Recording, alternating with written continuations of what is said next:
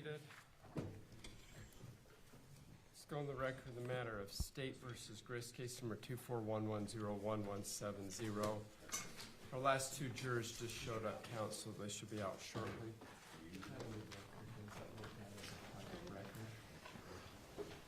Just formally, anything from the state you wish to put on the record? No, Your Honor. Thank you, Mr. Facemeyer. On behalf of the defense, anything we need to put on the record? Thank you. But for you know, to bring the jury.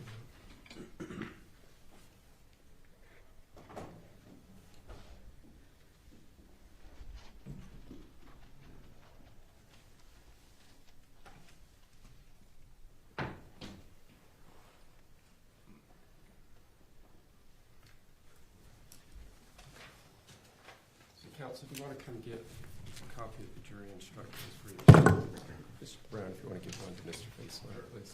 Thank you.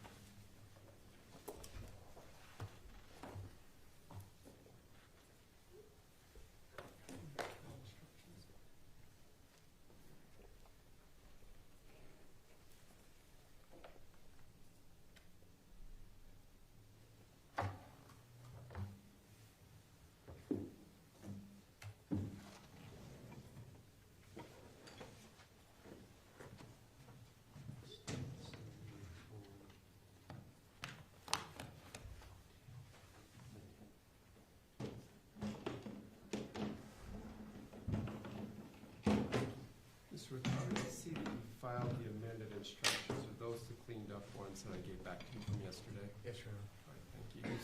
Mr. Facemeyer, have you seen the amended ones, the cleaned up ones? No. The ones that have the typos in it. Right. Okay.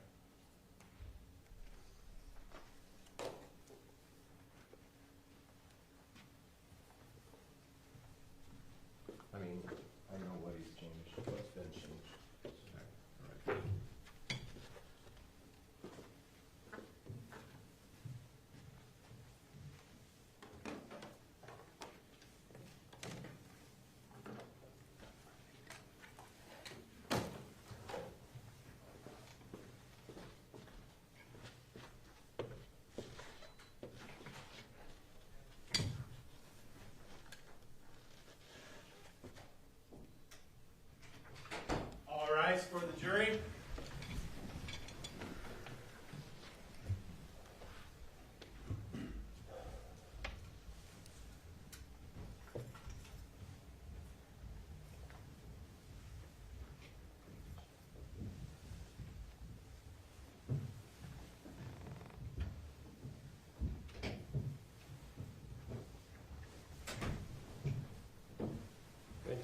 seated.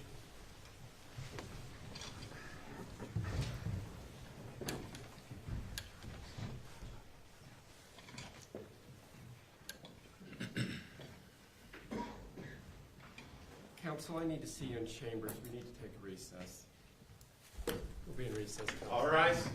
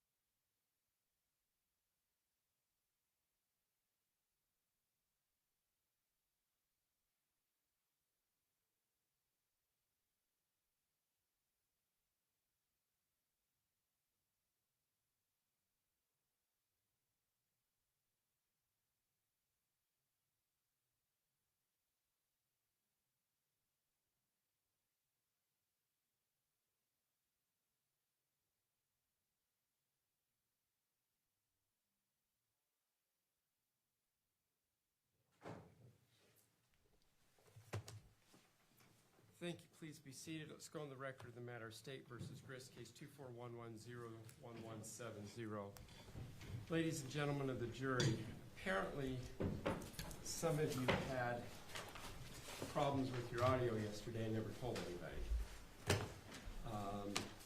And now I'm finding out about it for the first time today, which is causing us some problems that we've got to work through right now. So I'm going to reread to everybody some information. It's called the information. And information are allegations or charges brought against the defendant. They are not evidence of anything. They are simply allegations. After I've read to you the information, each party, the state with Mr. Watabe and Mr. Facemeyer for the defense, are going to identify the key parties on their team and any potential witnesses that may call. Pay attention to those names. After they've completed doing that, I'm going to ask each of you to raise your hand if and only if you think you know anything about the case, and or if you think you may know somebody that's been identified or that works in these offices. If that's the case, then you'll get to come back and chat with me in chambers about this. All right, I'm going to read to you the information. In the 4th Judicial District Court, Utah County, State of Utah plaintiff versus Tracey Marie Grist, defendant. Case number 241100884. The State of Utah, through the Utah County Attorney's Office, charges the defendant with the commission of the following offense. Count 1, murder, domestic violence. Count 2, conspiracy to commit murder, domestic violence. Count 3, obstruction of justice in a criminal investigation or proceedings. Count 4, commission of domestic violence in the presence of a child. Count 5, commission of domestic violence in the presence of a child. That's been sworn to by the Utah County Attorney's Office. Mr. Watabe, if you please identify your team and potential witnesses. Thank you. My name is James Watabe. I'm with the Utah County Attorney's Office. On my right, we have Amy Salwani, we have Patty Rodriguez, and I have co-counsel Adam Pomeroy and David Brown. Jeff Gray is the Utah County Attorney, and his chiefs are Chad Grumander and Chris Ballard. People that are involved in this case that you may hear about or potential witnesses include from American Police Department, Detective Frotton, Detective Nikosha, Detective Nordine, Detective Letton, Officer Guerra, Officer Laycock, Officer Stimson, Officer Neal, Officer Waite, Officer Lunt. Officer Stimson is now with HSI. Officer Lunt is now with Spanish Fork. From the crime lab in the Office of Medical Examiner, we have Dr. Amanda Ho, toxicologist Janelle Wright, toxicologist Rachel Kelly Whittle. We have from the crime lab DNA experts Rachel Williams, Emily Simic.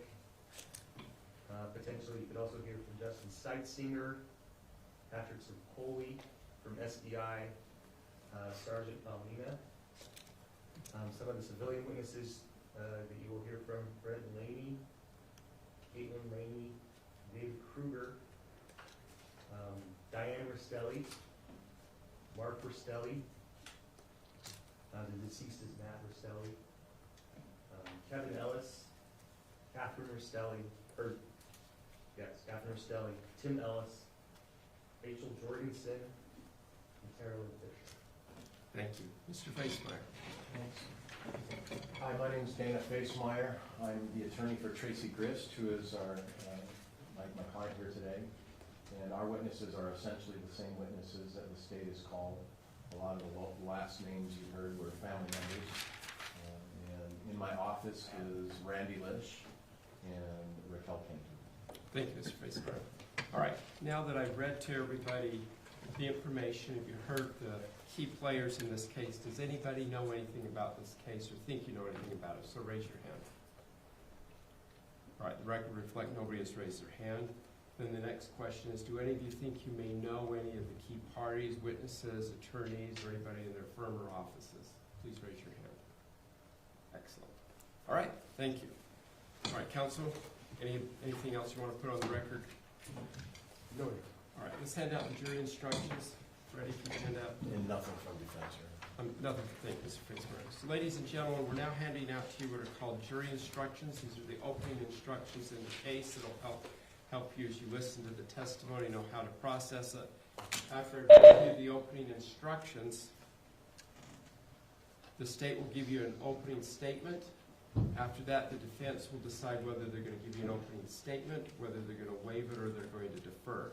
You're welcome to read along or just listen. You can take these instructions with you back into the jury room. Please don't take them home with you, but leave them where you're sitting on the table each night when you leave to go home.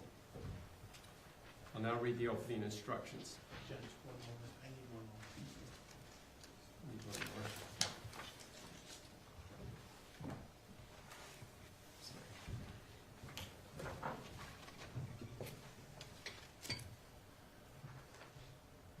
All right, instruction number 1, introduction.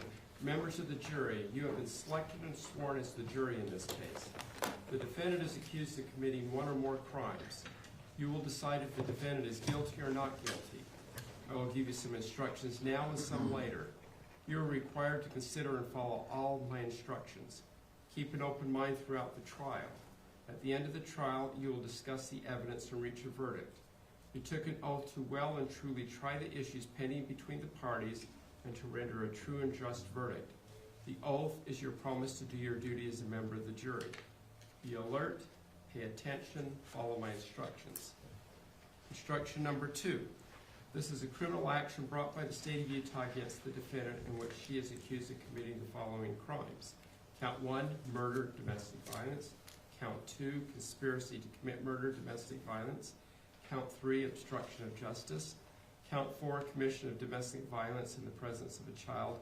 Count 5, commission of domestic violence in the presence of a child. The fact that the defendant has been accused of these crimes is not evidence of anything. Rather, the defendant is presumed innocent. The defendant has entered pleas of not guilty and denies committing these crimes. Every crime has component parts called elements. Before you can find the defendant guilty of a particular crime, you must find that the prosecution has proven each element of that crime beyond a reasonable doubt. Until then, you must presume that the defendant is not guilty. The defendant does not have to prove anything. She does not have to testify, call witnesses, or present evidence. Number 3, proof beyond a reasonable doubt. The prosecution has the burden of proving the defendant guilty beyond a reasonable doubt. Some of you may have served as jurors in civil cases where you are told that it is only necessary to prove that a fact is more likely true than not true. In criminal cases, the prosecution's proof must be more powerful than that. It must be beyond a reasonable doubt.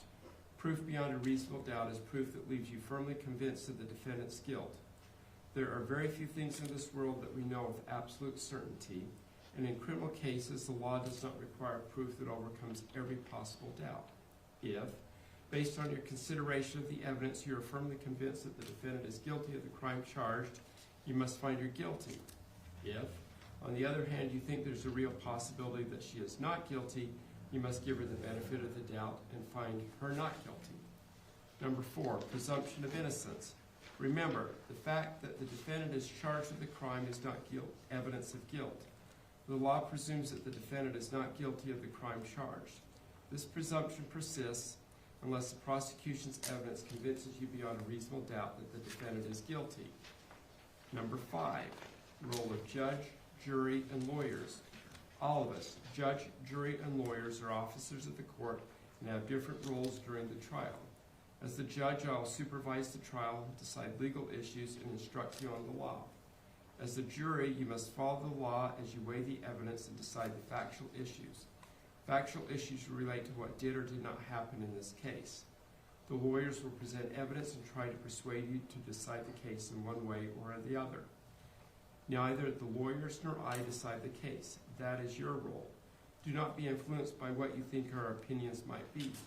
Make your decisions based on the law given in my instructions and on the evidence presented in court. Number 6, evidence. As jurors, you will decide whether the defendant is guilty or not guilty. You must base your decision only on the evidence. Evidence usually consists of the testimony and exhibits presented at trial. Testimony is what witnesses say under oath. Exhibits are things like documents, photographs, or other physical objects. The fact that the defendant has been accused of a crime and brought to trial is not evidence. What the lawyers say is not evidence. For example, their opening statements and closing arguments are not evidence. Number 7, objections. Rules govern what evidence may be presented to you. On the basis of these rules, the lawyers may object to proposed evidence. If they do, I will rule in one of 2 ways. If I sustain the objection, the proposed evidence will not be allowed. If I overrule the objection, the evidence will be allowed. Do not evaluate the evidence on the basis of whether objections are made. Number 8, order of the trial. I will now explain how the trial will unfold. The prosecution will give its opening statement. An opening statement gives an overview of the case from one point of view and summarizes what the lawyer thinks the evidence will show. Defense counsel may choose to make an opening statement right after the prosecutor, or wait until after all the prosecution's evidence has been presented, or not make one at all. You will then hear the prosecution's evidence. Evidence is usually presented by calling and questioning witnesses. What they say is called testimony. A witness is questioned first by the lawyer who called that witness and then by the opposing lawyer. Consider all testimony, whether from direct or cross-examination, regardless of who calls the witness. After the prosecution has presented all of its evidence, the defendant may present evidence, though the defendant has no duty to do so. If the defendant does present evidence, the prosecution may then present additional evidence. After both sides have presented all their evidence, I'll give you final instructions on the law you must follow in reaching a verdict. You will then hear closing arguments from the lawyers. The prosecutor will speak first, followed by the defense counsel. Then the prosecutor speaks last because the government has the burden of proof. Finally, you will deliberate in the jury room. You may take your notes with you. You will discuss the case and reach a verdict. Number 9, conduct of jurors and rules applicable to recesses. From time to time, I will call a recess. It may be for a few minutes or longer. During recesses, do not talk about this case with anyone, not family, not friends, not even each other. Until the trial is over, do not mingle or talk with the lawyers, parties, witnesses, or anyone else connected with the case. Court clerks or bailiffs can answer general questions such as the length of breaks or the location of restrooms, but they cannot comment about the case or anyone involved. The goal is to avoid the impression that anyone is trying to influence you improperly. If people involved in the case seem to ignore you outside of court, they're just following this instruction. Until the trial is over, do not read or listen to any news reports about this case. Do not do any research or visit any locations related to this case. If you observe anything that seems to violate this instruction, report it immediately to a clerk or bailiff. Number 10, further admonition about electronic devices. Jurors have caused serious problems during trials by using computer and electronic communication technology. You may be tempted to use these devices to investigate the case or to share your thoughts about the trial with others. However, you must not use any of these electronic devices while you're serving as a juror. You violate your oath as a juror if you conduct your own investigations or communicate about this trial with others, and you may face serious consequences if you do. Let me be clear. Do not Google the parties, witnesses, issues, or counsel. Do not tweet or text about the trial. Do not use Blackberries or iPhones to gather or send information on the case. Do not post updates about the trial on Facebook pages. Do not use Wikipedia or other internet information sources, etc. Even using something as seemingly innocent as Google Maps can result in a mistrial. Please understand that the rules of evidence and procedure have developed over hundreds of years in order to ensure the fair resolution of disputes. The fairness of the entire system depends on you reaching your decisions based on evidence presented to you in court, and not on other sources of information. Post-trial investigations can occur. If improper activities are discovered at any time, they will be brought to my attention, and the entire case might have to be retried at substantial cost. Number 11, note-taking. Feel free to take notes during the trial to help you remember the evidence, but do not let note-taking distract you. Your notes are not evidence and may be incomplete. That concludes the opening instructions. Mr. Brown, I'll turn the time over to you for the state's opening statement. Thank you. Testing. There we go. Testing.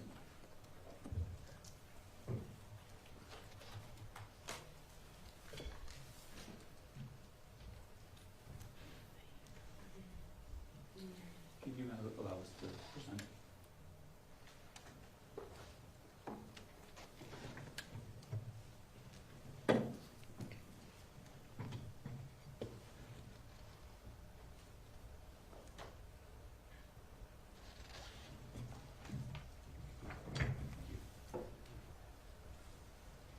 On the morning of July 12th, 2024, Matthew Restelli woke up in his home outside of Temecula, California.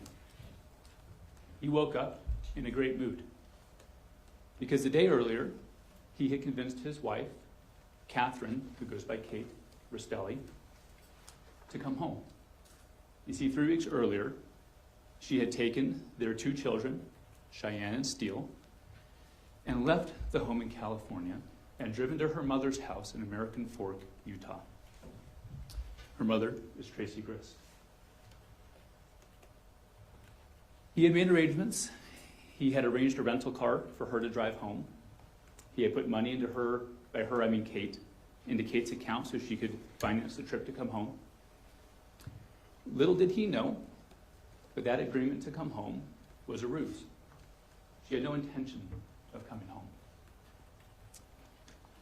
Over the course of the morning of the 12th, Matthew learned from Kate that she couldn't rent the rental car that he had arranged for her. So she couldn't come home. Thinking she still wanted to come home, he went to work. He put new tires on the family truck.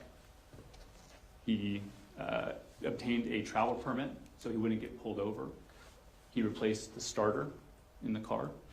And by approximately lunchtime on the 12th, he began the 12 to 10-hour trip to American Fork, Utah. Over the course of that drive, he spoke to Kate several times. We know this because there were several calls recovered from Kate's phone that you will hear. You hear the content of those calls. Because of the content of the calls, it likely wasn't a surprise to Matt that when he showed up at 10:06 p.m. to Tracey Grist's home, that the interior lights were off, that the door was unlocked, and that there was nobody there. He entered the home, as he had been instructed to do, took off his shoes at the entryway, or his sandals, and within mere moments of stepping into that home and removing his sandals, he was shot 7 times by his brother-in-law, Kevin Ellis.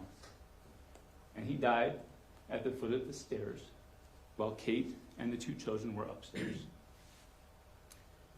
Now, the events of what happened that day and the weeks leading up to it is what brings you here today. The judge just read to you the charges that Miss Tracey Grist faces, namely the murder of Matthew Restelli, conspiring to commit that murder, and the obstruction of justice. As you listen to, it's the state's job and burden to prove that she committed each of those crimes beyond a reasonable doubt. That's a burden that we willingly bear. Your job is to pay attention. Take notes. Take notes to the evidence that you will receive. All evidence is going to come to you through this jury stand, through witnesses, through exhibits, digital, forensic evidence. It will all come to you through that stand. And as you listen to this, I want you to consider the following questions. Did Tracey's actions lead to the death of Matthew Restelli? Did she reach an agreement with her daughter Kate or Kathryn Restelli and her son Kevin Ellis that Matthew would be killed? And did she did she take actions that prevented the investigation or prosecution of what happened that night? As you're thinking about that, I want to kind of put in your minds an instruction that you'll receive at the end. So just like you received instructions here, you'll get another packet at the end that contains all the law that you need. One of those instructions is going to discuss the party to the offense. Someone is a party to the offense if they aid, encourage, solicit, or participate another to commit a crime, and that crime happens. So keep that in mind as you're listening to the evidence. Over the next several minutes, I'm going to give you an overview of how I expect that the state's evidence will answer each of those questions in the affirmative.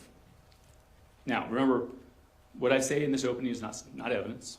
It's just a roadmap. Okay? It's not going to include everything that you're going to hear, but it is the state's expectation of how the evidence is going to play forward coming from that stand.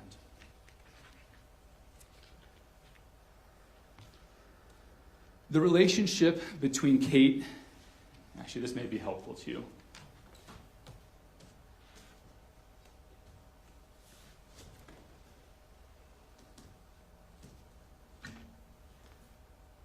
I'm going to refer to a lot of the people on this, and so it'll be helpful for you to refer to this and say, okay, that's where this person fits in. Trust, you will hear this evidence again. This is just a roadmap. In January of 2024, the relationship between Matt, the deceased, and Kathryn, or Kate, his wife, had become very strained. The couple argued frequently. They argued about Kate's infidelity. They argued about their dire financial situation. But either way, it was bad.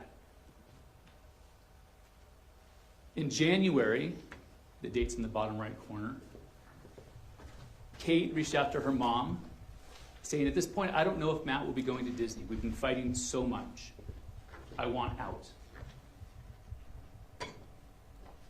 To which Tracey Grist responds, just say what you need to.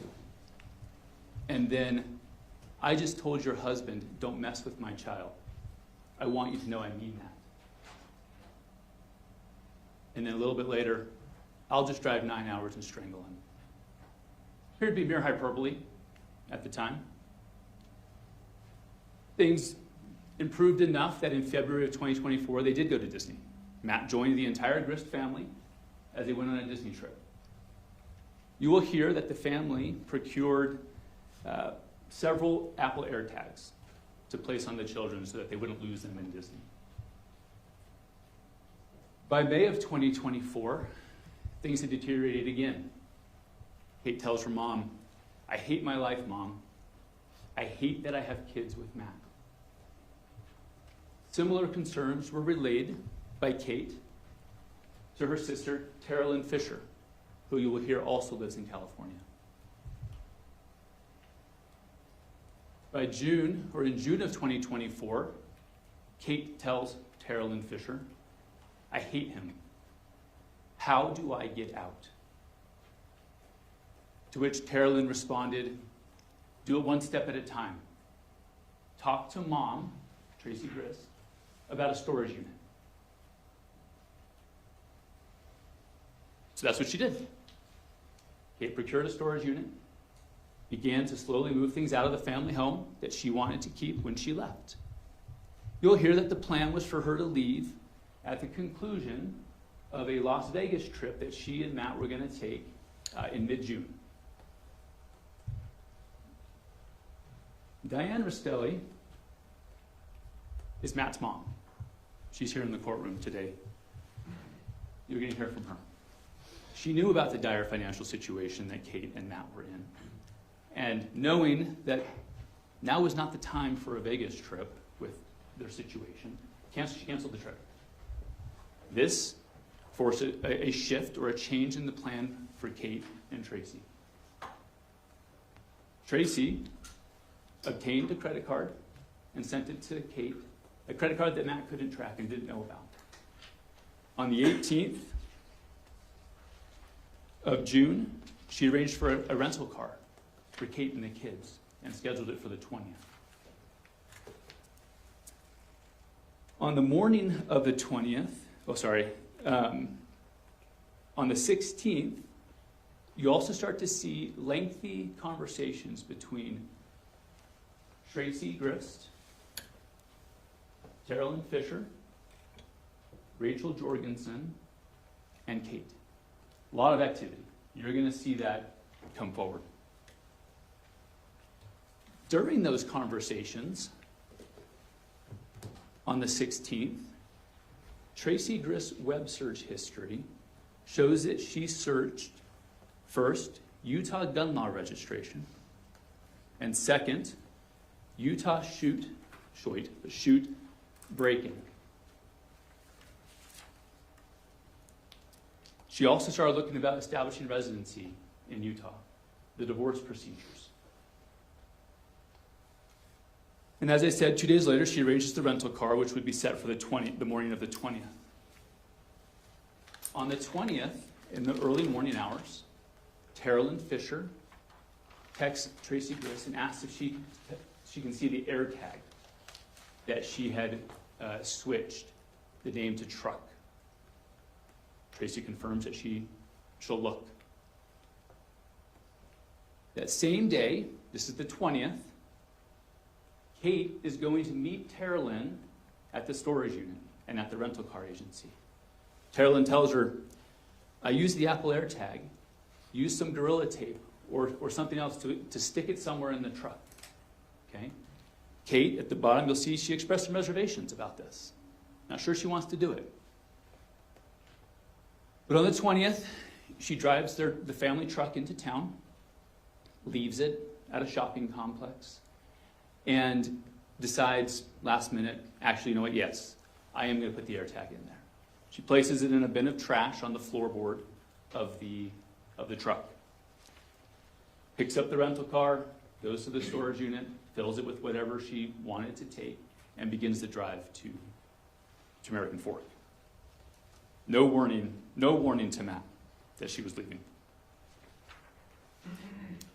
That same day, you will see that the family created a Facebook chat that involved Tara Lynn, Tracey Grist, Rachel Jorgensen, and Kate, that allowed them all to monitor the location of the AirTag.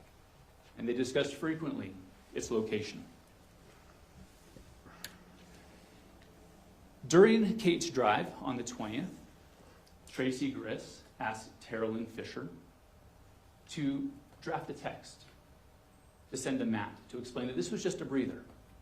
She does that, and Kate sends it as drafted to Matt. Kate arrives to the home of Tracey Grist the evening of the 20th, enters the gated community where Tracey lived, and set up shop in Tracey's home. Over the next several days, Matt gets over his initial anger about Kate picking up and leaving with the kids without warning. Part of this is because he was being led to believe that this was just a breather. This was just a temporary vacation. Tracey Grist, you'll hear, went so far as to call Diane Restelli and tell her the same thing. They just need a breather. They just need some time. The entire time that Matt is being led to believe that this is a breather, the family's monitoring him. By this point, June 26th, Kevin Ellis, who also lived in the home, was given the ability to monitor the AirTag. We see on the 26th, Kate asks him, what day are you coming back? Wondering for Olaf. Olaf is a nickname that they gave to Matt when they wanted to talk about him. Friday, late, he says. Okay, cool. And then he assures her the tag is still active. Really? She asks. He responds on the 26th, if I have to rush back, I can make that happen.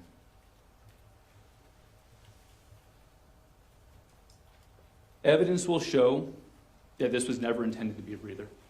Kate was never coming home. She was never bringing the kids back. On the 29th, Tracey, talking to two family members, the family members ask her, how's Matt taking it? Not that you care. She says, I want him to show up. He still thinks it's only for another week.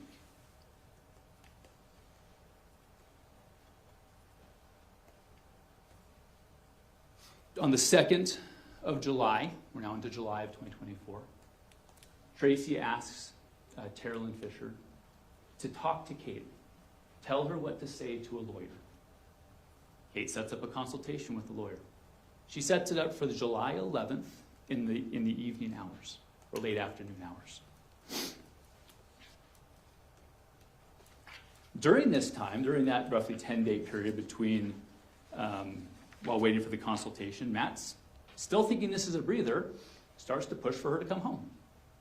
And on the 11th, the morning of the 11th, but during that same time that he's pushing her to come home, Kate's having conversations with Tracey Grist. And Tracey started making passing comments about harming Matt. She went so far as to bring Kate into the laundry room and show her a knife that she had in a rubber glove. And Tracey told her, if he comes, either myself or Kevin will shoot him. And we'll put the knife in his hand to make it look like self-defense. On the 11th, contrary to Tracey Grist's desire that Matt come out, Matt tells Kate, I don't want to drive out. And Kate relays the same to her mom. On the morning of the 11th, Matt doesn't want to drive out. So instead, he arranges a rental car at the Enterprise around the corner. Now this is a message that Tracey sent to Kate, telling her what to say to Matt, which she does. So he makes that arrangement. He puts money into her account. Tells her tomorrow, July 12th, Enterprise, pay in person with a debit card. Her response, cool. She's excited. And then $600 into your account. Later that day, Kate has a consultation with the lawyer. This consultation was recorded and sent to Tracey Grist. A friend who knew that she was going to have the consultation on the 11th reaches out to Kate and asks her how it went. She responds, honestly, I'm bucked. She learned in that call, and you'll hear it, divorce is on her terms, staying in Utah with the kids, wasn't in the cards.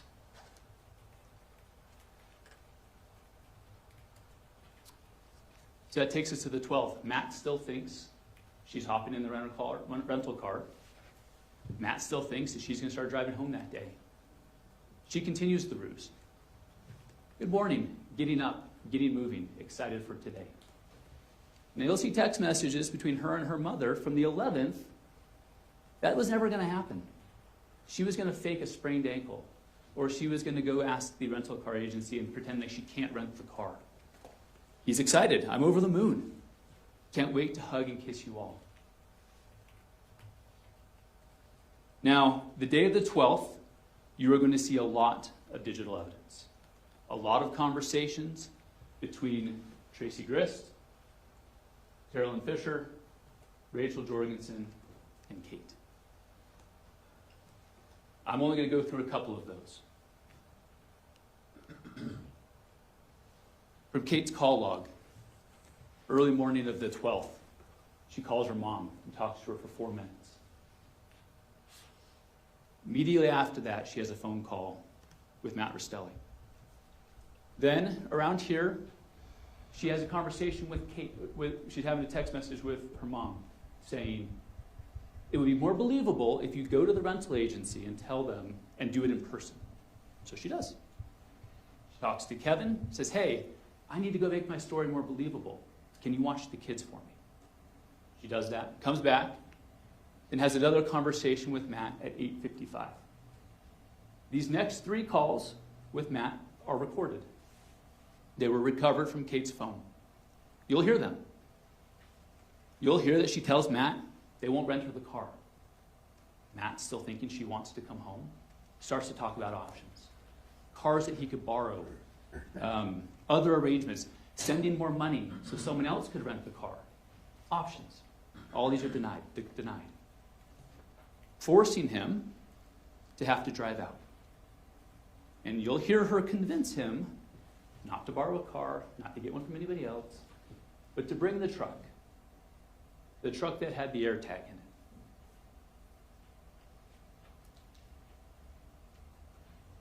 in it. But he's worried. I need a starter. I still need a travel permit. So he makes those arrangements. By 9:15, he calls her and says, I got the permit. I'll go into town, get the starter.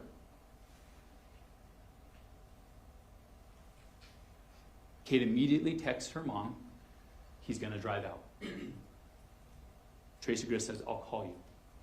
They do indeed have a call. 11:39 for 5 minutes. At this point, you're going to also hear the next 3 phone calls that were made between Kate and Matt. 11:55, they talk. And at this point, things change. You hear Kate encouraging him, you're going to come in, right? Help me pack?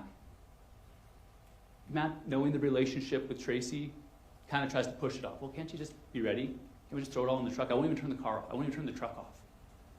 She insists. And ultimately, he agrees.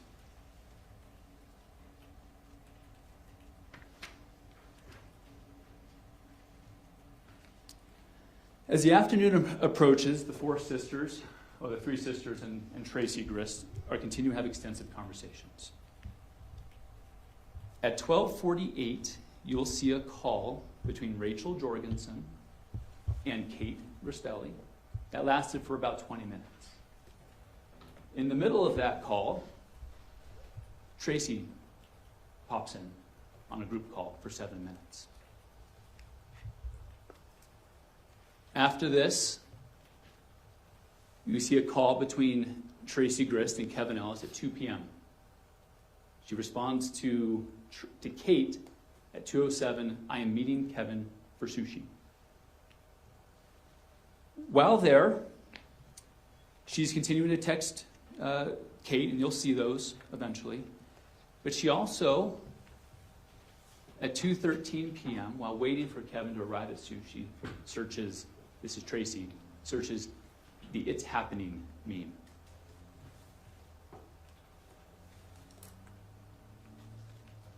Remember the call with Rachel Jorgensen that happened at 12:48? At 2:18, Rachel Jorgensen begins a series of 3 phone calls. The first is to Aurora France. Aurora lived in Tracey Grist's home with Kevin and Kate. You'll hear that she made arrangements for Aurora to leave the home and come to her house in Ogden that night, despite never having been there before.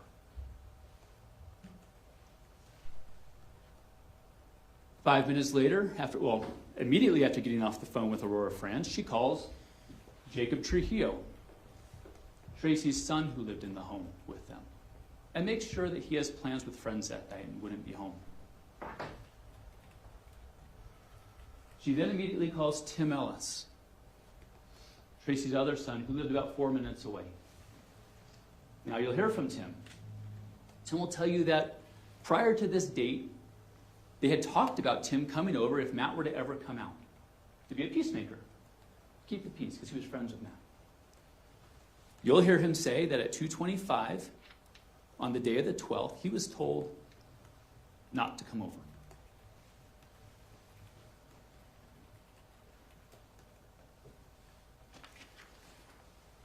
With the house, you will hear that after sushi, Tracey Grist and Kevin Ellis returned to the home and had a conversation with Kate. They kind of went their separate ways that afternoon in the house, just kind of doing their thing. But what you'll hear is that over that time, several physical arrangements were made, or preparations were made to the home. As you walk into the Grist home, as you enter the home, to your right is a living room. In that living room, there's a fireplace. And directly in front of you, as you walk into the home, is the hallway leading to the stairs. Now, the toys for the children were traditionally kept in front of that fireplace in bins. Pretty messy, as kids typically are. All of those toys were cleaned and removed and placed in the office. As you walk in, there's a couch immediately to your right, a fabric couch. You'll hear that a blanket was placed over the arm of that couch, fully covering the fabric. A mesh screen, a magnetic mesh screen that's typically on the front door, was removed to allow easier access for Matt. And as the night wore on, Kate continued to talk to Matt to make sure he showed up in a good mood. The final call you'll hear from her, or between the two of them, is at 8:13 p.m., less than 2 hours before he arrives, where Kate again tells him, and make sure you're coming in, right? To help me pack? After that call, there's some text messages exchanged, and Kate, or Matt, concerned for the oil dripping from his truck, says, when I get there, we should put cardboard under the truck for oil drips. 8:09, okay, I'll get some ready. And then about 9 o'clock, remember, Tracey Grist lives in a gated community, Kate sends him the gate code. And then a picture of the cardboard that she had laid out for him to park over. You'll hear that Rachel Jorgensen throughout the day was monitoring Matt's location. At 10:01 p.m., she sends a series of 2 text messages to 2 people. One to Tracey Grist saying Orem, followed by keep an eye on Find My, the Apple app. Then, seconds later, to Kevin Ellis, Orem, keep an eye on Find My. Metadata will show that this message was read. At 10:06 p.m., surveillance footage will show Matt Restelli arriving in the truck, parking over the cardboard that had been laid out to him.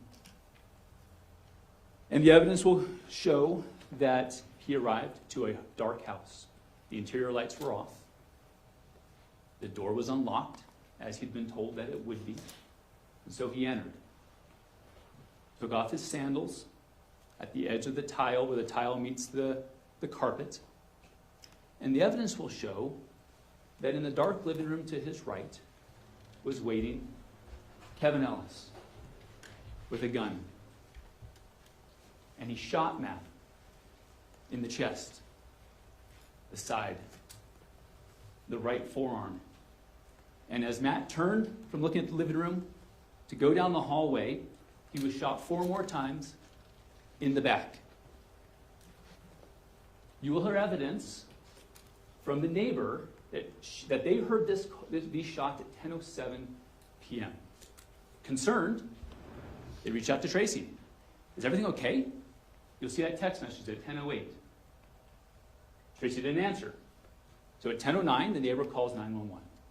You'll hear that call, reporting that 2 minutes earlier, at 10:07, they had heard what sounded like either firecrackers or gunshots. They couldn't be sure, but they didn't think it was fireworks. They thought it was gunshots.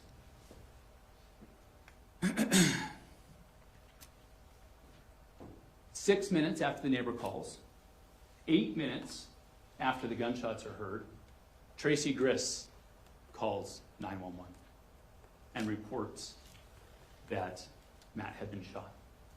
Now, in that 8 minutes, the evidence is going to show that Kevin left the living room, went and placed the gun in the front on the countertop, and that a knife, and that he was overheard to say, "Be careful, he might still be moving."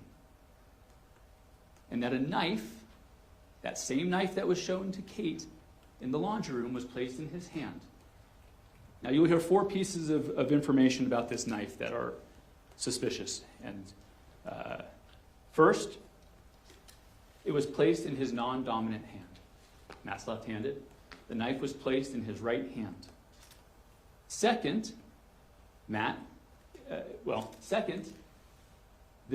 blade of the knife, the sharp part, was facing towards Matt. And the spine was facing away, meaning the grip was backwards. And you'll see images of this. Third, it was the same arm that had been shot in the forearm. through the skin, through the tendons, through the tissue, through the bone. All things required for grip strength. And fourth, you will see evidence that the blood stains are consistent with the arm being moved after his death.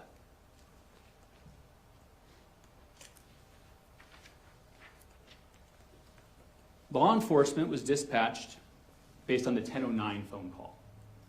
This becomes important.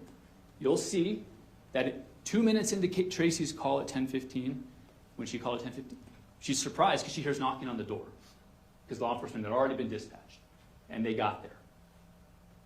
Law enforcement comes in, and at this point, Kevin had resumed his position in the darkened living room to the right. And pay attention to what he says on the body cam when law enforcement walks in.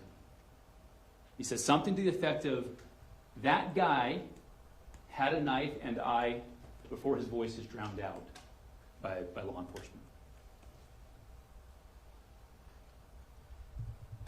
The investigation unfolded. You'll hear the varying stories between what Tracey Grist says happened that night, between what Kate says happened that night, between what Kevin Ellis says happened that night.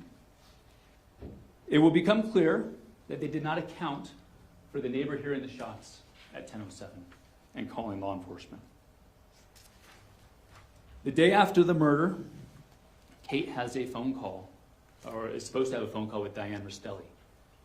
You'll hear those phone calls.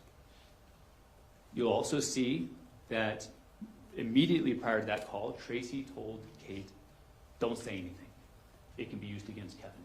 No details about what happened. But Tracey Grist has two lengthy phone calls with Diane Restelli. Pay attention to what she says happened. Over the course of this trial, you're going to hear from several members of law enforcement. You're going to hear from a DNA expert. You're going to hear from a medical examiner. You're going to hear from a crime scene expert. You're going to hear from several members of the Grist family. You're going to hear from Rachel Jorgensen. You're going to hear from Tim Ellis. You're going to hear from Tara Lynn Fisher. You're also going to hear from Kate Restelli. Now, Kate will be your first witness. She's been transported here from prison. She's in prison because she pled guilty to murdering Matt Restelli, conspiring with Kevin Ellis and Tracey Grist to commit that murder, as well as an additional charge for the discharge of a firearm that resulted in serious bodily injury. Now, to be sure, Kate, in exchange for providing evidence and information to the state, she received a plea deal. A plea deal that will result in her having the eligibility of parole sooner than she otherwise would have. As with all witnesses, your job is to weigh their credibility, okay? And you don't check your common sense at the door. You still know when people are telling the truth, when they're not. You weigh her like everybody else. You can choose to believe all, some, or none of what she says. But note that the vast majority of what she says will be corroborated by digital and physical and forensic evidence. Finally, you will hear that both Kate Restelli and Kevin Ellis tried to talk Tracey Grist out of this, but she wouldn't be persuaded. You will hear that they failed to persuade her to not go through with this, but they also failed to stand up to her. As you can see from this roadmap, there's a lot of evidence. There's a lot of times, there's a lot of dates. The timeline will become clear as you hear it again, but please take notes. You will likely only hear it once from this stand. The evidence that gets displayed here will go back with you for you to be able to review, but please pay attention and take notes. At the end of this, my colleague, Mr. Pomeroy, is going to stand up and give you a closing argument and present to you the additional evidence, present to you the conclusions that should be drawn from this. And after he's done, the state's going to ask you to retire back to chambers and to find that Tracey Grist is guilty of murdering Matt Restelli and conspiring with her son and her daughter to commit that murder, and then of obstructing justice by planting that knife. Thank you. Thank you, Mr. Brown. Mr. Facemeyer.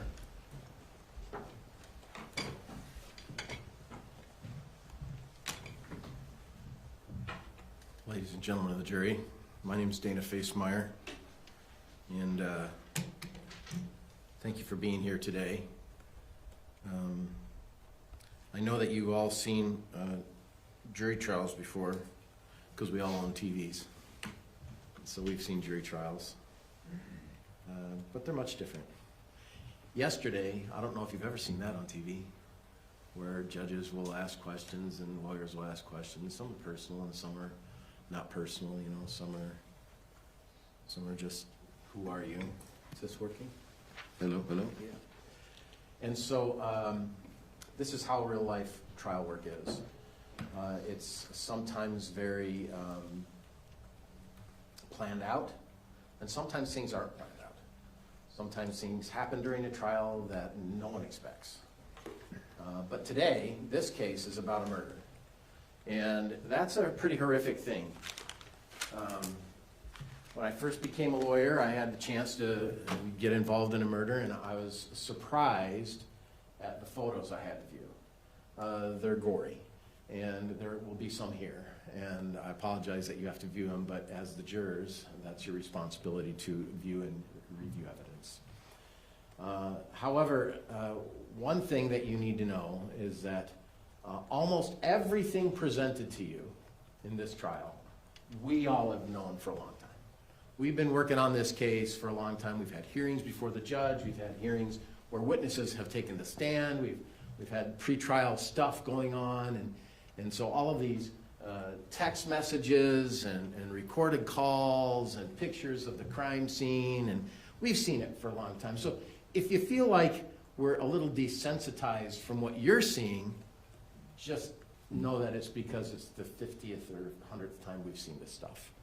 And so our desensitizing of some of these horrific things is just because of repetition. This case, in large sense, is what the opening statement presented. However, I was so confused in the opening statement because I know a lot of what he was saying, but it's still really confusing. And so he asked you to take notes and to keep things together because it is confusing. There's a lot of things that are at play in this case, including things after the murder occurred. This is the family. That's the easiest part of every exhibit in this whole case. This is my client, Tracey. These are her kids. And this is her kid, Kate. And Kate sort of comes in between Kevin and Tim. And she married Matthew. And they have 2 kids. And then Matthew has mom, Diane. That's the easiest exhibit we'll have. Everything else is a little bit hard to see and hard to differentiate. I think the thing that will be most apparent in this case is that as this case moved forward, there became a narrative. This is what happened. This is what happened. This is how it happened, and this is what happened. The problem is their narrative decided the evidence, and they've never left their narrative.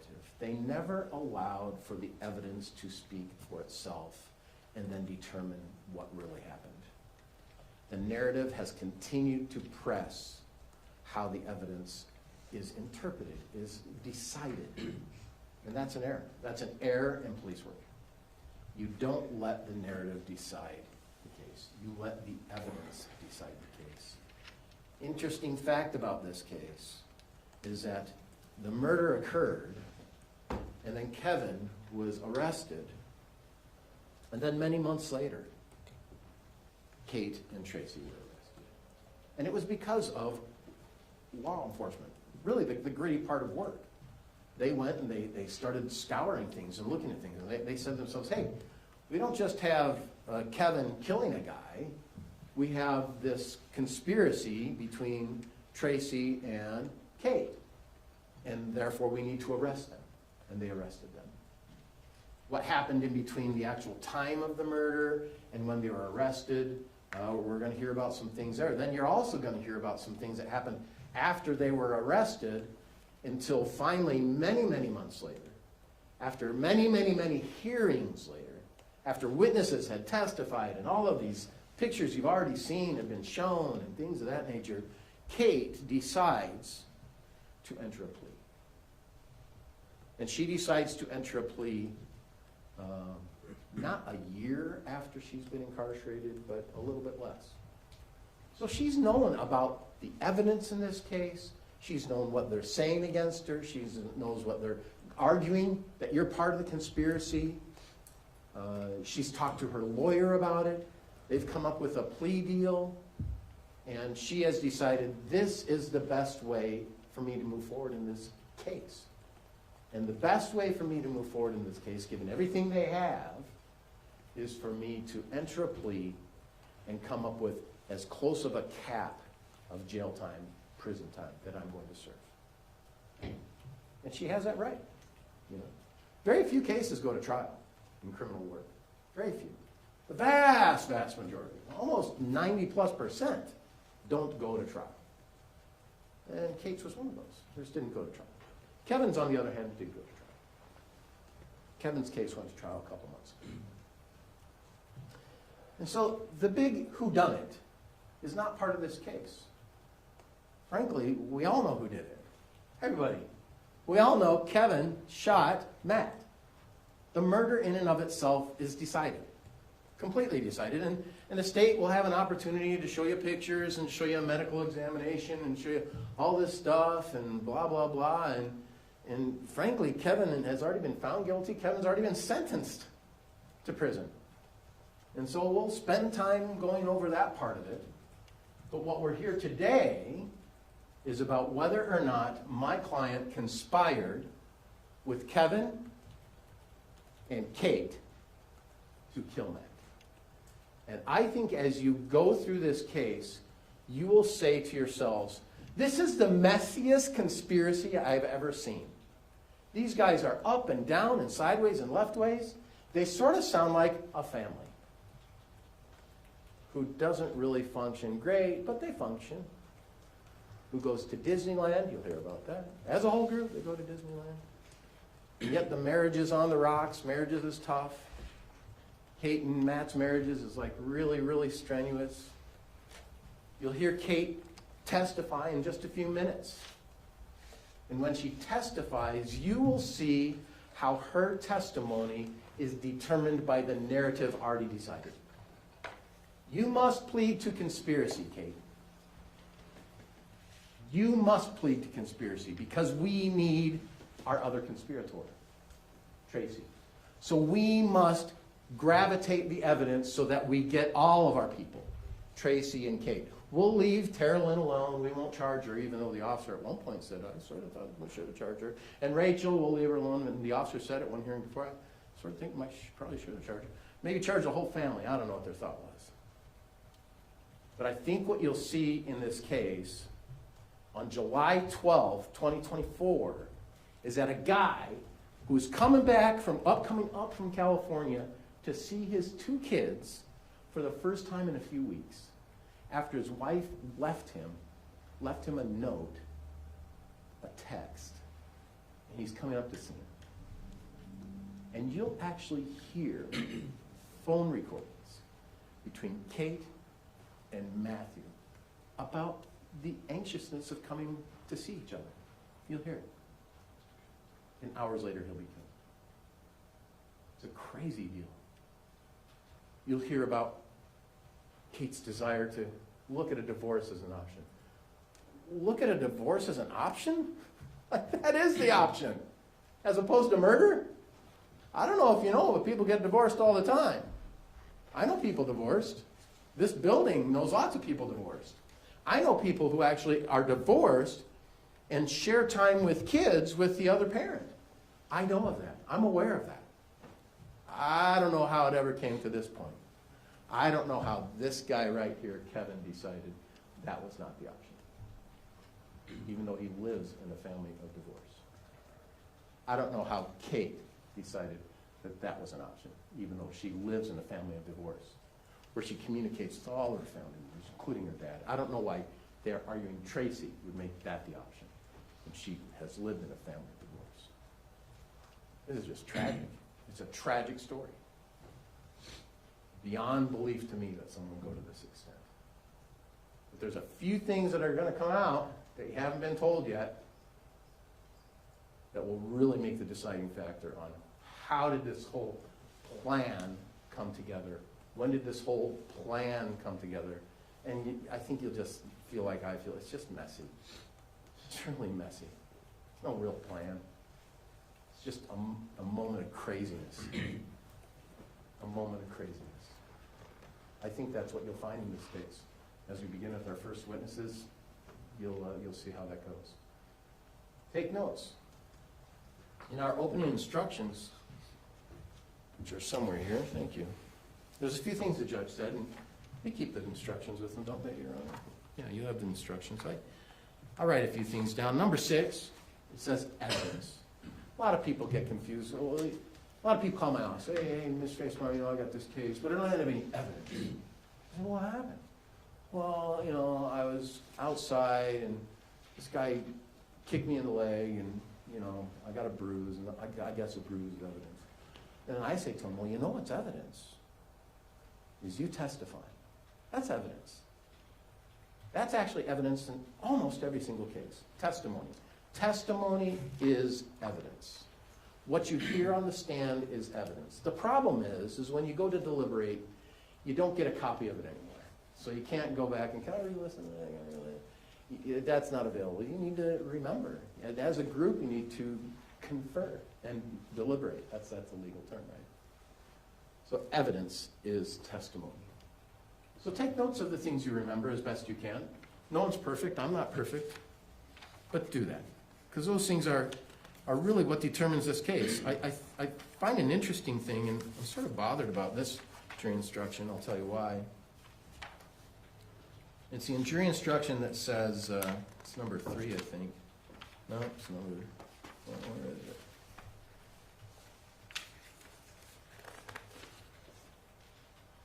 Yeah, number 5. Role of judge, jury, and lawyers. You know what my role is. You know what the lawyers' roles are. Our roles are to advocate for our client's position, right? But it says here, all of us, judge, jury, and lawyers, are officers of the court. I had to go to law school. I had to take a bar exam. I had to get sworn in to be an officer of the court. I'm an officer of the court. You guys are an officer of the court because we chose you.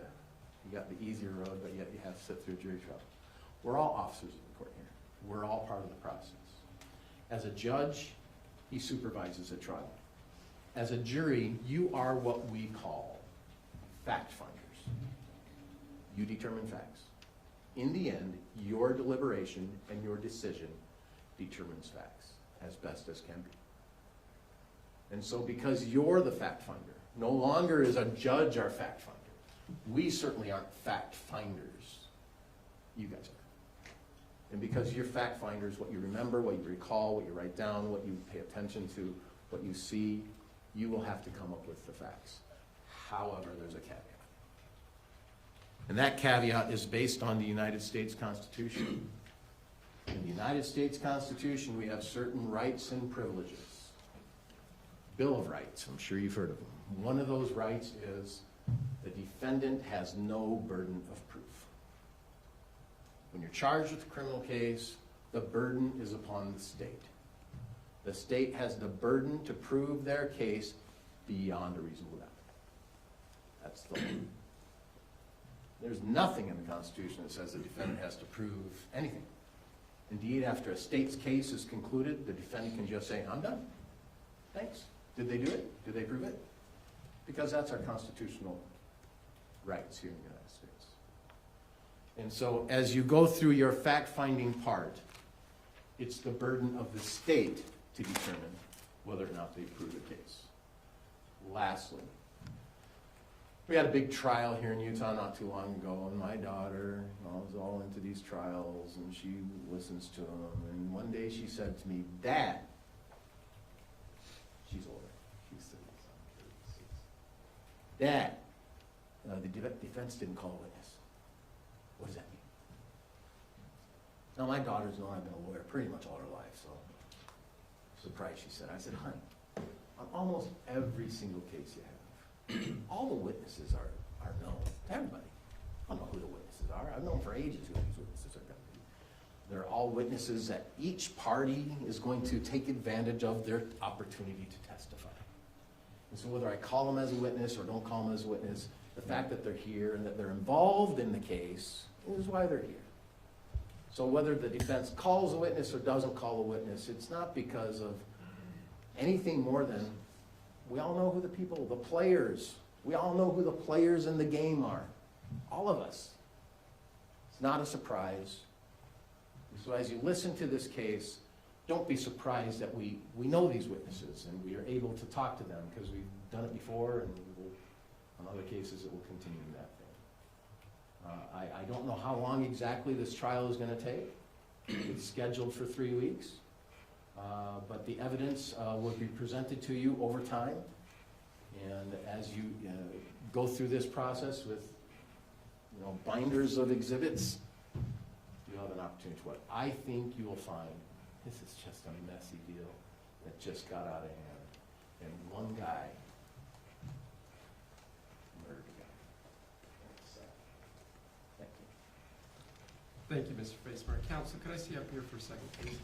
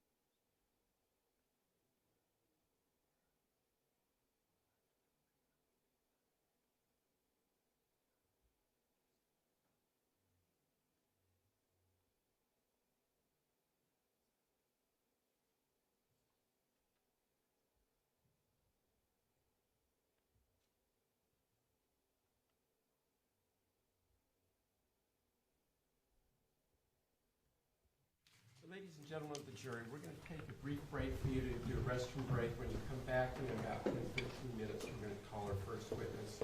We'll go to about noonish, and then we'll take our lunch break, and then come back and do our afternoon session.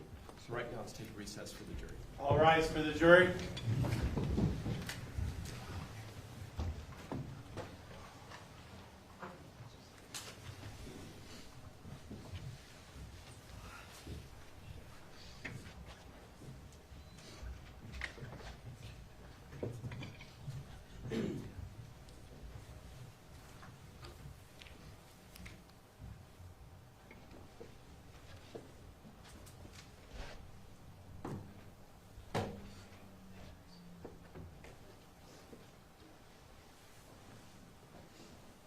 Please be seated.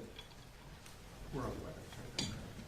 All right, so ladies and gentlemen, both parties have informed the court that they're invoking the exclusionary rule. What the exclusionary rule means is that if you were a witness, unless you're a designated party representative, you're not allowed to listen into the proceedings before the court until after your testimony has been provided and you have been released from your testimony. So if some of you are on WebEx, we may be moving you into a breakout room or completely kicking you off if you're a designated witness. In other words, if you've received a subpoena or been told by one of the attorneys that you should be testifying. If you're in the courtroom, you'll need to leave until you've given your testimony unless the state has you identified as a victim's rep. Our victim's representative for the county attorney's office, you could help us by making sure that people online in the courtroom are not coming in that are witnesses for the state. I think they're the same witnesses, so we'll probably lean upon you if that's possible. With that in mind, let's take about another 10, 15 minutes and reconvene between 15, 20 after for the first witness. Thank you. Your Honor, just for the record, the state would ask that Detective Norton be able to stay as case Yes. manager, and then Diane Restelli and Mark Restelli be able to be allowed to stay under. As the victim's representative. Yes. Any objection, Mr. Facebearer? No, Your Honor. All right, that's fine. Thank you. We're in recess.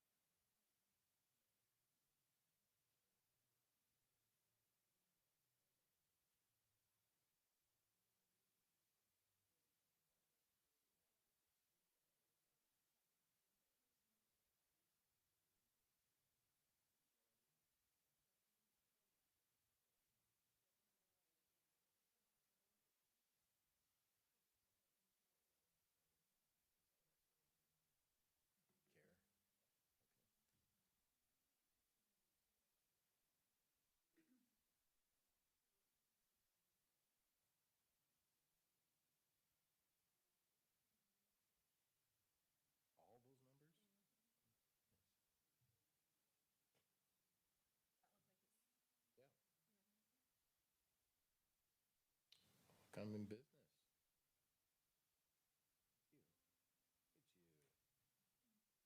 I was a little bothered when it all was not working. I was like, are you kidding me? Where is it? You show up for state. So where is this case? That instead of the other one? Straight, so if I don't call you Miss Grist, I don't mean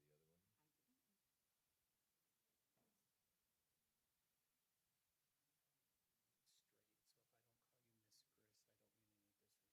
bring this? just a lot of names, and so I don't, if I say her, I don't mean any disrespect by that.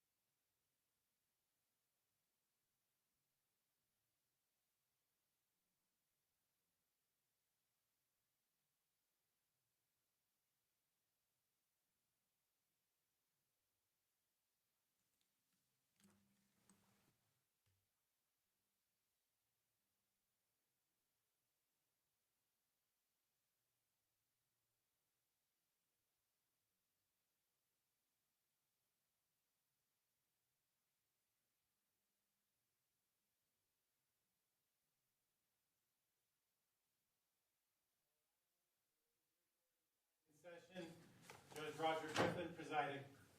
Thank you. Please be seated. Let's go back on the record the matter of State versus Grist, case number 241101170. There you are. Good morning, Mr. Brown. Thank you for coming down. We're ready to bring out the next witness. We are. Mr. Brown, that's going to be confusing for the record. It was last time as well. All right, let's bring out the jury, please.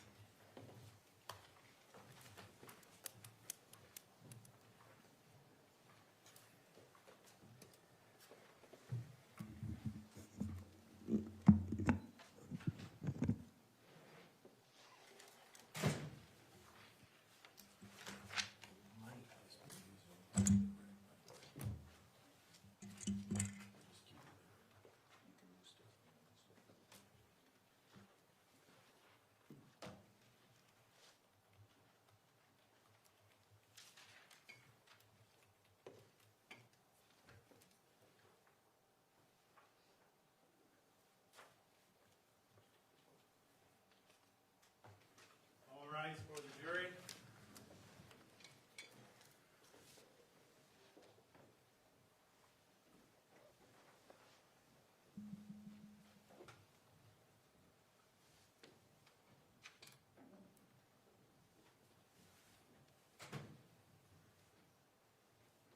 There's no assigned seats. Just grab whatever seat you want.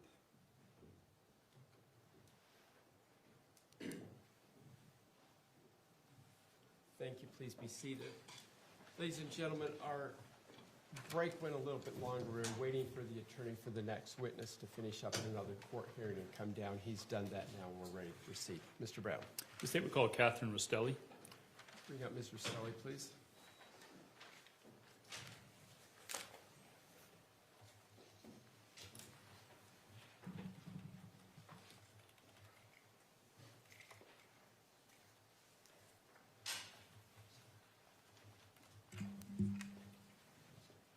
Ms. Restelli, if you'd come have a seat up here.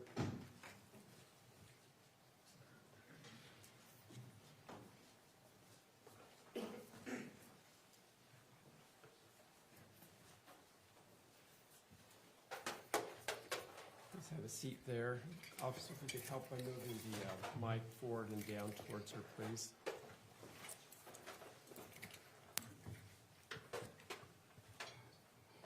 All right, Ms. Restelli, I know you've testified before. Just keep in mind to let the attorneys finish asking the question before we respond, give direct answers, and give verbal responses, please. Yes, Your Honor. Mr. Brown. Thank you. Ms. Restelli, would you please state your full name and spell your first and last? Kathryn Restelli, Kathryn, Restelli, Restelli.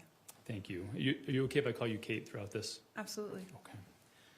Okay. Kate, who is Tracey Grist? She is my mother. You see Ms. Grist in the courtroom today? I'm sorry. You do? Oh, we got Was it. sworn in? Raise your right hand. Do you swear or affirm under the laws of the state of Utah on penalty of perjury that the testimony given in this matter today will be true and correct, so help you God? Yes, sir. Thank you. Okay, let's start again. Would you please state your name for the record? Kathryn Restelli, Kathryn, Restelli. Thank you. And who is Tracey Grist? She is my mother. Okay, and do you see Tracey in the courtroom today? I do. Okay, would you please point her out with an article of clothing? She is blue and white dress.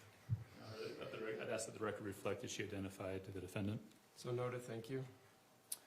Okay, Kate, why are you testifying in handcuffs? Because I am a resident at Utah State Correctional Facility. And I'm why, in prison and why are you in prison? because I pled guilty to the murder of my husband. What other charges did you plead guilty to? Conspiracy and criminal discharge of a firearm. And you said you pled guilty to the murder of your husband. Yes, What is Matthew Restelli. Thank you. His name is Matthew Restelli. Yes, Who did you conspire with to murder Matt Restelli? my mother, Tracey Grist, And who else? and Kevin Ellis, my brother.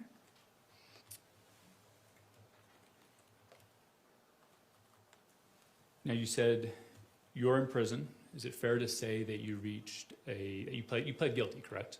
I did. And why did you plead guilty?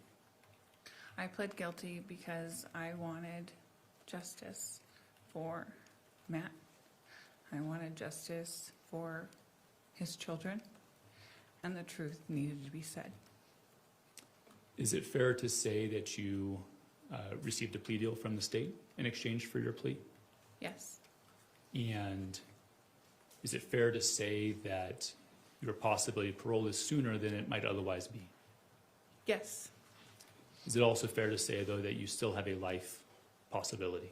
yes, I do.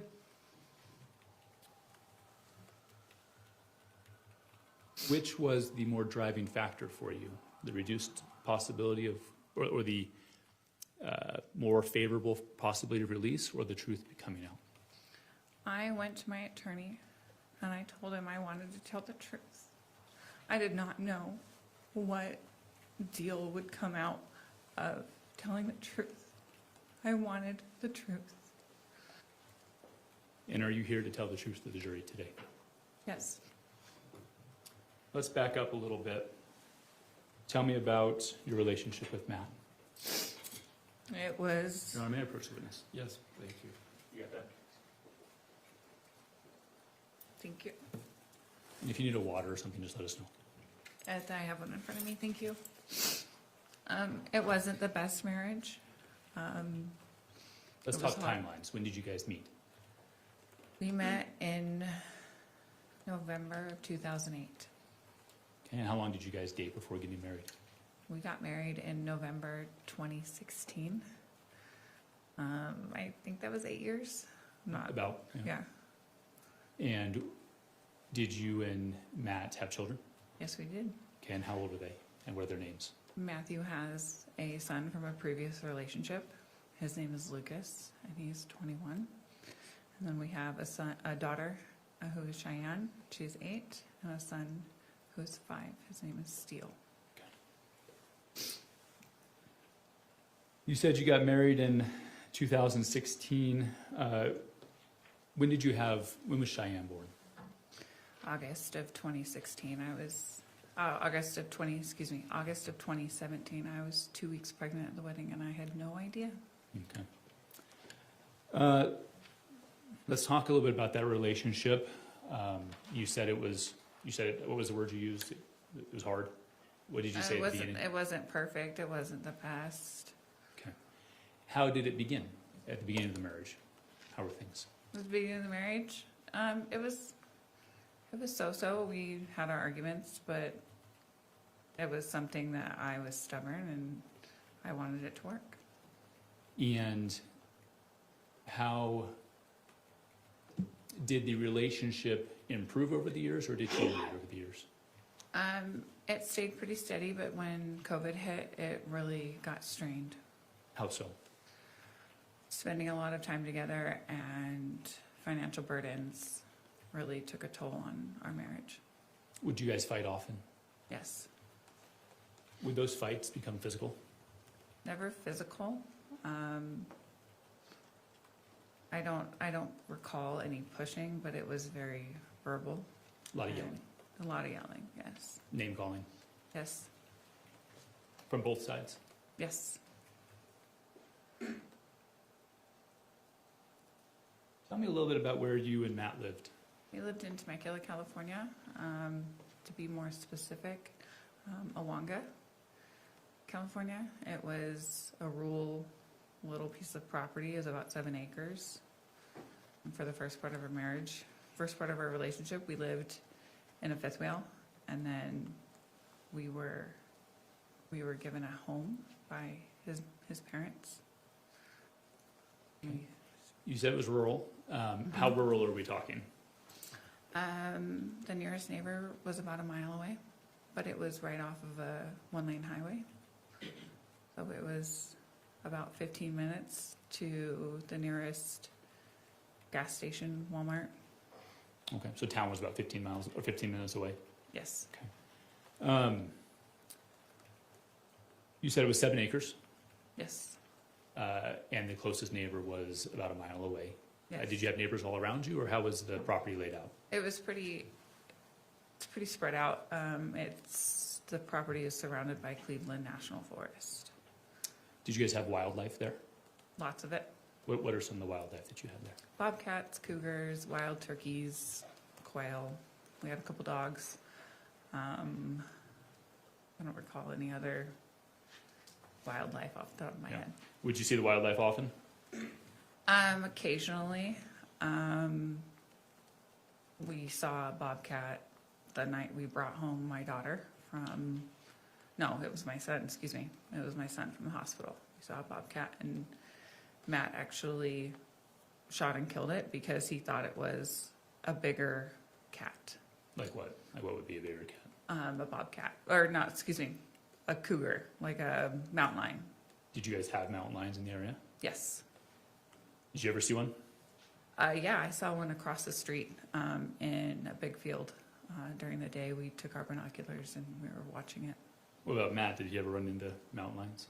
I believe so, yeah. Even in Orange County, where his parents live, he had a pretty big encounter with a mountain lion. Tell me about Matt. What were his hobbies? He liked to bike ride. He occasionally liked to fish. He liked being outdoors. He liked to work on mechanics. Anything with his hands.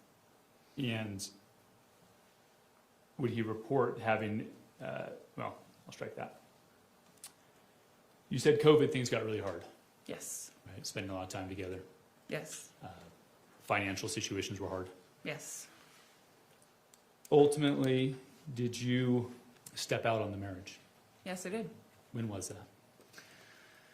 It was about a year before the murder, in June of 23. Was that an additional source of contention between you two? I never was truthful with him. He had an idea, but I never confirmed it. But were there accusations made? Yes. Let's talk a little bit about, you'll see in front of you and if we could put up State's Exhibit 1 for the witness only.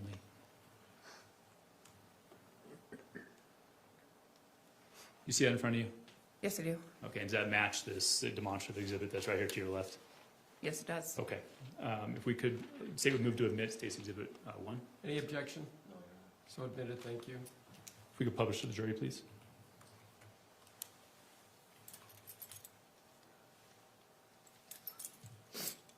Okay, we're going to talk through all the people on this board. Okay. First, in the blue up top, we've already identified Tracey Grist as your mother, correct? Yes. In 2024, where did Tracey live? Utah. What part of American Utah? Fork, Utah. And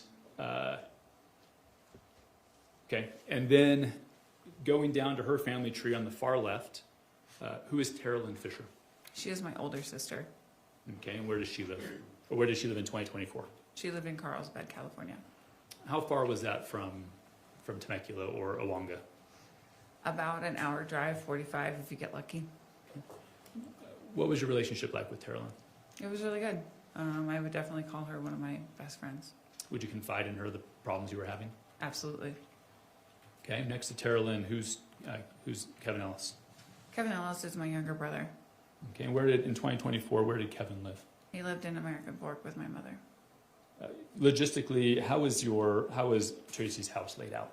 Where were the rooms? So it's a 3-story, well, I guess it's a 2-story with a basement. On the ground level, there's an office that Rory would use to have her games. Downstairs is a basement, and Jacob had the downstairs bedroom, and there was like a game room and a extra living room.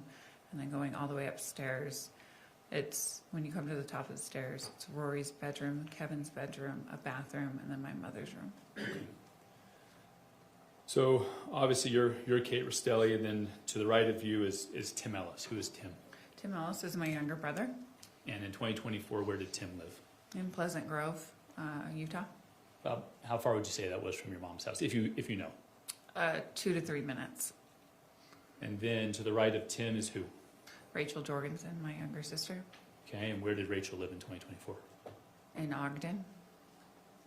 And then to the right of her is Jacob Trujillo. Yes. And who is that? He is my younger brother, and he lived in American Fork downstairs with my mother. You indicated he was in the basement, right? Yes. Okay. It's a finished basement.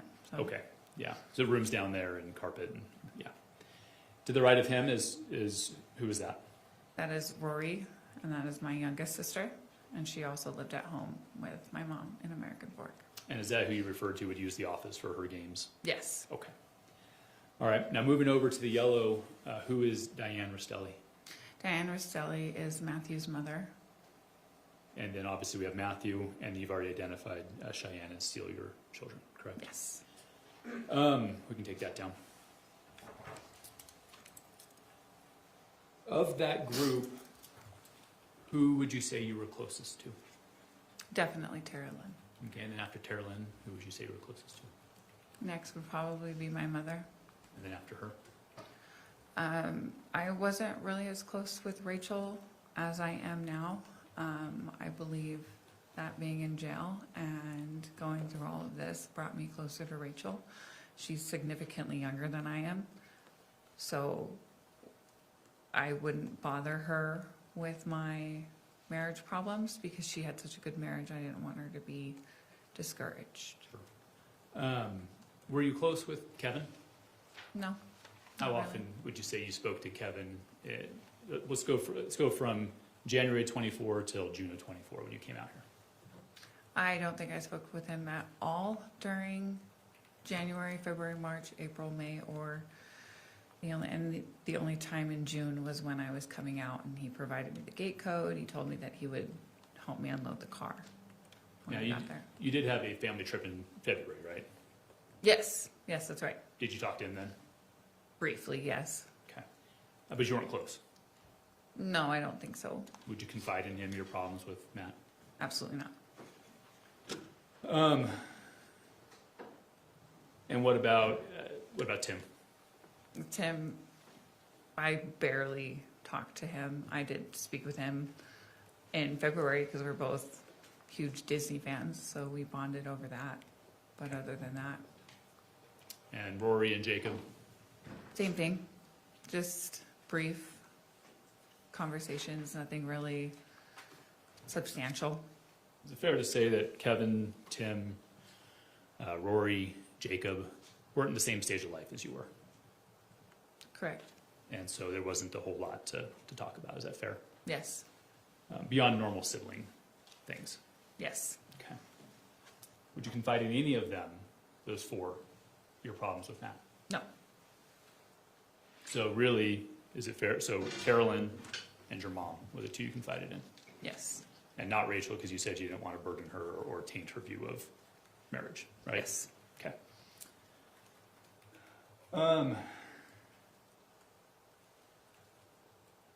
Is it fair to say that over the first 6 months of 2024 that your relationship with Matt was continuing to deteriorate? Yes. Can we put up for the witness Exhibit 28, please? 28.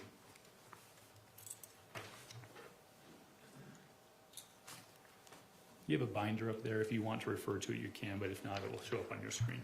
Okay. Thank you. It might be easier on the screen.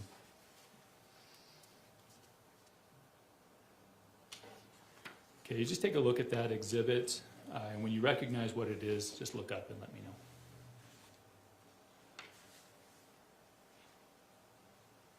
If you want us to scroll down, we can. Okay, do you recognize that? Yes, I do. What does that appear to be? That is a text message between me and my mother. Okay, does it appear to be an accurate representation of that conversation you had with her? Yes. State would move at this time to admit State's Exhibit 28. Any objection? Thank you, so admitted. We could go to page 3 of that.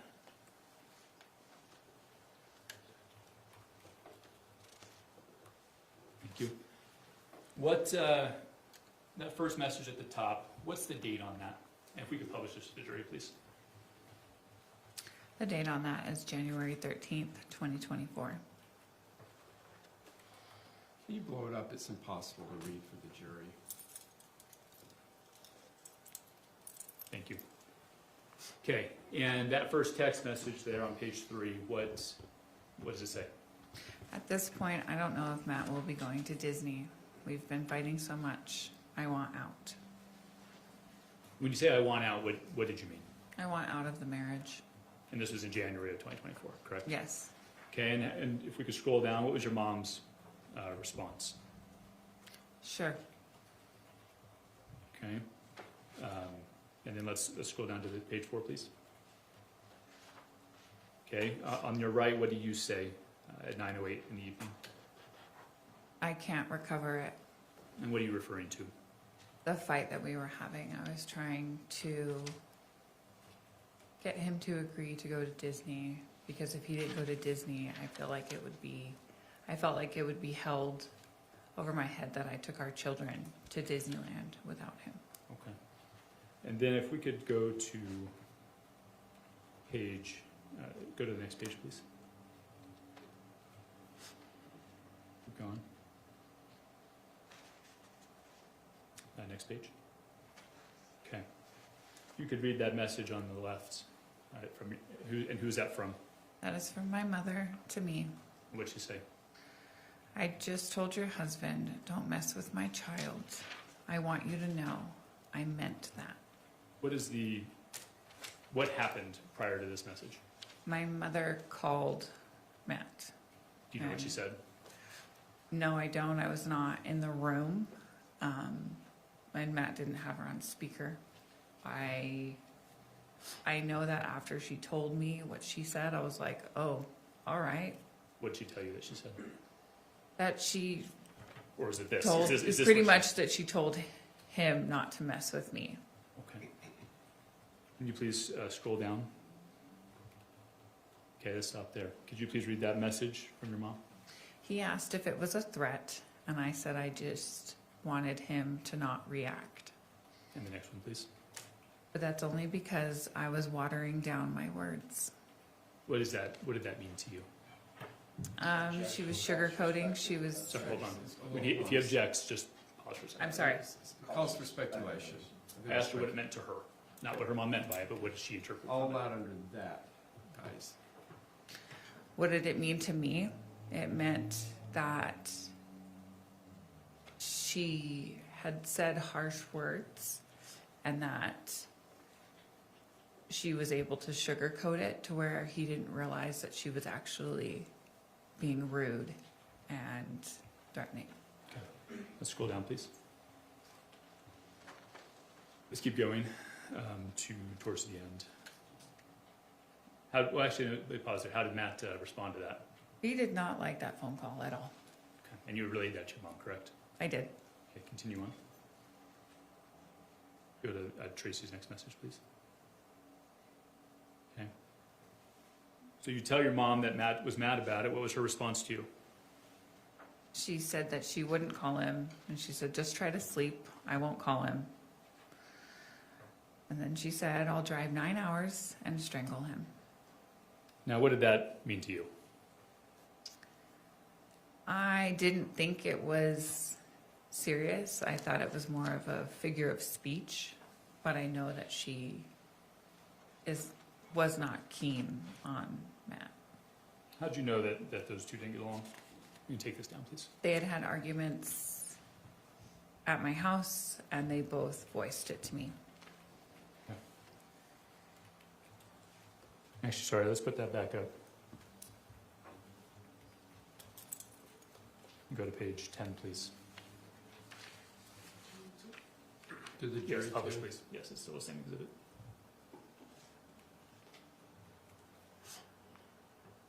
Okay. What's the date on this text message? January 14th, 2024, What time of the day? at 8:30 in the morning. So fair to say the next morning? Yes. Okay, what do you say to your mom? Matt's really upset that you quote unquote threatened him. He wants to call you and make sure that you battle the shit out of threatening him. And I believe I misspoke on that, and I think I meant to say backpedal. Okay. Okay, thank you. So, take it back. Yes. Okay. Yeah. And that's what you meant. Yes. I Okay, was what telling her to undo it. All right. If we could scroll down, what was her response? okay, And the next? fuck him. He can call, I will act innocent enough, but he doesn't have the balls to call me. Thank you. You can take that down. We could show just the witness, Exhibit 31, please. Yes. I did, yes. Yes. And we'll look at this in just a second. But that exchange was in January. Yes, Ultimately, did the Disney trip happen or not happen? the Disney trip happened. It had some hiccups, but it did happen. And did Matt go on it with you? Yes, he did. Okay. After coming back from Disney, did that fix your relationship? No. Sorry. It's fair, right? Like, is it fair to say your problems were bigger than that? Yes. Okay. And did you continue to share your frustration with your family members? I did. In particular, your mom and Tara Lynn? Yes, I did. If you take a look at your screen, this has previously been marked as State's Exhibit 31. When you recognize it, just let me know. Okay. Does that appear to be a conversation, another text thread between you and your mother? Yes, it does. The state would move to admit State's 31. Any objection? No, Your Honor. Thank you, so admitted. Okay, if we could publish, please.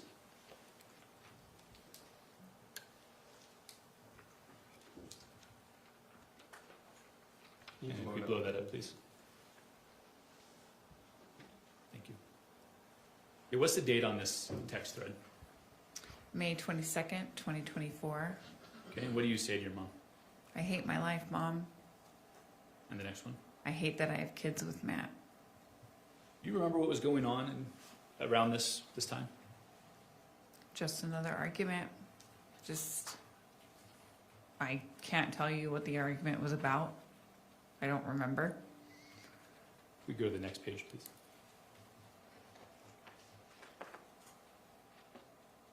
Okay. Yeah, well, actually, we'll pass on that one.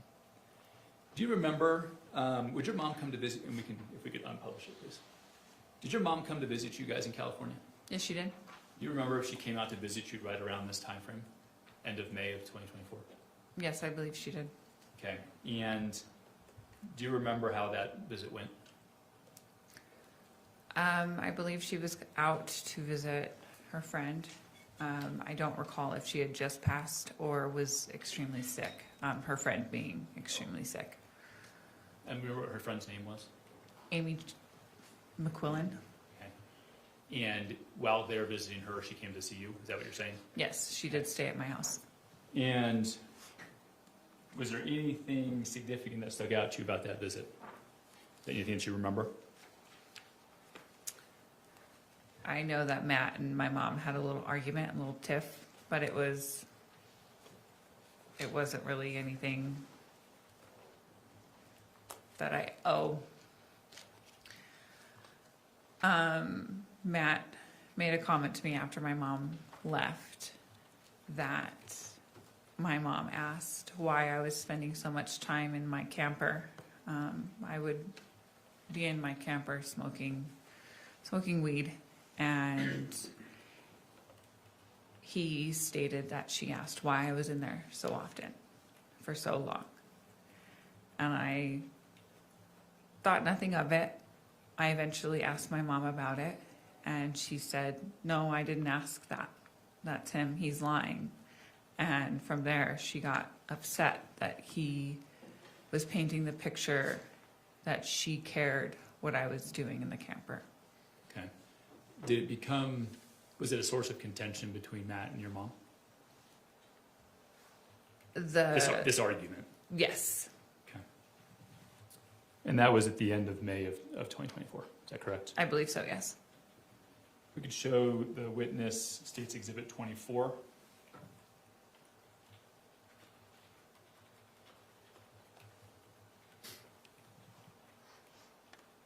Okay, do you recognize this exhibit? Yes, I do. This appears to be a conversation between you and Tara Lynn Fisher. Yes, it does. Your Honor, the state would move to admit State's Exhibit 24. Any objection? No, Your Honor.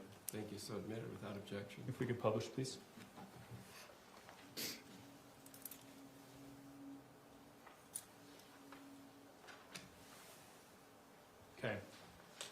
Again, who is this conversation between?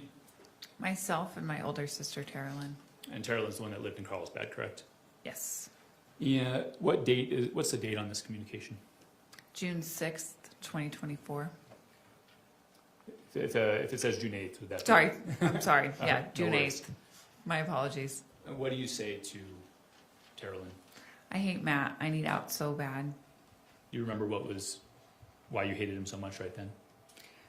Another argument. Just something that he was just belittling me about. Just another stupid argument. Okay. If we could go to page 2, please. Keep going. Let's stop there. 5:55 p.m. that evening, what do you ask Terrell? How do I get out? And if we could scroll to the next page for her response. Keep going. Keep going. Right there. Could you please read that third one down?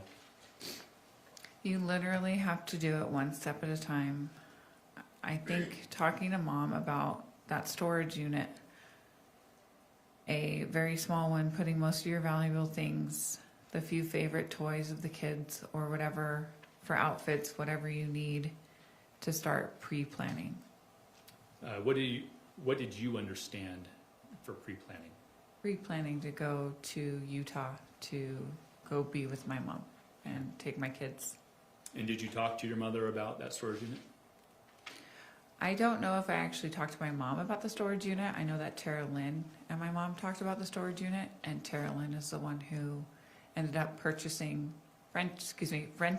the storage unit for me in her name, so it would have no paper trail back to me, and Matt would have no idea.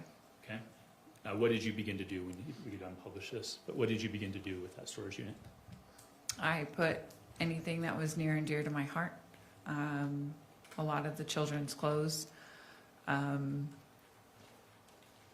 I enjoy doing letterboards. Letterboards are little felt boards that you put letters on. I put all of them in there. I put my Christmas tree. So you began to fill it. I'm sorry? You began to fill it. Yes, I did. And what was the intention at that time? You said you were pre-planning. You were pre-planning for what? To leave Matt. And did you have an anticipated time you were going to do that? We were trying to work out the details. It required my mother sending me a credit card that she was putting me on to be able to rent a vehicle to drive out to Utah, because Matt and I did not have money to do that. Do you remember plans to go to Vegas around that time? Yes, I do. And what was your plan after the Vegas trip? I was actually going to leave from the Vegas trip to my mother's. And who had you talked about that with? My mom, Anybody else? Tara Lynn. If we could show to the witness Exhibit 25, please.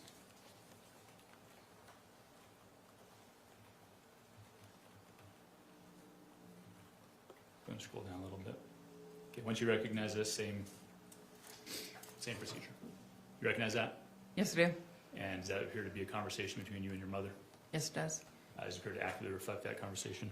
Yes. If I could say we move to admit State's Exhibit 25. Any objection? Okay. So admitted, thank you. If we could publish to the jury, please, page 1.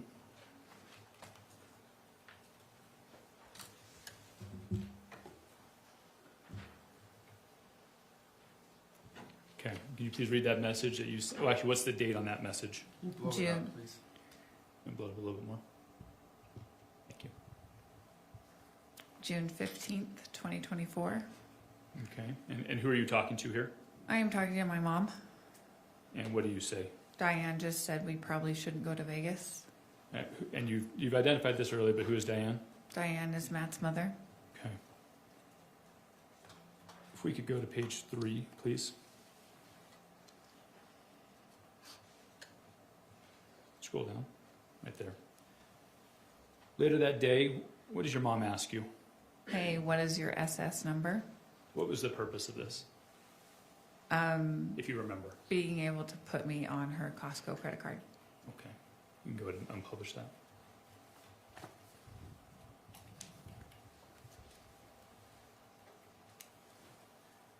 Did your mom put you on the credit card? Yes, she did. And what did you get? How'd that happen? She had it mailed to her house, and then from her house, she mailed it to my P.O. box that I held at the UPS store. And was a card in your name? Yes, it was. And what did Matt know about this card? No, he did not. Was that the whole purpose of the card? Yes, it was.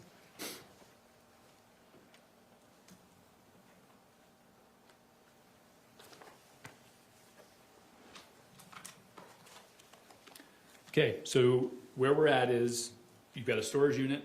You've been filling it with your valuables, correct? Yes. Roughly 6/16, your mom sends you a Costco credit card. Is that correct?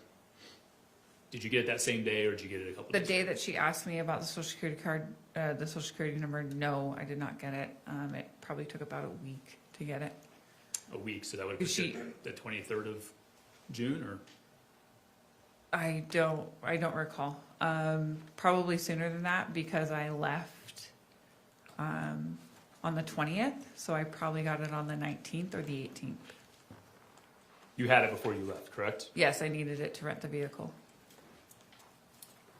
Let's just go ahead and publish again, states 25, and go to page 10, please. Go down to the bottom. Okay, on the 18th, do you see the message from your mom? Yes. And what does it say? It will arrive at 8 a.m. tomorrow. And what is that in reference to? The card. Okay. So is that consistent then with what you just said? You probably would have gotten it a day or two before. Yeah, I believe I got it on the 19th. Okay.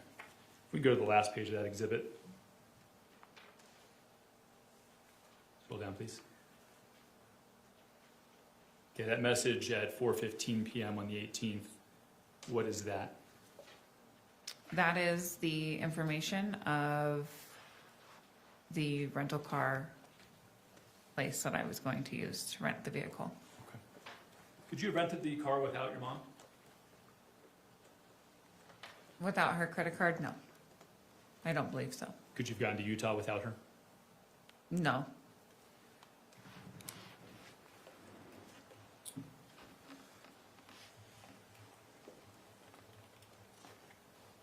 Okay, so on the 20th, what did you do? Then, or June 20th? So June 20th, I got up like normal and I told Matt that I was going to go to work. I was working with one of the women at the school that my daughter attended, doing personal assisting, helping her manage her Airbnbs. So it was an under the table job. So I was able to bring my children, and I told Matt that I was going to work and that I was going to bring the kids and we were going to have a fun day. Okay. Were you going to work? No, I was not. What did you do? I drove down to the rental car place. Carolyn met me down there. She watched my kids in the car as I rented the Excursion. I parked my truck that was in Matt's name in the Target parking lot. Took anything out of it that I needed, took the car seats, put them in the Excursion, and locked the truck, drove away, took a picture.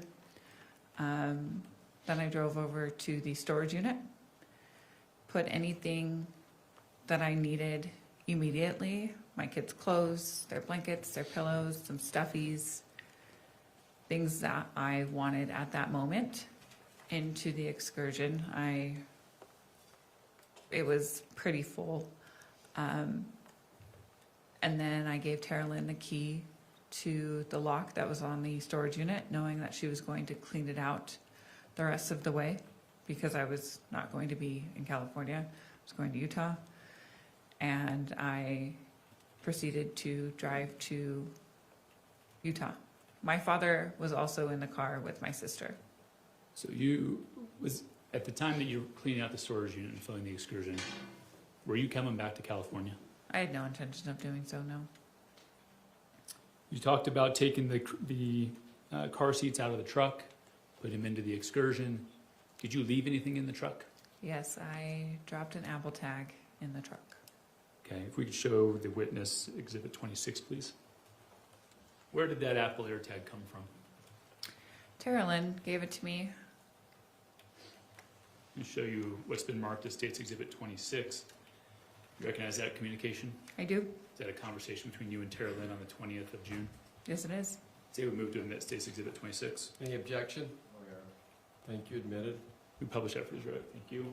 If you could please read that first. Let's blow it up. A little more. Thanks. If you could read that first message, please. I used the Apple AirTag that I had on Tabitha, so Mom and Rachel already had links to it. This is a screenshot from Rachel. Whenever you want to put it, make sure that it's you either have alcohol or the Gorilla Tape or a good spot to slip it in the truck. I think in the truck may be better, maybe in the seat or something in the back seat. That way it doesn't get lost or fall off. Okay. So you got that message at 8:30 in the morning. You could Yes. scroll to your response, please. How did you initially feel about putting an AirTag in the car? I don't think I want to leave the tag in the truck. It gives me a bad feeling. Remember why? I didn't want Matt to find it, but my bad feeling was probably this whole trial. Ultimately, we can unpublish that, but ultimately, did you decide to leave the AirTag? I did. Where did you put it? In the middle of the driver and passenger seat, there's a bin that it's a catch-all bin, almost like a bonus center console. I dropped it in that bin. Okay. Can you show the witness State's Exhibit 2, please?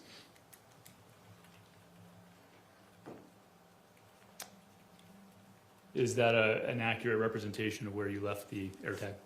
Yes, it is. State would move to admit Exhibit 2. Any objection? Thank you, so admitted. You can publish it to the jury, please.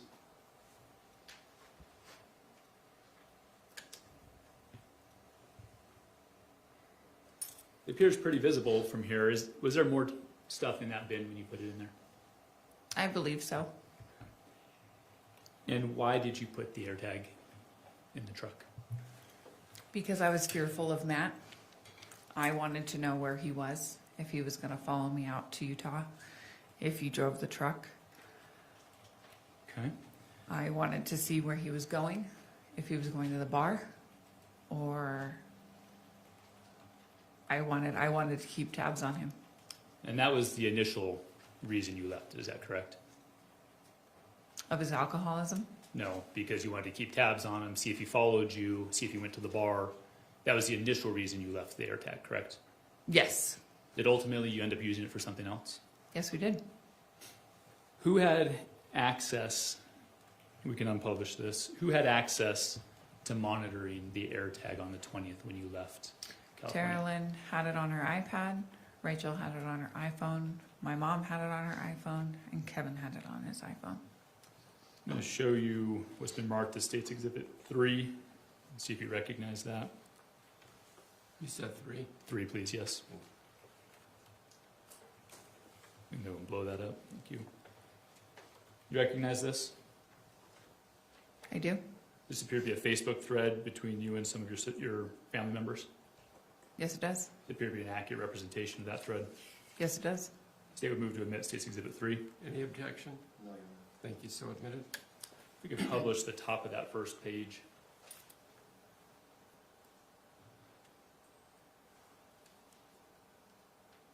Okay. Blow that up just a little bit more. You need to blow that up just a little bit more. Thank you. Who was on this thread? Myself, Rachel, Tara Lynn, and my mother. And what was the purpose of this thread? Do you remember? I don't know the initial purpose.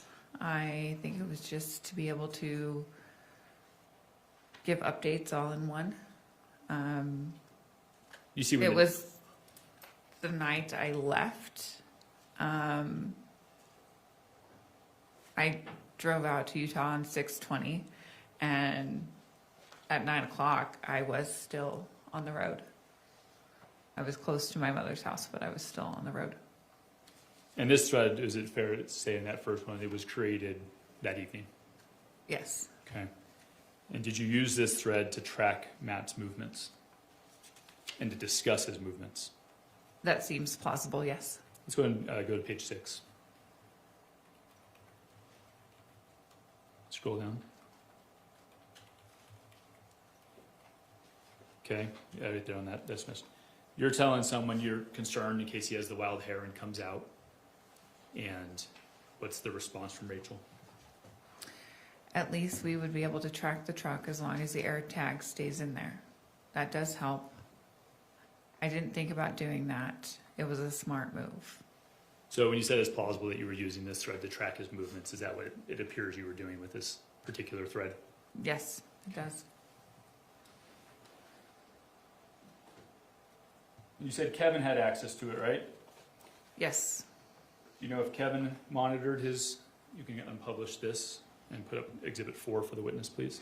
Do you know if Kevin monitored Matt's location? He did.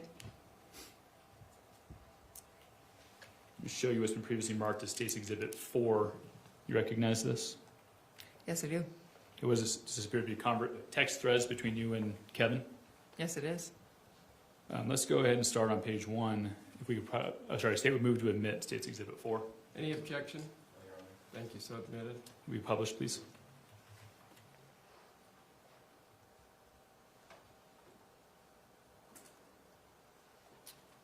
What date is that first text between you and Kevin, at least on this thread? 4/9/2024. Okay. And then if we could scroll to the next page, please. And scroll down. Yep, that next one. The next thread next exchange between you two was when? June 20th, 2024. So when you said earlier you didn't talk much, you weren't kidding. You don't talk much. Correct. Could we please go to page 8 and 9?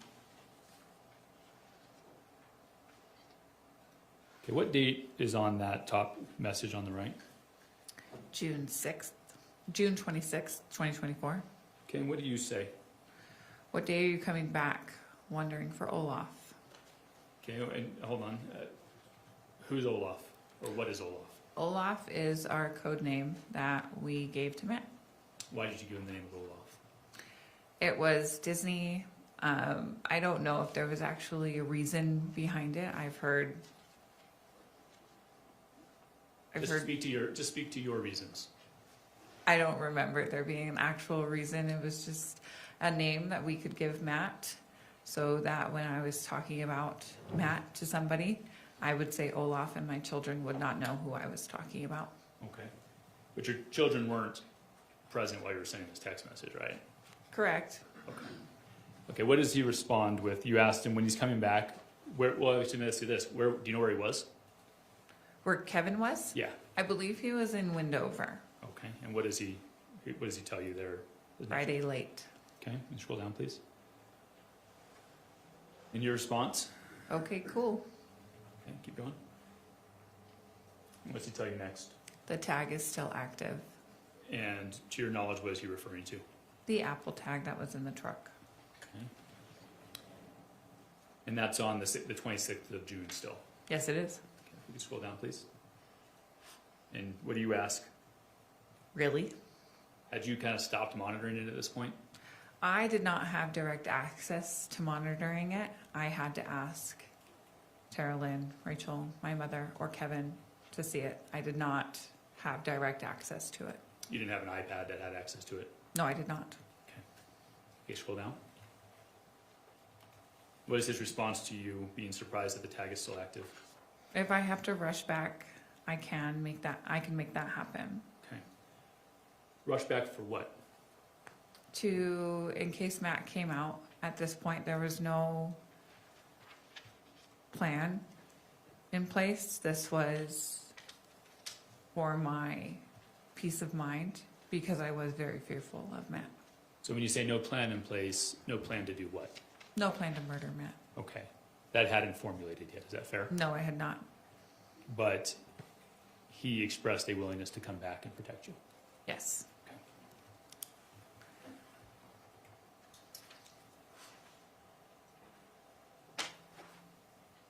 So now we're at the 26th of June.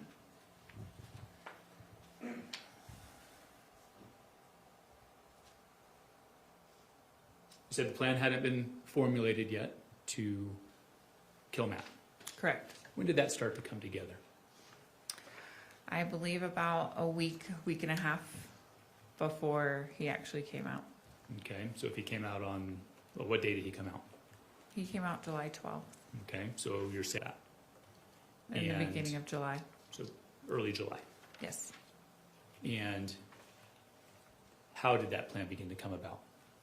It was a conversation between me and my mother. We were trying to figure out how I could get out of this marriage. I was fearful that I was going to lose my children. Okay. And you said the plan started to formulate. What, if anything, did she say to you? She said we could have him come out and we can shoot him and act like it was self-defense. Do you remember where you were when you had this conversation? I believe we were out on the lawn. We had had the conversation multiple times, but more often than not, we were out on the back lawn Okay. of her townhome. We'll come back to that here in a minute. So that's the week to week and a half before Matt comes out, right? Yes. Did you ever talk to Kevin about that? Briefly, yes. Okay. When did you talk to Kevin about that? I believe it was a couple days beforehand, if not the day of. So when you say a couple days beforehand, you mean a couple days before the 12th? Yes. Or the day of? You're not sure? Yes. Okay. We'll come back to that here in a minute. Was having Matt come out, well, let me back up. What did she tell you would happen when Matt came out? That she or Kevin would hurt and or kill Matt. Was that the only plan that you and your mom were talking about to separate from Matt? I had had a conversation with an attorney trying to figure out my options, and I realized that my options were very limited. Okay. Let's talk a little bit about that. Do you remember what day you talked to that attorney? July 11th. So the day before. I believe July 11th. I may be mistaken. Okay. The day before Yes. Matt came out, is that right? Yes. So you'd already had conversations about having Matt come out and hurting him prior to talking to the attorney? Yes. Okay. Did you record that call with I the did. attorney?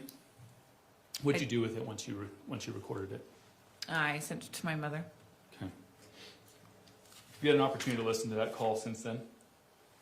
No, I have not. At least part of that call? I believe here in court. Okay.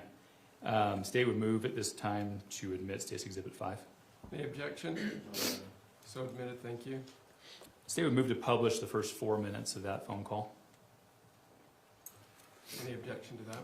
No. All right, thank you.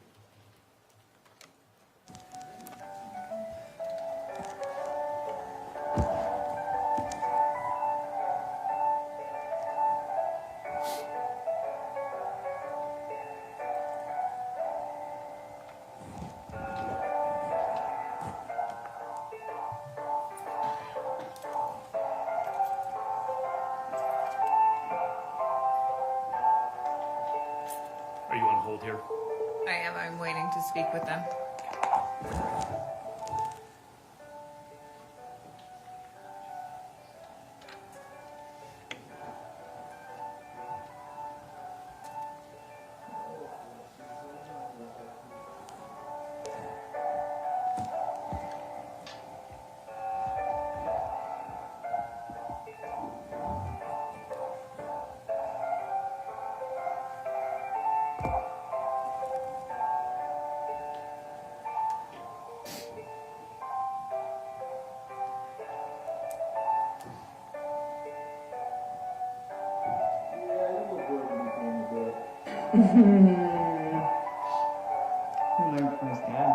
Whole difference.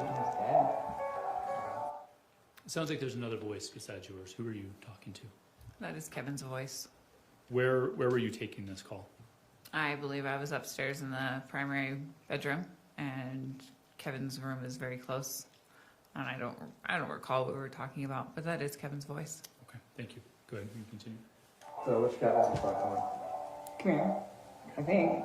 I don't know where Chip is. I have no idea. I just ran down the stairs and I think that's the other one.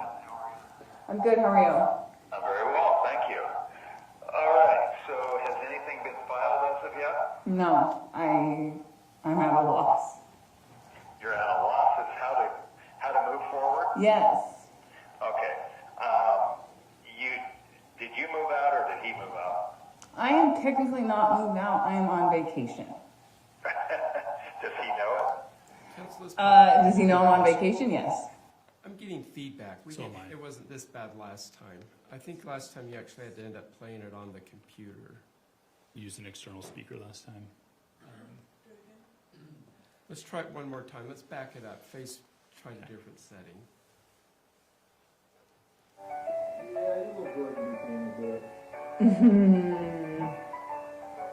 He learned from his dad. Huh? Learned from his dad. Which cat was the second one? Come here. I think. I don't know where Chip is. Well, I have no idea. I just ran down the stairs and I think that's the other one. I'm good. How are you? I'm very well, thank you. All right, so has anything been filed as of yet? No, I'm at a loss. You're at a loss as how to move forward? Yes. Okay. Did you move out or did he move out? I am technically not moved out. I am on vacation. Does he know it? Does he know I'm on vacation? Yes. No, does he know that you're leaving? No, and that's because I'm so scared. All right, so let's start off. Has there been domestic violence? It's a lot of verbal abuse. He hits the kids, and so Are we talking about spanking? Like your just butt, or are we aggressively grabbing the kids. I don't know. Okay. Do you have financial help to get out? So I'm at my mother's house in Utah, and I don't want to go home. In Utah? Yeah. Yeah, and also if you left Utah and he wasn't happy about it, he could file something and yank you back really quick, or at least yank the kids back. And where the kids go, you will go. So going to Utah is, unless he gives you permission, like, for example, he says, okay, Leah, let's take a time out. You can go to Utah for a while with the kids. And he gives that to you in text, so you've got proof. Shit, you can go to Utah and never come back. As long as you get them established up there, get your 6-year-old started in school and get your life established there before he files anything or starts to think about doing anything, then he has a much harder time of getting you to come back. So That's assuming you want to be in Utah. no, I do want to be in Utah. In Utah, it takes 3 months to establish residency as an adult, and then 6 months for a child. Okay. If he... Okay. I want to talk about a couple things we discussed with the attorney. First, you told him at the outset that he hits the kids. Yes. Is that right? Yes. But then you clarified. What did he actually do to the kids? He grabs them aggressively. And Like just, how? Just pulls them out of a chair too hard. Like by the arm? Yes. Okay, but doesn't hit them. No, doesn't hit them. Spanks them, but doesn't hit them. Sure. And you clarified that he doesn't hit you, Correct. but a lot of emotional abuse. Yes.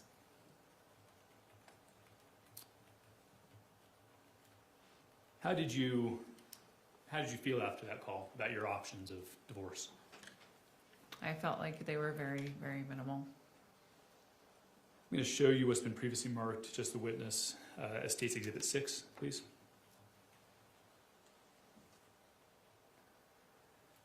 your screen?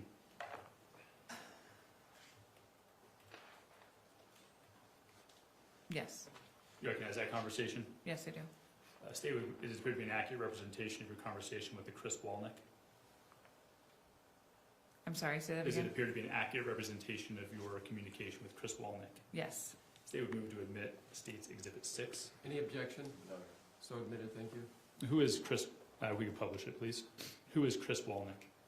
He was one of my really good friends I've known for about a decade. Okay. On the 8th of July, what does he say to you? He said, 3 more days till you meet with a lawyer. How are you holding up? So is it fair to say he was aware you were going to be meeting with a lawyer on the 11th? Yes. Okay. Let's go to page 4, please. Scroll up one more page, so 3.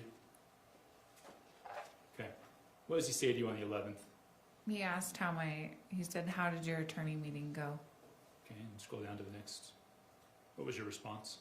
Honestly, I'm fucked. So, you didn't feel like you had a good chance to divorce and keep the kids with you in Utah, did you? No, I did not. You discussed this with your mother? Yes, I did. Yeah, you sent her the attorney call, right? Yes, I did. Do you know whether or not she listened to it? I have no idea. We can unpublish that.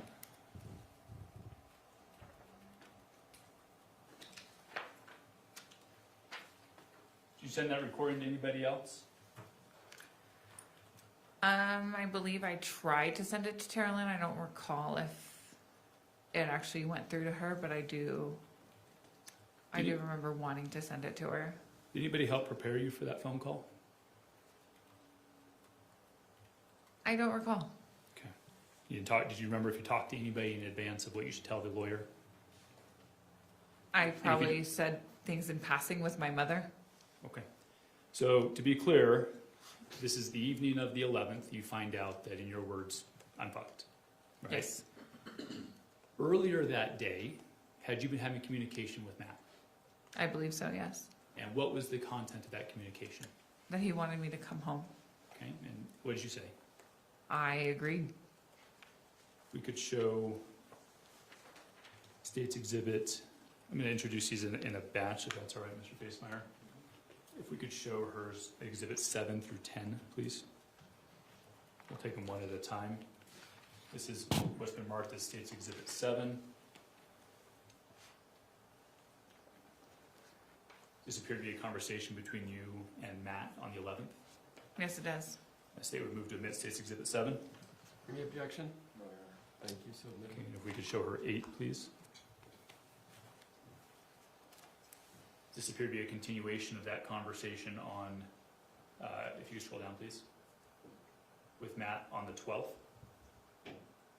Yes. State would move to admit State's Exhibit 8. Any objection? Thank you, so admitted. Then number 9, please. This appeared to be a continuation of that communication with Matt the evening of the 12th. Yes, it does. State would move to admit State's Exhibit 9. Any objection? So ordered, thank you. Then finally, State's Exhibit 10, please. Scroll down, please.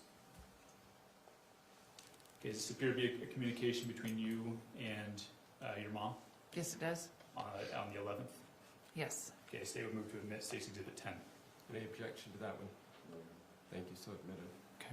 We're going to go through these if we can.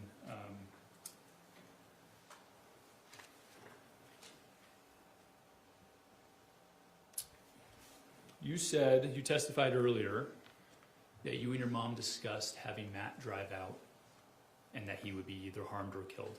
Was Yes. that your earlier testimony? Yes, it is. I could show you States 10 and page 1. We could publish that for the jury, please.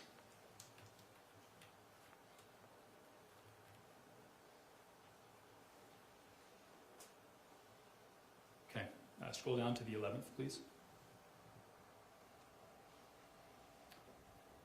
Okay, what is that text message? What time is that text message sent? On the July 11th at 8:07 a.m. And who are you talking to in this text message? It's a text message to my mom. Okay, and at 8:07 a.m., what do you say to your mom? It said Matt doesn't want to drive out. Is it fair to 1 second, please. You said that's page 11? page 1 on the 11th?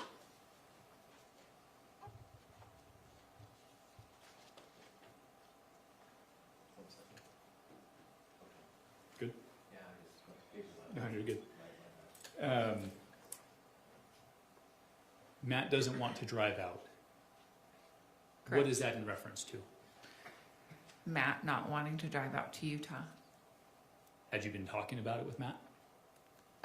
We had talked about me coming home. Okay. And was one of the options for him to come get you? Did you present that to him? I did present that to him. He wasn't keen on the idea. Did you present that option to him prior to this message on the 11th? Yes. And after your conversation with your mom about what would happen if he came out? I'm not sure I understand your question. You had the conversation a week to week and a half before he came out Yes. about what would happen if he came out. Yes. And on the 11th, you're telling your mother he doesn't want to drive out. Correct. So is it fair to say you were trying to get Matt to drive out to Utah? Yes, I was. Do you know why he was resistant to that? I believe it was because the truck wasn't running as well as it could have. That was also part of the reason why I didn't drive the truck out to Utah. Back on the 20th of June. Yes. Go to the next message, please. Okay. What do you say next to your mom? He's depositing money for me to rent a car. Okay. Scroll down, please. What does she say to you? Nope. What did that mean to you? That I would not be renting a car. Okay. Scroll down, please. You read that message? Well, we will just stay with you spraining your ankle. She says stay with you. Had you talked about spraining your ankle prior to this? Not literally spraining my ankle, but acting like I had sprained my ankle, my right ankle to be exact, that I could not drive a vehicle with a sprained ankle. And you and your mom had talked about that before this text exchange. Yes. Okay, scroll down, please.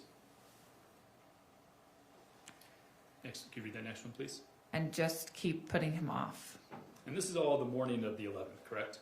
Yes, it is. And you had the conversation with the attorney on the evening of the 11th. I don't recall what time I had the conversation with the attorney. Okay, fair enough. Next one, please. She says what? It's fine. Okay, scroll down to the next. And what do you say in response to that? Yep, if you deposit money, then I can use it to pay for the lawyer. And scroll down. What does that say? I corrected myself. So what did you mean to say in the text above? That he would be depositing money, then I would use it to pay for the lawyer because the lawyer was charging for the consult. Okay. And scroll down, please. And what does your mom say in response to that? Yes, sir. Go to the next page. My What mother's. does your mom say there? It would be $550 for the rental, $550 deposit, and $300 gas. And what time does she send that to you? On the 11th at 9:25 in the morning, Okay, and what's your response to your mom? I'll tell him. And is that what you did? Yeah, I believe I copy pasted that message right into a message to him. We could publish state 7, page 1. Is that what you're talking about right there? Is that the copy and paste? That's exactly what it is. Okay, what time did you send that to Matt? At 10:03 in the morning. So after your mom had sent it to you. Yes. Okay, let's go back to Exhibit 10, please. Page 5. Okay. Continuing this conversation with your mom, what do you say to her? I said, yes, he wants me to leave tomorrow. Scroll down. I have to make arrangements for the car today. Arrangements being in quotes. Why'd you put it in quotes? Because I wasn't really going to make arrangements. Okay, scroll down, please. What does your mom say in response to that? Can't drive with that ankle. Okay. Again, this is the fictitious ankle that you were going to pretend sprain, Yes. making it so you couldn't drive to Utah, or to California. Correct. Continue on, please. What's your response? Exactly. Continue. Ouch, it hurts so bad. Excellent. And your mom says what? I'll find some crutches. Okay, keep going. I know we can wrap it and make it look swollen under the wrap. Okay, go read that next one. I need to shower and leave in 2 minutes. And this is from your mom to you, correct? That one was. That one was from my mom to me, yes. Okay, and your response on the next one? D, I have them. I has them. I don't know what I was. Could that be in reference to the crutches? DI. Oh, DI has them. Yeah. Yep, that's exactly what that is. Okay, control that. Keep going. Go to the next one, please. Okay, let's pause there. If you could please, so while you're having this conversation with your mom, are you continuing to talk to Matt? I am. Okay, if we could show states 7, page 2. Please publish that. Okay, who's this message from? This is from Matt to me. And what does he tell you?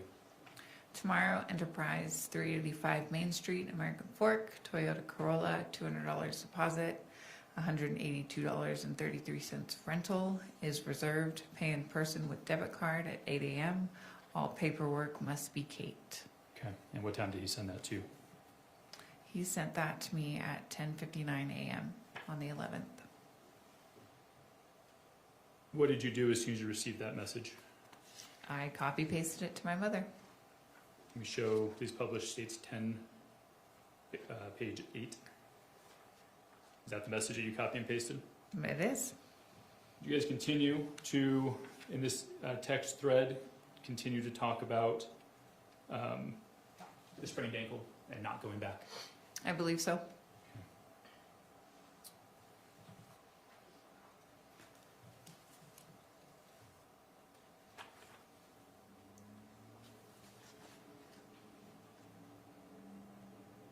If we could please, so then what do you do with this information that Matt had given you about the enterprise? Nothing really. I understood that having an out-of-state driver's license, I could not rent a car with a debit card. It needed to be a major credit card. Okay. Let's go to page 12, please, of Exhibit 10. What does your mom say to you about that concept? Wait until tomorrow to tell him. What's your response? Duh. Okay. And what's her next comment that she makes?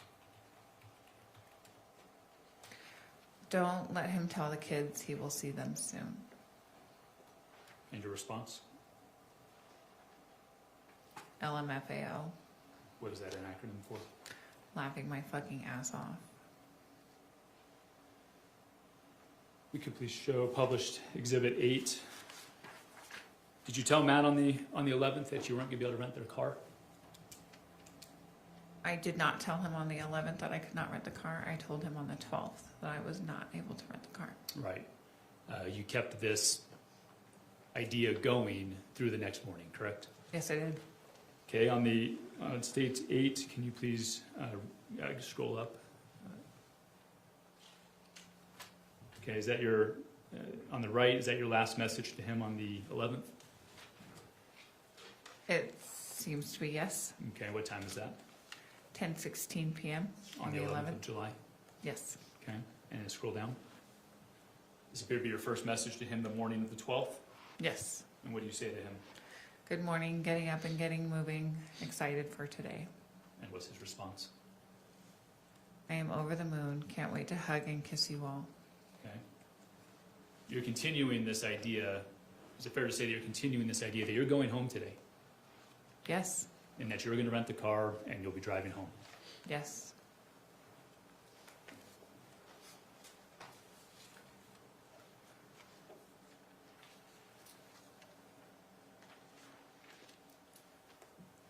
can go back to Published Exhibit 10, please, page 20.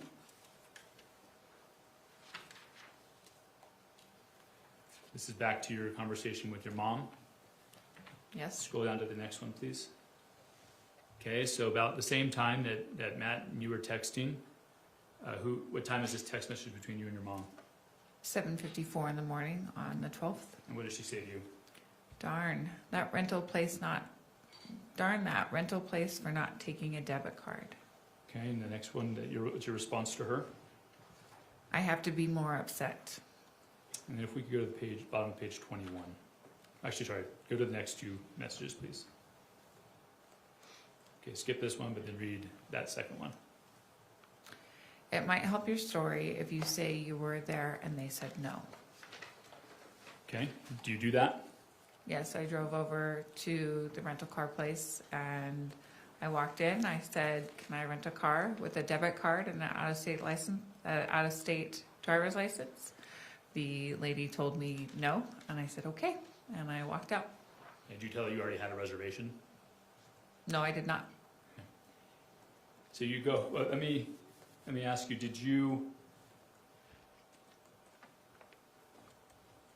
Have you previously heard an audio from the morning of the 12th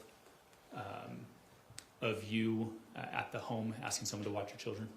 Yes, I recall that. At this time, the state would ask to admit State's Exhibit 11. Any objection? No, Your Honor. Thank you, so admitted.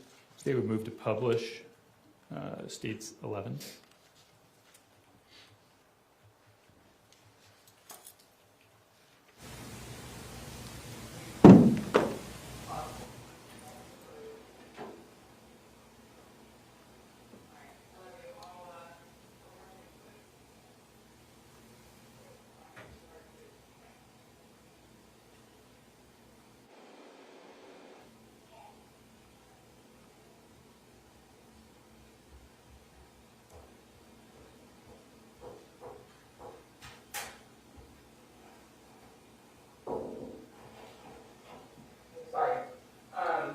Sorry.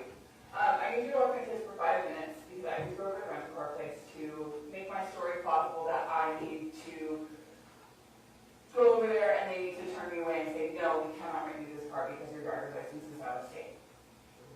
Thank you. Stop it there. Who are you talking to? I'm sorry, you with Kevin? Yeah, and did you ask him to watch your children while you went to the rental car agency? Yes, I did.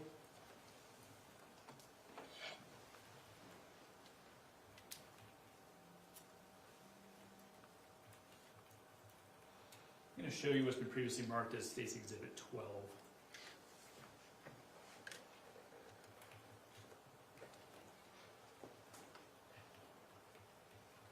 Okay, you recognize that? Yes, I do. It appeared to be your call log from the 13th and before. Yes, it does. Okay, State would move to admit State's Exhibit 12. Any objections? No, Your Honor. Thank you. You know, Mr. Facemeyer and I approach. Certainly.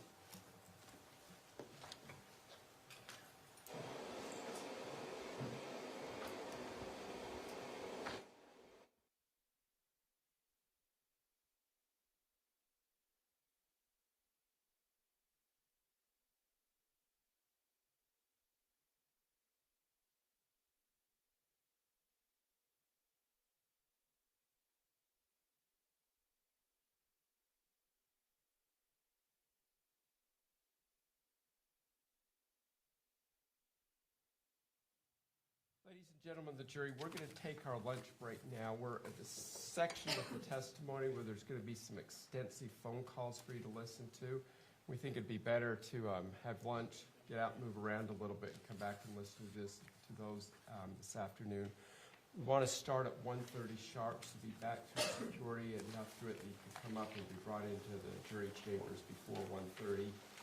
If you're not familiar with the area, there are a lot of fast food places north and northeast, just all through here, or you can head south, but there's construction for the bridge over there to take overpass there. It gets a little harder to get down there, but you can also go east on Main Street, historic Main Street, and there's a whole bunch of restaurants from there.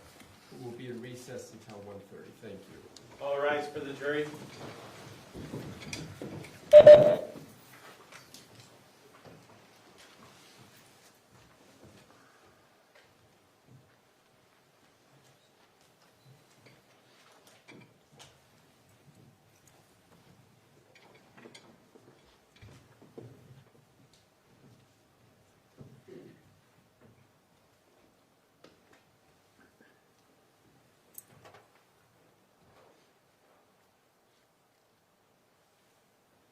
Thank you. Please be seated.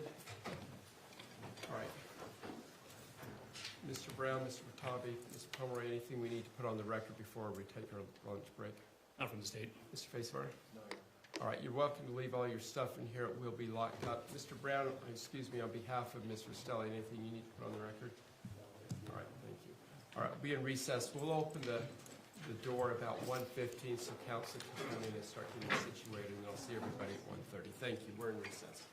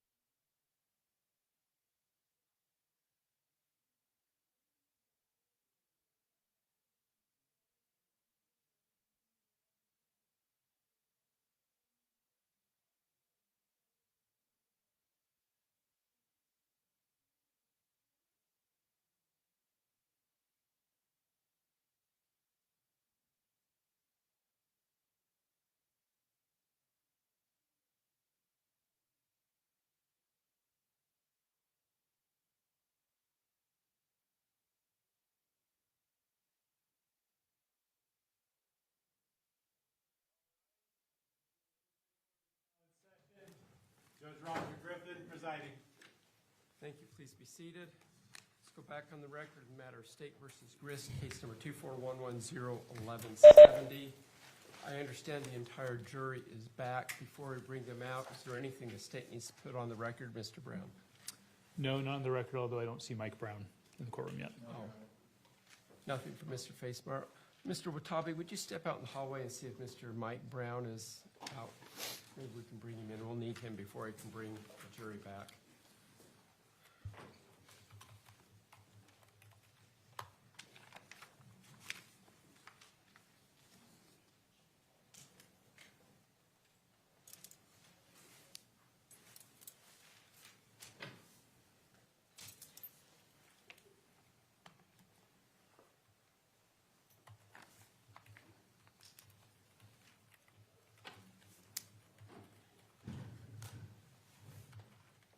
Mr. Pomeroy, you didn't see Mr. Mike Brown out there, did you?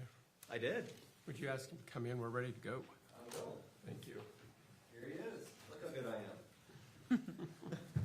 It's almost like Watabe follows instructions. Not often. That's why I sent out Mr. Pomeroy. Mr. Brown, is there anything you wish to put on the record before we bring the jury back? No, sir. You're welcome to sit up front if you'd like. Can I sit next to you? Absolutely. I've got plenty of space. No, I'm good. I'll hang one back here. All right. Let's bring the jury back.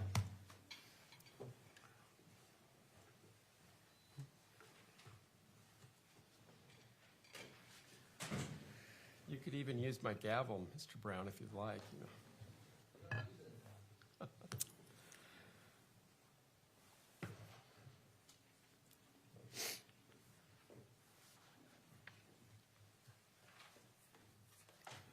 Sir, can you take off your hat? We are in court. All right, for the jury. So I just admitted 12 before you. Let me do 13 through 18 as a batch.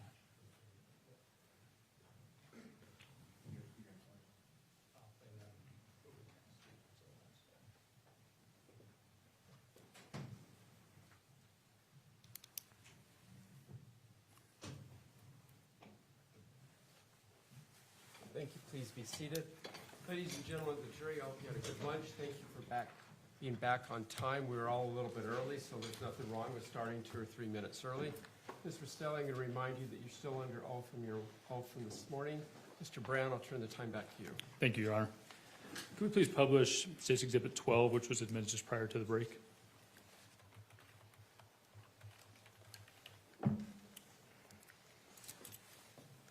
Okay, and if we can please go to page 6. Just prior to ending, Kate, we admitted your phone records from the 12th and the 13th. Over the course of the 12th, while Matt was traveling out here, did you have several phone calls with him? I did. Do you remember recording those calls? I do. And you remember hearing those on a previous occasion? I do. Do those calls appear to be an accurate reflection of what was discussed between the two of you in those phone calls? It does. Your Honor, at this time, the state would move to admit as a batch states 13 through 18. I'm not publishing them quite yet, but I'm moving to admit them. Any objections so far, Mr. Facemeyer? No. Thank you. States Exhibits 13 through 18 are admitted as a batch that will be published later. I want to draw your attention to, so when we ended, you had told Matt that you couldn't rent the car, right? Correct. What was his response to you? He was frustrated with me. Okay. What did he, and did you end up having a phone call with him about alternate plans, about what to do? I did. This time the state would, if I could show, if you could please, line 48. What time do you reach out to Matt? 8:55 a.m. Okay. We could go ahead and publish state's Exhibit 13, please. Exhibit 13 is published.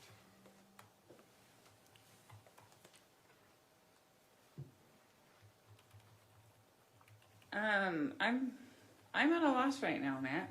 Okay, just chill out. They won't rent me the car. Okay, we'll have your mom rent it. She doesn't have money on her credit card. Okay, so what do you gotta do? Can you rent it through Tim or somebody else? Anybody? Nobody has credit cards with that money on it. How much money more do you need? I can't do it with my debit card because I have an out-of-state license. Okay, so what do you need me to do? Like, what are you thinking? I don't know. Okay, just chill out. Do you need to put money in a different... Can your mom call her credit card and extend it? No, they need money. So, do you need me to put more money in your account? No, because they won't rent it to me because I have a debit card and an out-of-state license plate, or an out-of-state driver's license. If I had an in-state driver's license and a debit card, they would do it. Like, they don't even care that I have a good driving record. They don't care that, like, I just rented with them 3 weeks ago. Okay, but that obviously that doesn't matter. So,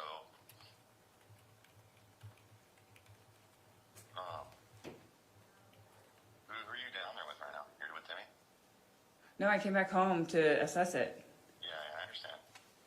So I'm not going to sit down there at the Enterprise place as I'm, like, trying to figure out what to do. It's only 5 minutes away. I can go back down there. It's no problem. Okay. Well, just take a deep breath, obviously. So, Yeah. does Tim or Angie have a credit card? No. Okay.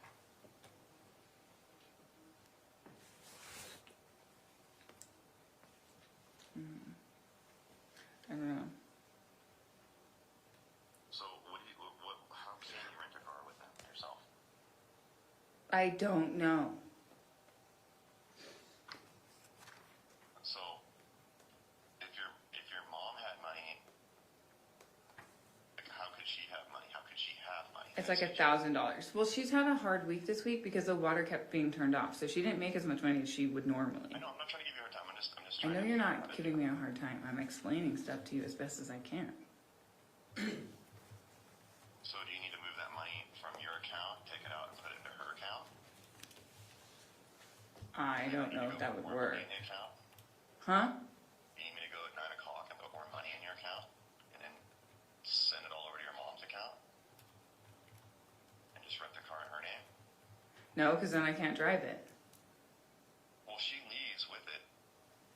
Say she leaves with But it. if there's any problem on the way home, I'm fucked. If there's any sort of hiccup on the way home, I'm fucked. Okay, well, I'm just trying to deal with what we're trying to I understand that. I don't want to be fucked on the way home and being like, oh, well, where's Tracy? And it's like, well, she's not here. Like, you mean when you get all the way down here kind of thing? Huh? Like when you return the car kind of thing? Yeah, that would, yeah, she would have to return that. Oh, I didn't even think about that. Yeah, because she would have to return the car.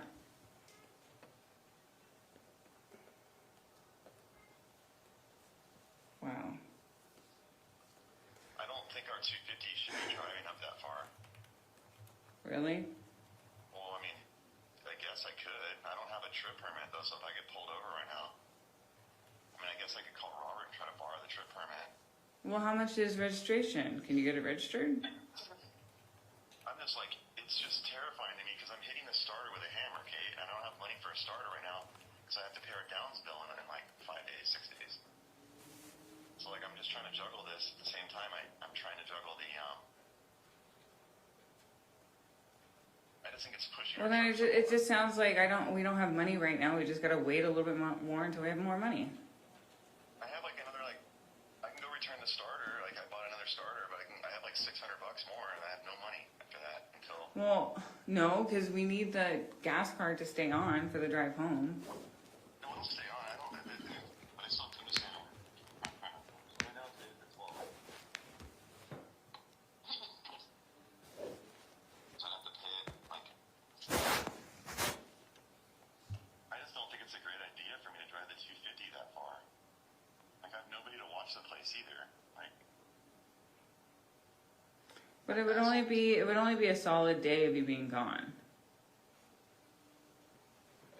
I don't know. I feel like we just need to make it a better plan. I feel like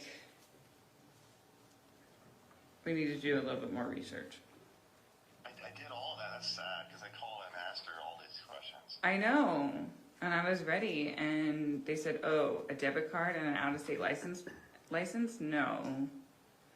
That doesn't work." That's what I asked her. Well, she obviously doesn't know. And then the policy Right, because it's a fucking $50,000 car.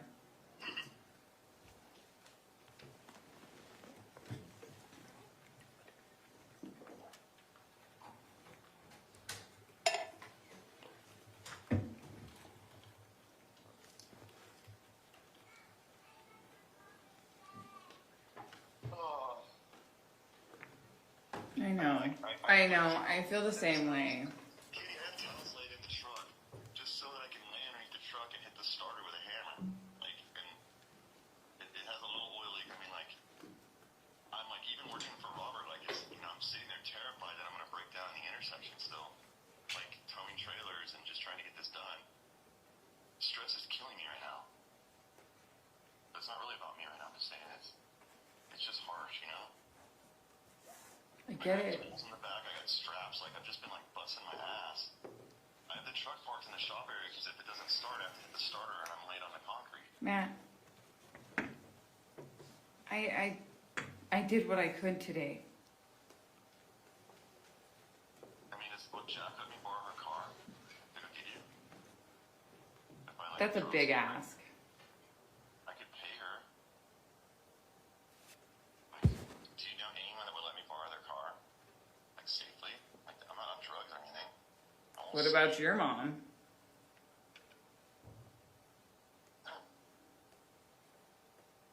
It just sucks that I have to go all the way to fucking Orange County to go get it. No?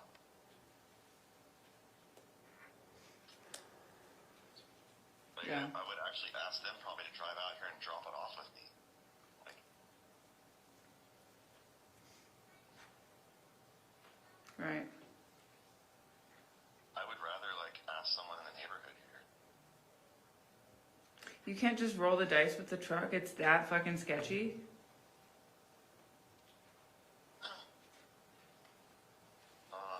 I could call, just the thing is, here's what's going on. If I call Robert and ask for the moving permit, I'm just saying, like, he's gonna find out soon that I got the Ortiz deal, and he might not be very happy, but it's still my customer first, and I'm trying to avoid too much involvement, like, too much desperation with the neighbor right across the street, you know what I mean? Yeah, I'm sick to my stomach. Well, I mean, we have insurance. I wouldn't even, if I did that, I would basically drive straight there, and I wouldn't even turn the fucking truck off the whole damn drive. The truck would be on for 20 hours, so. You know? I mean, I could call him and ask him if I could borrow the truck permit for like 3 more days. Hang on. Yeah, that's okay. Hang on. What happened? What happened? Cheyenne, what happened? What happened? He was being annoying, and I just lost all my patience with him. Well, then you need to walk. At me. You're throwing his phone? No, I didn't. You're not gonna yell at me though. Shine Do not throw the phone because No! do not throw the phone because I will take away your iPad for the day. Do not give me a grumpy face. No, I am trying to figure stuff out today. Please don't do this. Be kind. Be kind. It doesn't really matter, but like, if your mom didn't pay that registration, she'd be able to do all this, right? I don't know. I think it was also. Yeah, whatever. No, it was the water being turned off that really threw the wrench in the gears.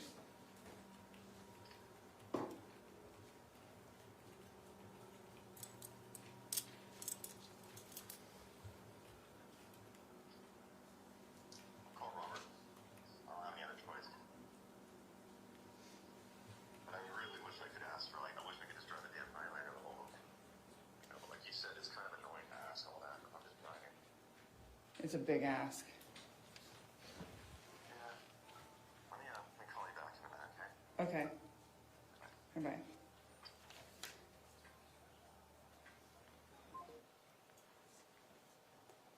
Please publish states 12. Which one? 12. Exhibit 12 published. The $600 that he gave you, you could have put it towards your mom's credit card, right? The credit card was not the issue. But so you could have rented the car with the credit card? I could have, yes. Okay. Immediately after getting off the phone with Matt, that call we just heard was at 8:55, so number 48 lasted 10 minutes. Immediately after getting off the phone with him, who do you try and call? At 9:05 It's a.m. like my mom. I call my mom at 9:05. And then you don't reach her though, right? Or it doesn't look like it. Yes. And then you talk to Matt again, correct? Yes. State moves to publish, states 14. Phone call from 9:07. Any objection?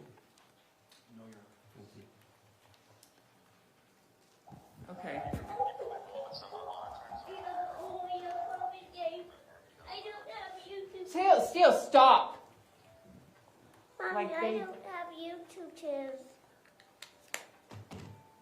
Stop. YouTube. You. Let's go watch YouTube. Why are you yelling at me? Sorry, I was taking out my earbud and he's just like screaming, running around like a fucking crazy person. I don't have YouTube. I don't have YouTube. Like, you kidding me? Like, can you tell I'm under a lot of stress right now? Like, what the fuck? I think we could ship a car back too. That's so expensive. It's not as bad as you think. Just trying to think of, I can call Par Freight Trucking and see what it'll cost to have one of the cars just transported back. I'm not borrowing their cars. Jacob uses the car every day, Rory uses her car every day, and my mom uses her car every day. And Kevin's car cannot make it to California. Okay. So these cars are not options out here. Okay.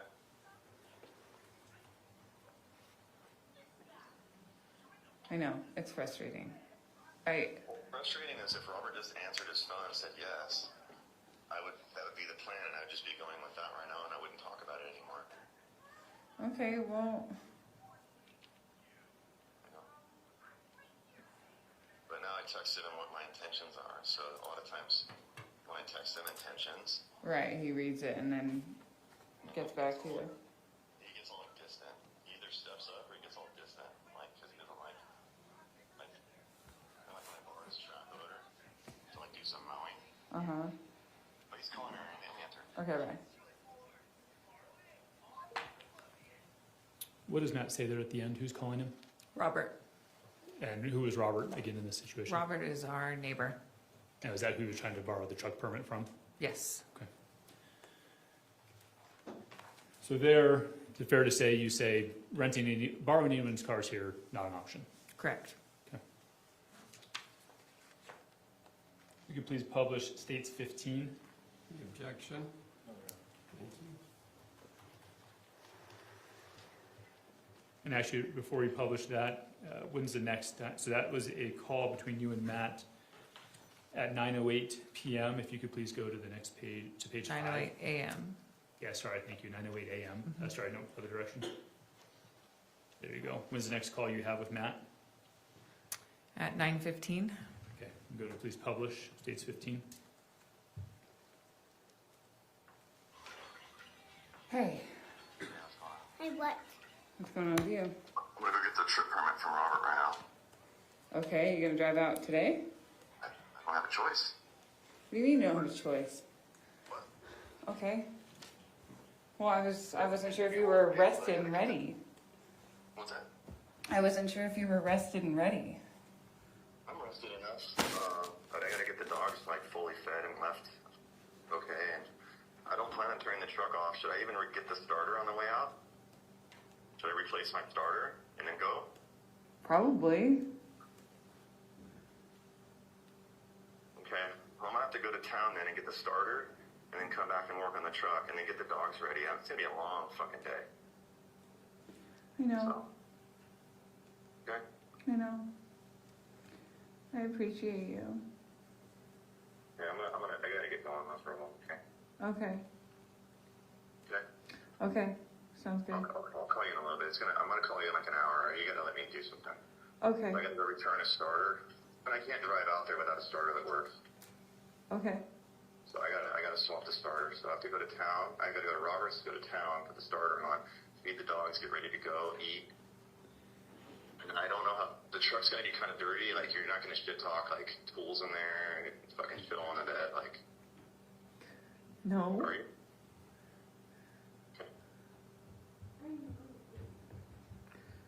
Mommy, I'm hungry. Okay, I'll feed you. Oh, I Give me- gotta go, I'll call you, okay. Okay, sounds good. Okay, bye. So 9:15, phone call, you find out he's driving out. Yes. Did your voice like falter in that phone call? It does. I realize what I'm doing.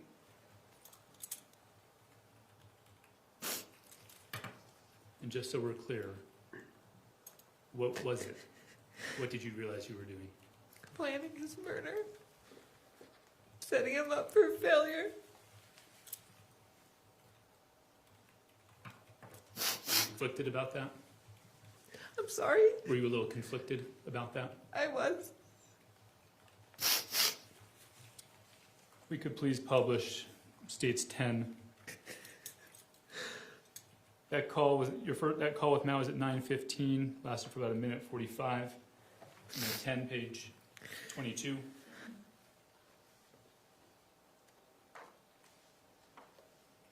You said 10? Yes.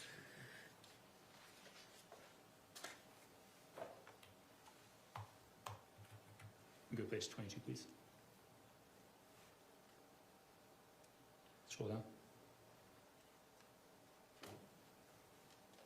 This is the text thread between you and your mother. At 9:17 a.m., what do you tell her? He's gonna drive out. And what is her response to you? I'll call you.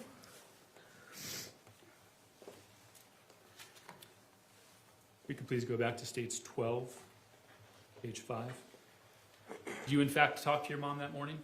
I do. I'm going to point out line 42. What time is that phone call and who is it with?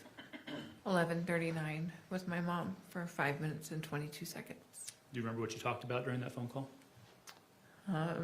Just talked about her coming home early to be able to get things ready. Did you talk about anything else that you remember? Not that I remember, just plans about the day and how she's going to cancel her appointments and head home.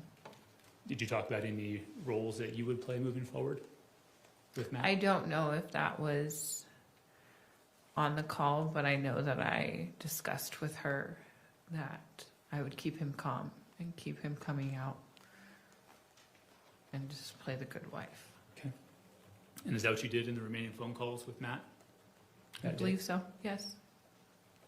We could scroll up a little bit on this call log. When's the next phone call that you have with Matt? At 11:50. You try and The call one him? that he answered. Mhm. So at 11:55, I talked to him for 11 minutes. We're only going to publish the first 3 minutes of that. If you could please publish state 16. Any objection? No. Thank you. Hi.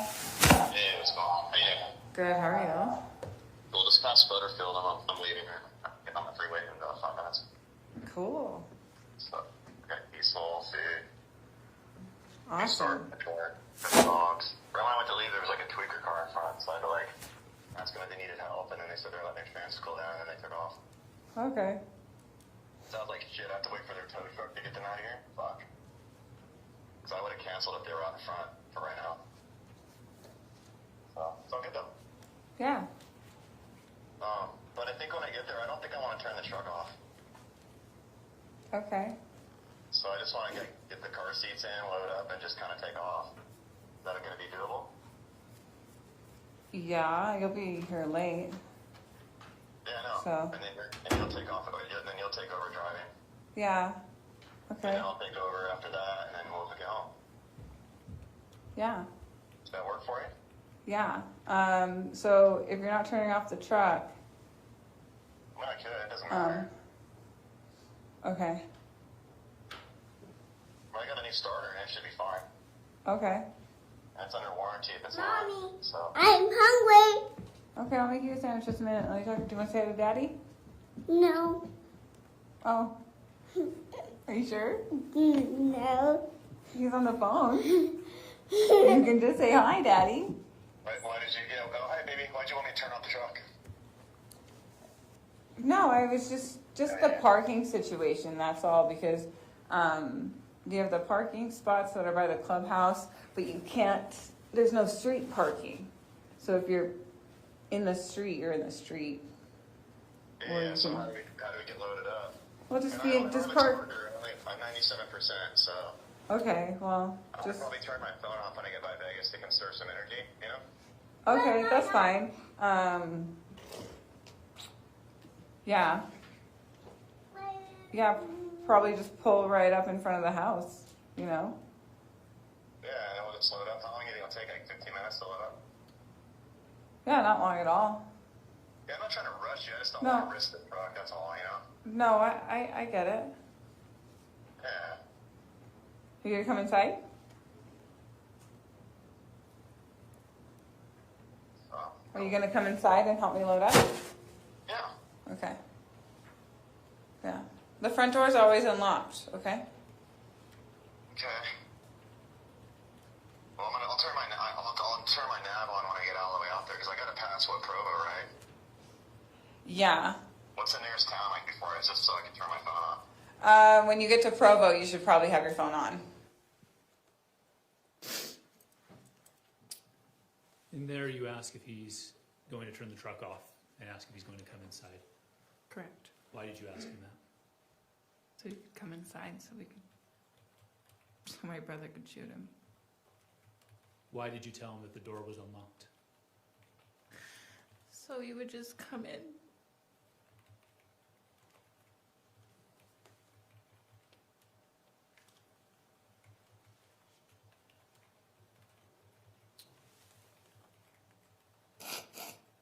After, if we could publish States 12 again, please.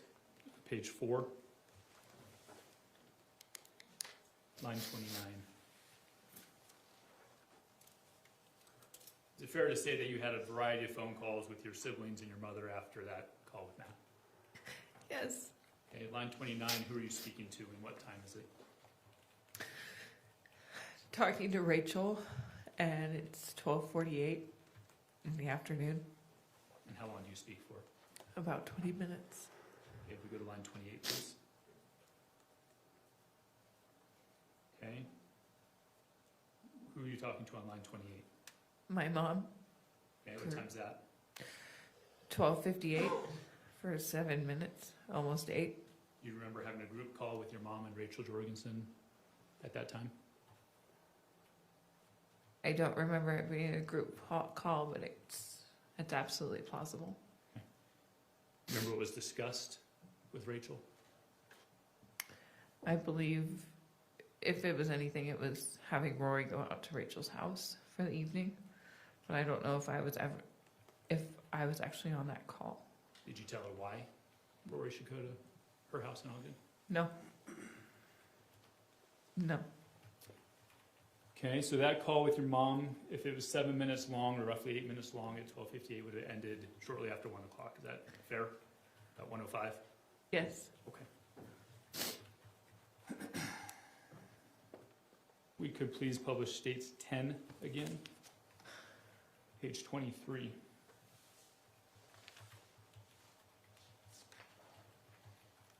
Scroll down. Yes, pause right there. 11:45 a.m. What is that from your mom? I believe that's a screenshot of Matt's location. Okay, let's scroll down to the next one. What time is that text message? 2:07 p.m. And it's from my mom, and she said, I'm meeting Kevin for sushi. What did that mean to you? That they were going to meet for sushi. I know what they talked about. I don't know what they talked about, but I know what that sushi meeting was for. What was your understanding of what that sushi meeting was for? They were going to talk details about how the night was going to go. And again, to be clear, when you say how the night was going to go, Planning Matt's murder.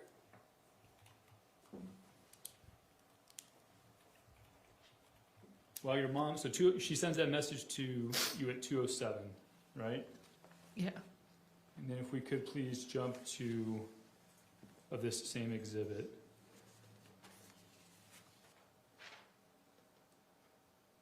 Page 26.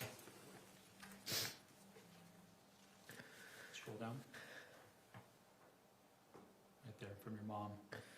What does she say to you at 2:19? She says, "Hey there, please let Matt know that he's welcome to spend the night if he's too tired after driving all day. I promise I'll stay away and I will be as sweet as candy." Scroll down, please. And what's your response? Okay. And then her next text message.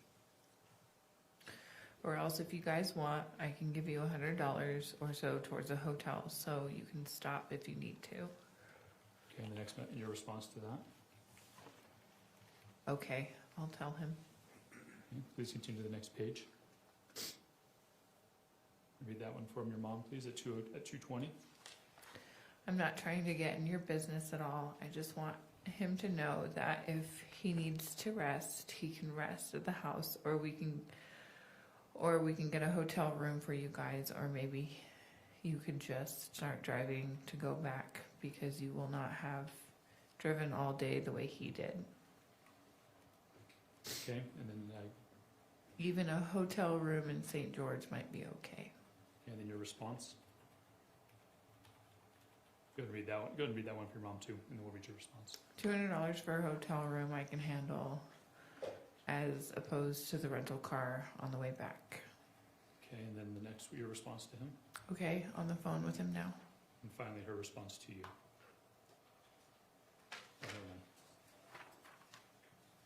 What was your understanding of these messages? Well, sorry, let me back up. Did you relay those messages to Matt? I believe so, yes. Okay, what was the purpose of relaying those messages to Matt? To make him feel that there were many options and that he wasn't stuck with one option, wasn't stuck driving home, wasn't stuck staying at my mom's house. There were options But to be to clear, keep driving. at 2:20 p.m., were you going home? No. State moves to publish. Sorry, actually, let's go back to Exhibit 12, please.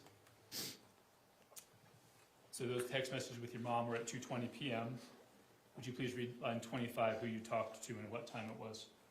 I talked to Matt at 2:20 for 6 minutes and 32 seconds. Exhibit 12. Line 25.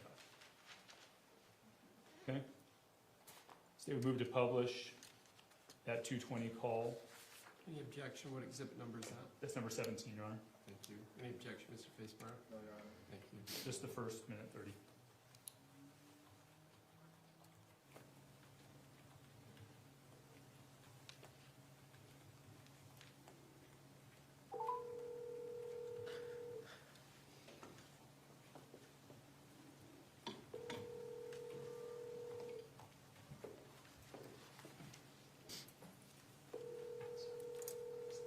Yeah, what's going on? Good, how are you? Pretty good, what's going on? I just called to see how your drive is going. I'm just passing that abandoned water park. Oh, fun, cool. Yeah, I just like ran out, I'm looking at it. Yeah, my mom said if you're too tired, when you get here, that you can always sleep here. She said she'll keep her distance. She'll actually be asleep. Oh my gosh, I'm just not gonna talk, that's all. Okay, or if we want, we can get a hotel.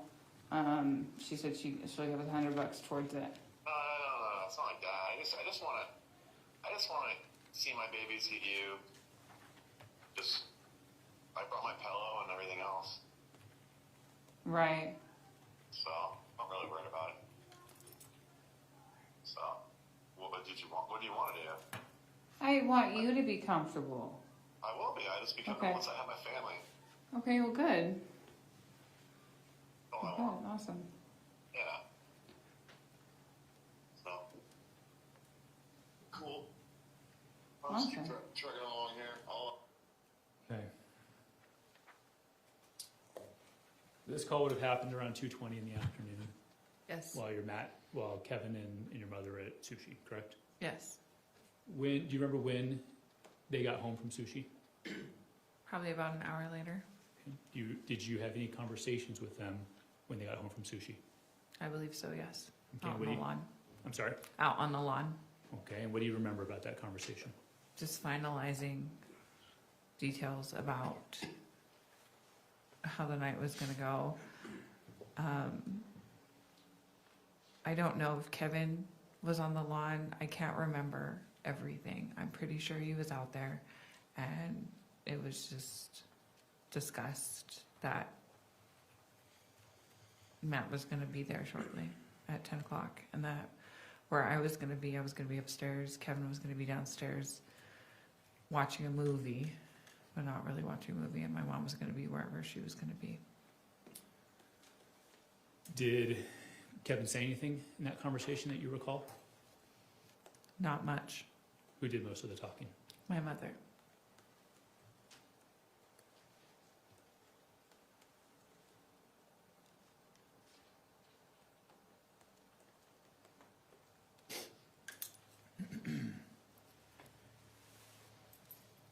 You mentioned earlier, when I asked you if you'd ever talked to Kevin and your mom about this, you said, yes, a few days before or maybe the day of. You remember that, your testimony earlier today? Yes. Okay. Is this the conversation that you were referring to? It's one of the conversations. I know that when I found out Matt was coming out, I went into Kevin's room. I almost sent him a text message, and I was like, no, I'm not going to send him a text message. But I knocked on his door, and I said, Matt's coming out. And I was very tearful, and he knew what I meant, and he knew what was going to happen. I guess that's more hearsay, but he knew. You told him Yeah. that Matt was coming out. Yes. And that would have been the morning of the 12th? Yes.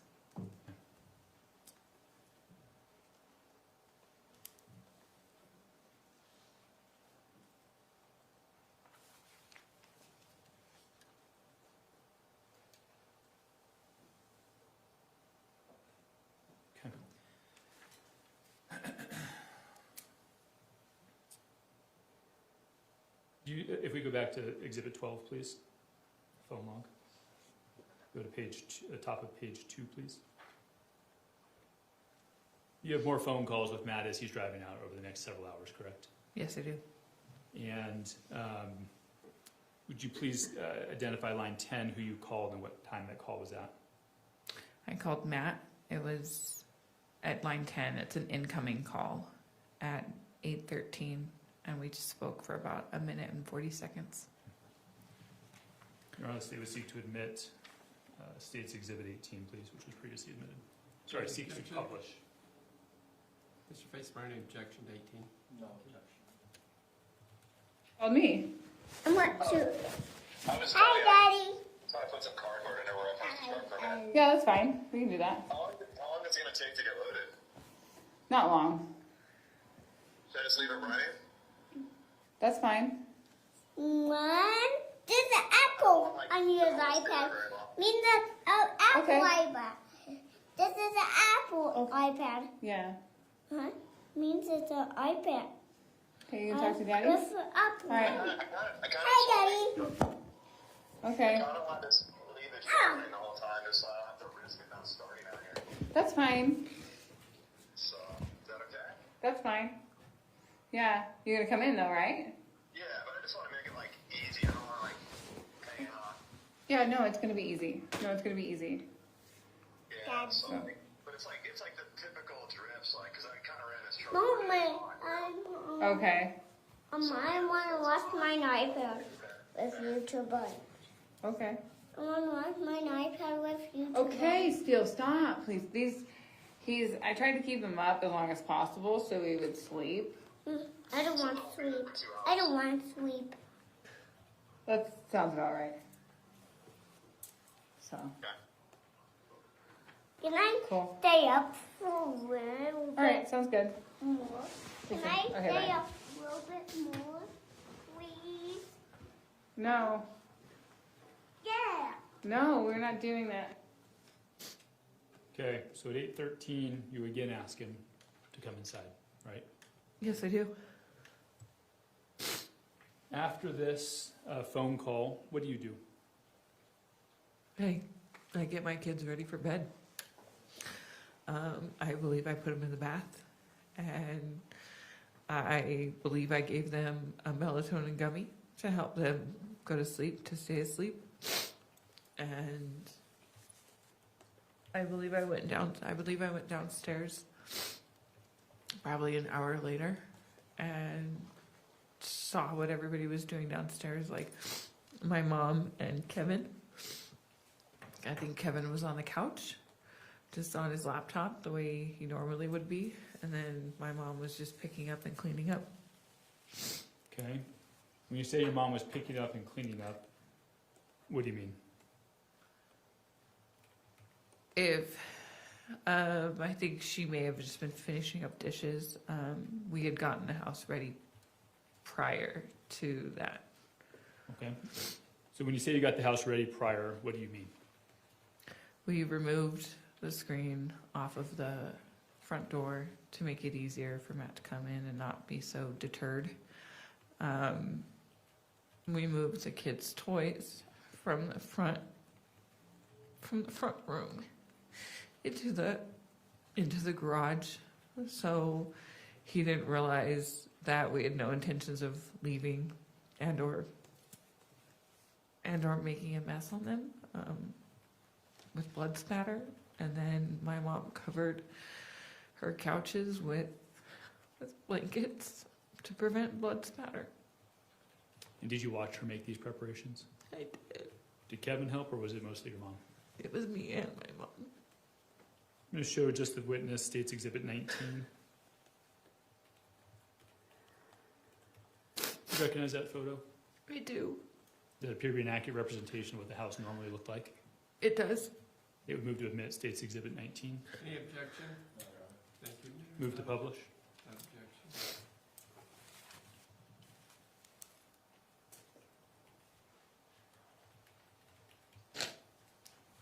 Okay. We're going to talk through that. The toys on the right, what are those in front of? Those are in front of the fireplace. Okay, and what did you and your mom do with those toys? We moved them into the garage. Into the garage or into the office. I can't remember exactly where we moved. Okay. And you referenced a screen. Is that, can you point that out on the picture? So if you see the line on the front door, it's one of those magnetic screens that clicks together when you after you walk through it. It's Velcroed on, and we removed it from the Velcro. Okay. And which couch, or was it all couch? What did she do with, you said something about a blanket on a couch. Right as you walk in that first couch, there was a blanket draped over that one. I don't know, I can't remember if there were, I believe there was 2 blankets, one on each couch. But just to prevent her couches from getting dirty.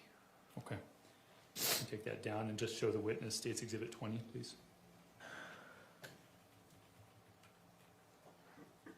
Okay, does that picture accurately reflect what it looked like the night of? Yes. State moves to admit Exhibit 20. Any objection? No, Your Honor. Permission to publish, please. Heard.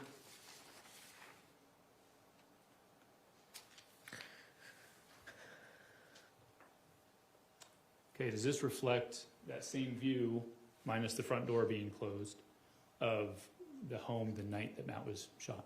Yes, and the office door is also closed. And so that's a difference as well? Yeah. Thank you. Is that the blanket you were referring to on that couch on the left? Yes. And then the toys are gone? Yes. Whose sandal is that in the front? That's Matt's sandal.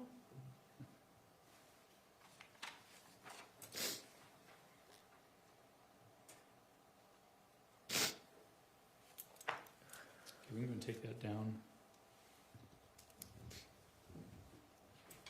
Okay, you said after that 8:13 phone call that you bathed the kids, gave them a melatonin, put them to bed, and they went back downstairs. Yes. Correct?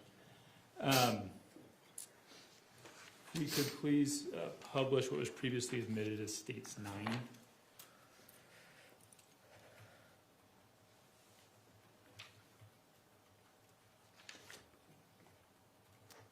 scroll down. Keep going. Okay. So just right around that phone call, at 8:13 phone call, Matt texts you, correct? Yes. Same content we heard in the phone call, put some cardboard down, Yes. right? Okay. You go to your response, the next page. Keep going. Okay, I'll get some ready. All right, and then what's your next message to him? I sent him the gate code At what time was that? at 8:59, And why did you send him the gate code? so he could make his way into the gated community, because my mother lives in a gated community. Could you have gotten in without that gate code? Yes, instantaneously, probably not. He would have to wait for another car to follow in. And trail him in? Yep. Okay. And then one more, go down one more page, please. And what's that, a picture of? That's a picture of the front of the house with the cardboard in front of it. Okay, what time do you send him that? 9:05. Thank you. Okay, we can pull that down.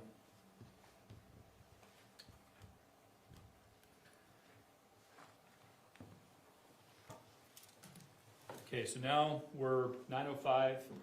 You're back downstairs from putting the kids to bed after giving them a bath, roughly that 9 o'clock time frame. Did you talk about anything with Kevin? No, I did not. I don't believe so. Did you see him? I think he was on his laptop watching a movie. Okay. What about your mom? Did you talk to your mom anymore? I spoke with her before that, when we were getting things ready.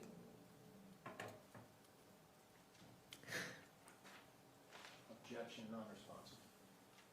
She's answering. She said, I spoke to her when we were getting things ready. The question was, Your Honor, was after she laid the cardboard, you got a conversation? That's really a yes or no, and then a follow-up is what would be, so let's go that direction. I think I sustain the objection. After the cardboard was laid, did you talk to your mom anymore? Yes, but I don't recall what it was about. And did you, what steps did you take next between then and 10 o'clock? I was just upstairs, just scrolling on my phone. What did you observe next? At 10 o'clock when he pulled up. Whatever you remember next. At 10 o'clock when he pulled up. And then I just remember, I'm 99% sure that he rang the bell. Nobody answered the door.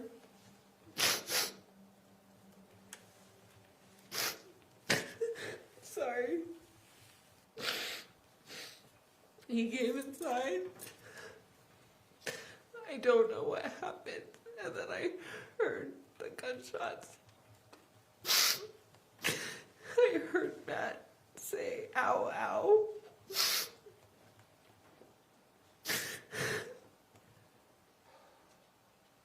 And then I heard my mom and my brother talking about putting the knife in his hand.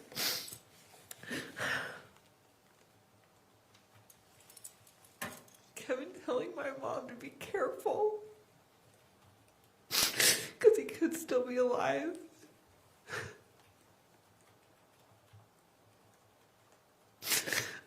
I remember my mom coming upstairs and she said,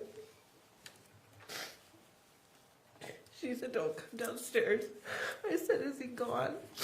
She said, yes. I said, you need to call 911. That's when she went downstairs and called 911. And what do you remember next? I was sitting upstairs. The cops came in probably about 1 to 2 minutes later after my mom went downstairs. It was really fast. They escorted my mom and my brother out, and then they called up to me to make myself known. I made myself known and I said my kids are upstairs sleeping. I came around the corner to the stairs and I saw it. And I saw Matt at the bottom of the stairs and I was escorted out.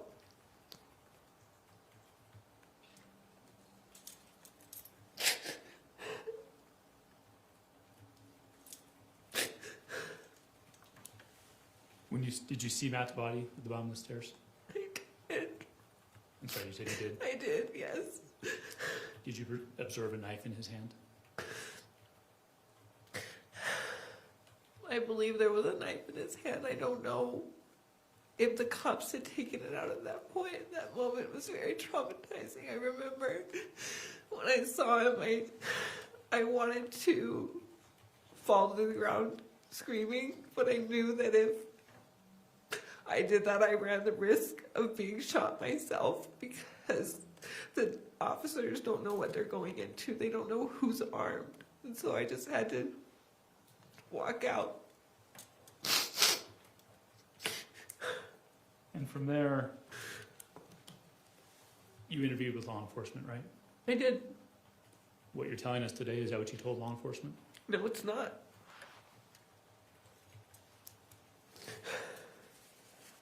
Had you had a conversation with your mom or Kevin? Well, let me do it one at a time. Had you had a conversation with your mom about what you to tell police? Yes. And what were you supposed to tell police? That Matt had arrived later than he had actually gotten there, that he came in angry, that he was just aggravated and mad when he came, and that he was mad on the phone. Was Matt mad on the phone? Not entirely. There was an instance where he was, I don't remember the restaurant, but he said that he was getting irritated at one of the workers, that they were being rude to another customer. But not mad at you? Not mad at me, no. Did you hear an argument downstairs before the gunshots? No, I did not. Did you hear any exchange before the gunshots? No, I did not. Based on the layout of the house, would you expect to have heard conversation if it had occurred? Yes, I was sitting up right on the top of the stairs, like on that on a landing.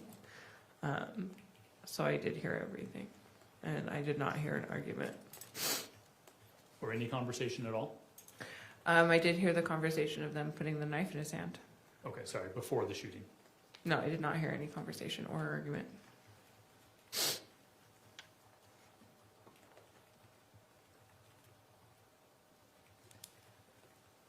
Do you know,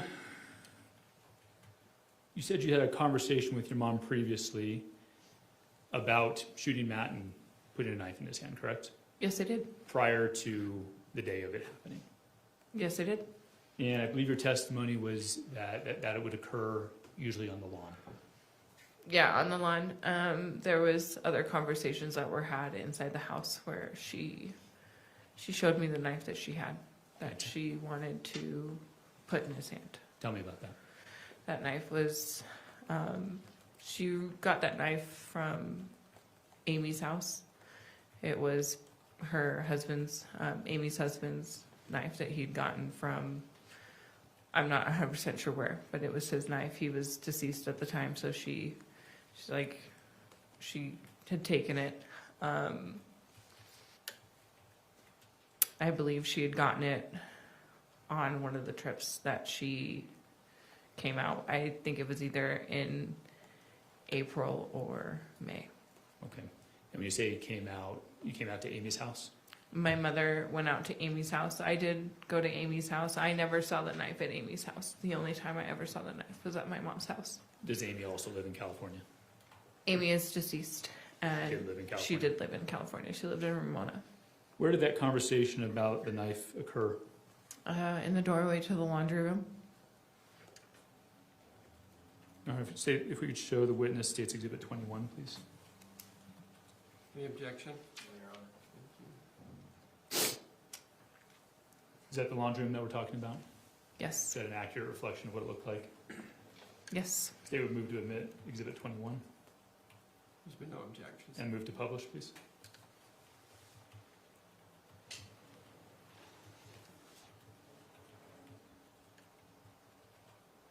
Okay, is this the laundry room where you had that conversation?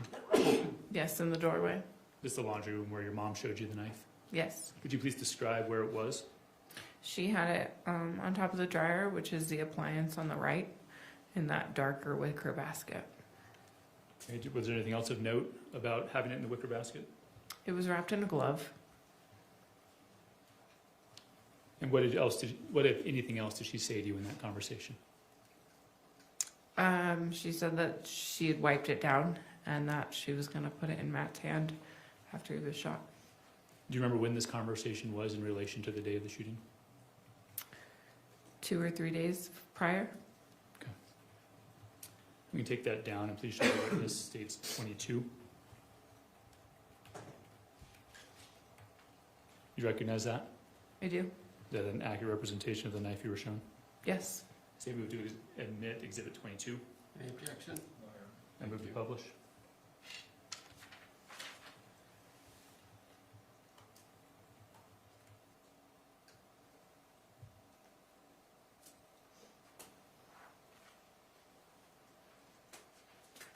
Is that the knife that you were shown?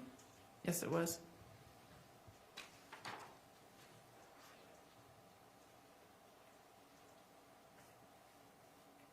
Okay, I'm going to take that down.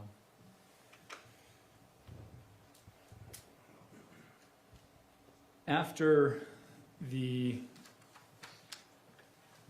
shooting,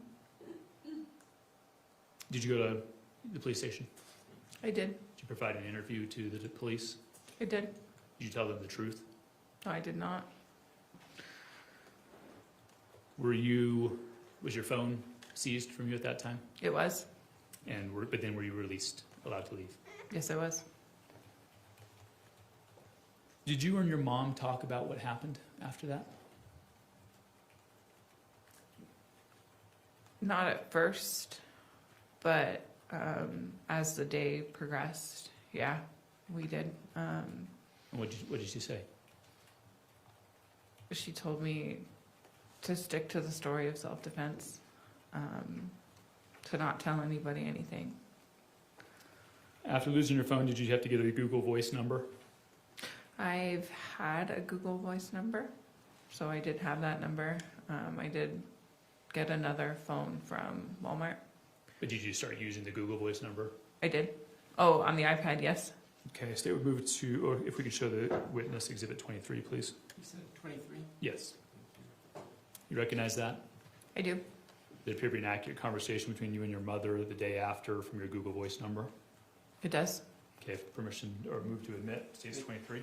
Any objection? No, Your Honor. Thank you, so admitted. And publish, please.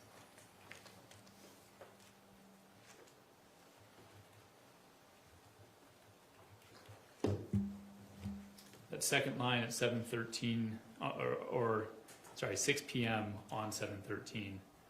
Would you please read that message from Tracey? Do not talk with Diane about anything that happened. It can be used against Kevin, so don't tell what happened. And the next one, please. Just say it was a blur, or you don't want to talk about it right then or whenever. Thank you. We can pull that down.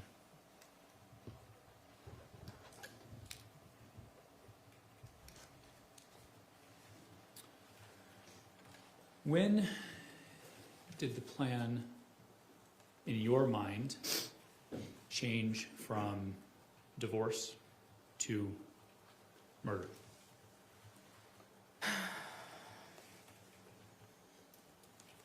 I think about a week after I had been out there. A week after being out in Utah. Okay, so you started talking about it then? Yes. But were you still trying to pursue divorce? I knew that divorce wasn't going to be...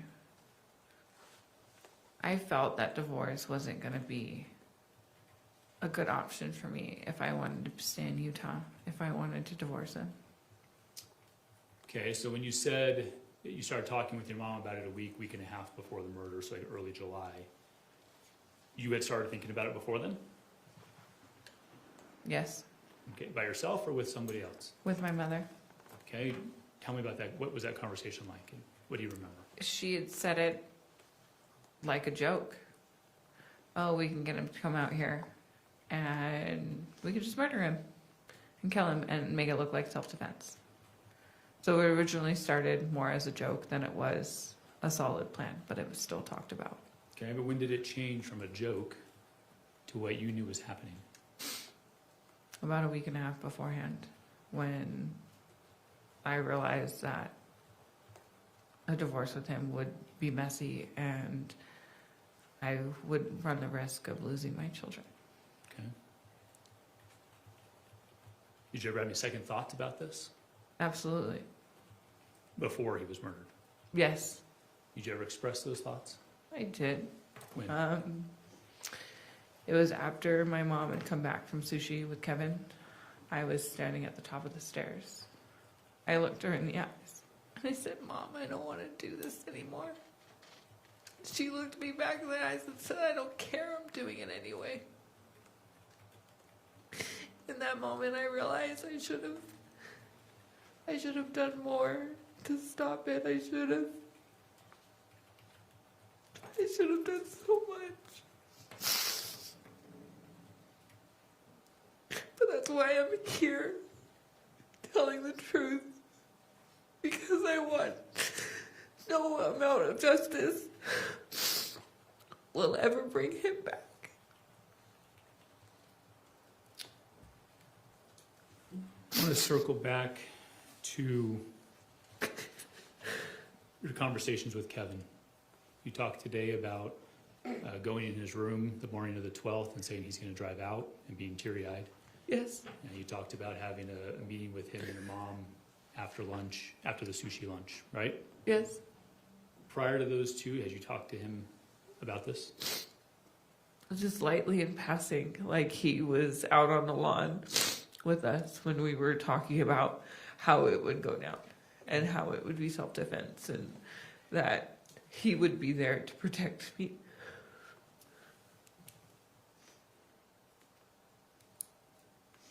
You engaged in through your attorney, a negotiation with the state, correct? Correct. And is it fair to say that you didn't share that information with the state at the time? No, I didn't remember everything, and I guess I was trying to protect Kevin more so and realizing that I can't protect Kevin. Okay. I want to tell 100% the truth. Is there anything else? Even if it gets me more time, that I wasn't 100% truthful, I want to be truthful now.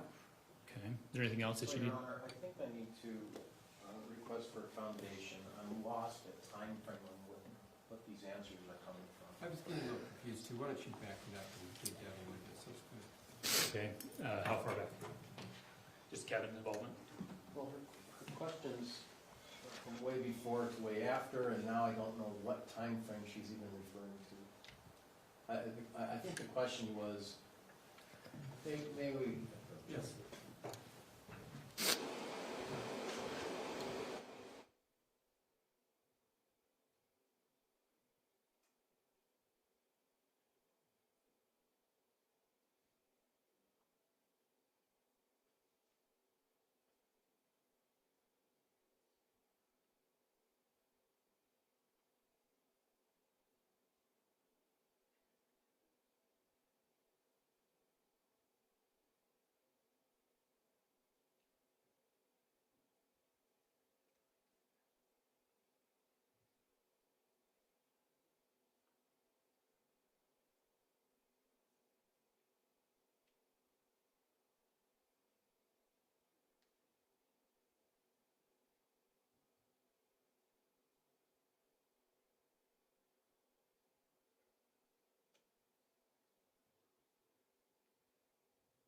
Thank you, gentlemen.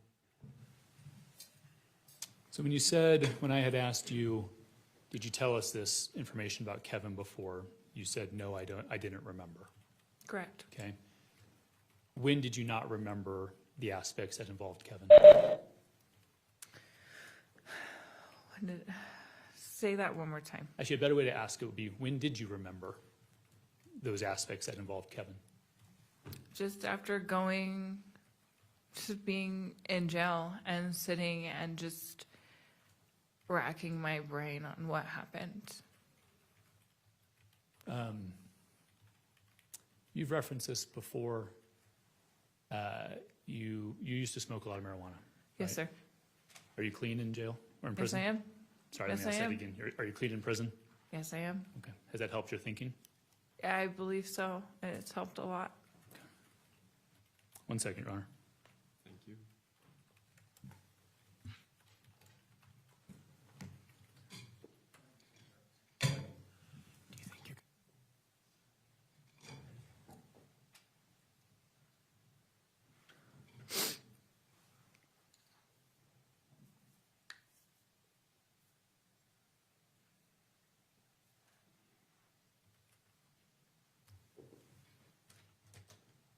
Just one piece of cleanup, and then I'll pass the witness.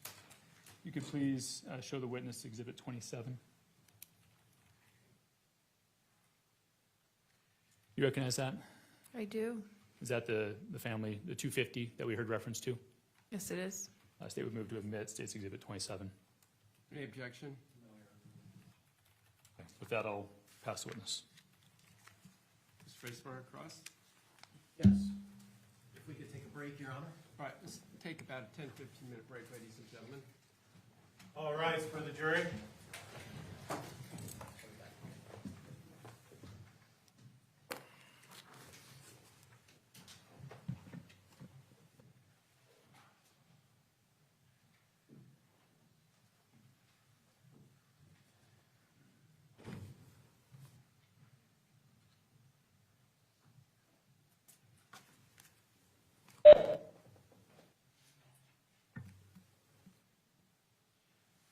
All right, thank you. Please be seated. Nothing from the state put on the record, am I correct? Correct. Looks like Mr. Facemeyer has stepped out. So let's just take about a 10, 15-minute recess. Thank you. We're in recess.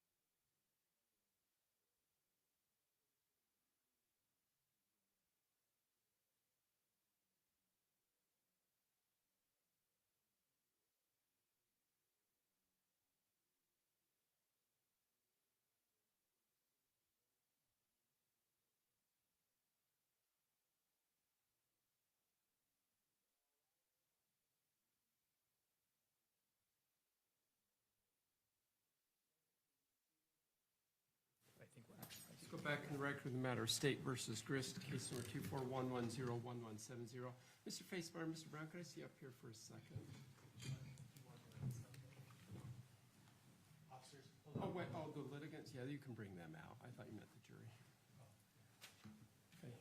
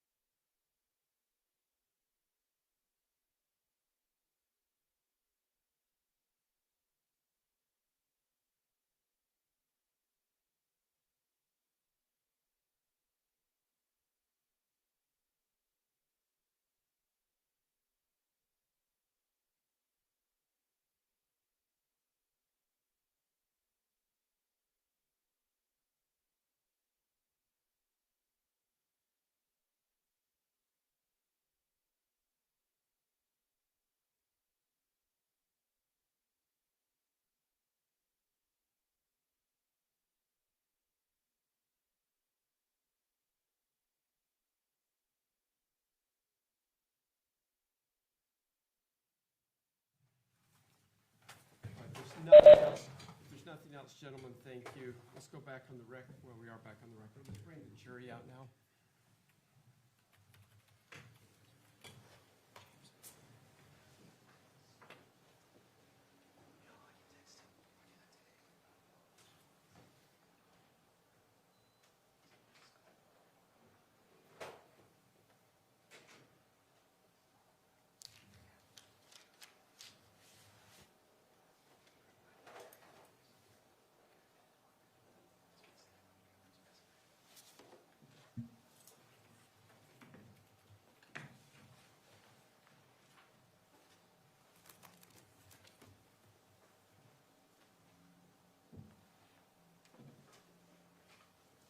All rise for the jury.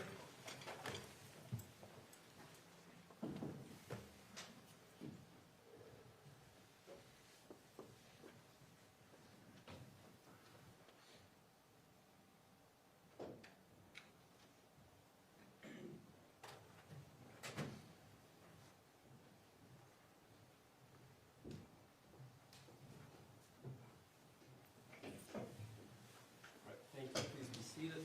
Mr. Facemeyer, the witness is yours.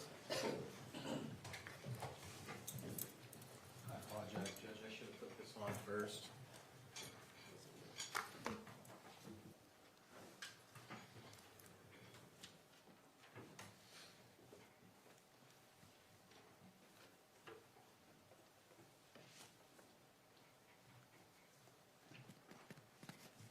Is it working? Yeah, it's working.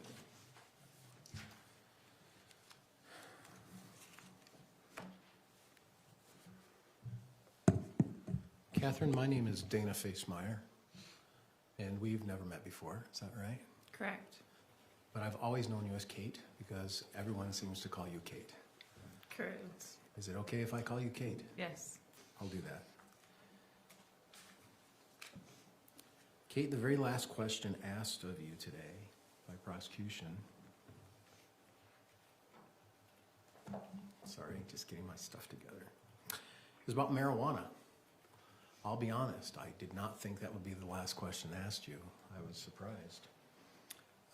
And you said you use marijuana, or you had used marijuana. Is that right? Yes. And you've now been incarcerated. You're wearing a prison uniform, correct? Yes. And so I assume you've been clean off controlled substances for some time. Yes, I just received my 18-month chip. 18 months. That means you've been incarcerated 18 months. Yes. And congratulations. Being clean is being happy. Yes, it is. Yeah. Do you feel that you've had any disabling effects from your marijuana use? I believe so. What are some of those effects you've experienced? I'm just not myself. I don't think clearly. You're almost in a, for lack of a better word, psychosis. Yeah. You're aware of marijuana psychosis then, right? Yes, I am. Yeah, the National Institute of Drug Abuse refers to marijuana as being a substance, the cannabinoid, as causing psychosis. You're aware of that? Yes. What other symptoms do you think have you experienced due to your marijuana use? I'm not 100% sure. Lack of memory? Yes, lack of memory, slowed reaction. And today, the problem we have with this case is we're asking for you to have great memory, aren't we? Yeah, and I've never had great memory. Yeah. So. And so that's hard. And it's not anyone's fault except really your own that you decided to be a chronic marijuana user. Is that right? I would disagree. I've had a lot of childhood trauma, and I don't remember a lot of my childhood. And Okay. I did not start smoking marijuana until I was 17. 17. So this picture is right near you. I think this is Exhibit 1. Is that right? This picture, Exhibit 1, is your family tree in a large sense. Is that right? Yes. And left out of this picture are is your father or other fathers, except for Matt. Is that right? Correct. But you did state in your testimony that you were visited in Temecula by Terrell and your father. He was in the car with her. Yeah. At the time, I didn't really have a good relationship with him, so it was... At the time you did not? Yes. Okay. So it was just more or less an in passing kind of thing. Okay. I didn't really have much of a conversation with him that day. How old are you today? How old am I? Yeah. I'm 38. 38. And so you were first incarcerated when you were 36? Yes, I 37? believe so. 36? October 29th of 2024. So if I go 18 plus 18, that's 36, right? Okay. And so half of your year, or half of your life, has been being a chronic marijuana user. Is that right? Sounds about right. You also talked about that you had a trailer on your property in Temecula that was your smoking trailer, I guess. Was there a different Yes. name for it? I called it my smoking camper because it was a little sliding camper that you put. It actually went in the back of, it fit in the back of the truck that we owned. So it was a little camper. It didn't have wheels. But was this your place? I shared it with my husband, but he had gotten it for me. Yeah. And was he a marijuana smoker as well? Yes, he was. And was he a drinker as well? Yes, he was. Were you a drinker? Not as heavily as he was. I quit smoking. I quit drinking about, I want to say January of 2024. Okay. Is that what it is? Yeah. Yeah. Okay. So with this marijuana use, the purpose of the marijuana use, I would imagine, would be to have, to get high, right? That's one purpose. Yes. And did you have any other purposes for your marijuana use? I liked it to suppress my appetite, and I enjoyed the actual recreational of the smoking. Yeah. And through 18 years of it, you and Matt joined in that marijuana partying kind of experience, or smoking kind of experience, right? Correct. And in California, there came a point in time where it was legal recreationally, right? Yes, it's been legal recreationally for a long time in California. Well, that's where it ended. It ended with marijuana, so I thought we'd at least talk about that, where it ended. So thank you. Okay. In your family tree here, we have Tara Lynn, whose name is Fisher, but that's not her last name, is it? That's spelt incorrectly, but yes, that is her last name. F-I-S-C-H-E-R. Thank you. But Tara Lynn's maiden name is what? Ellis. Ellis. And then there's Kevin Ellis. Yes. And then there's Kathryn. Are you an Ellis? Yes, I am. And then there's Tim Ellis, right? Yes. And all 4 of these kids are Tracey's children, right? Correct. All 7 of those are her children. I understand. But all 4 of them have from the Ellis line of family. Is that right? Yes. And then we have Rachel Jorgensen, but that's her married name, right? Correct. What's Rachel's last name? Trujillo is her maiden name. Okay. And then we have Jacob Trujillo, right? Correct. So that's a different father, Rachel and Jacob, for the other 4 children. Is that right? Yes. And then we have, I'm just going to call her Rory. Everyone else calls her Rory, and I used to live in Aurora, Illinois, but I'm going to call her Rory, if that's okay. I call her Ari, but yes, call Ari? her Rory. Okay. And Ari France. Yes. Is that a different father than the Trujillos? Yes. Okay. So we have Mom, Tracey, my client, your mother, and she has three groups of children from 3 different men, right? Correct. So can I ask, how did Tracey end her relationship with Mr. Ellis? I was 9, so I'm not 100% sure. I'm pretty sure there was infidelity. Did she kill him?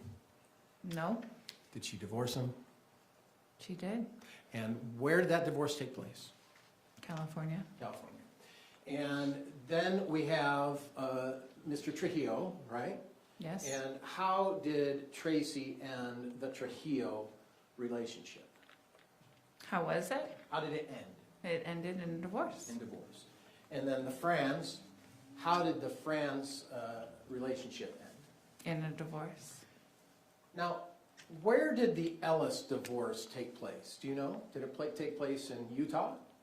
No, it took, I believe, the only divorce that took place in Utah was the one that she had to Bruce Grist, the last name that she carries now. And that one took place in Utah. Every other one took place in California. So all of these children portions took place in California. Correct. Okay. And it turned out okay, didn't it? Sure. I mean, the kids were with Mom, right? Mm-hmm. And, Yes. and you had a life with 7? 1, 2, 3, 7? I mean, you were one of 7, right? And it was okay, wasn't it? Yeah, it was okay. And the life didn't come to an end because your mom got a divorce in California. Correct. And it didn't come to an end after the second divorce in California. Correct. In fact, you saw your mom doing some pretty good things during your life. And I don't mean things like creating Google or Apple.com, but she did some pretty good things while living in the Temecula area as a divorced woman. Is that right? Sure. She had a job?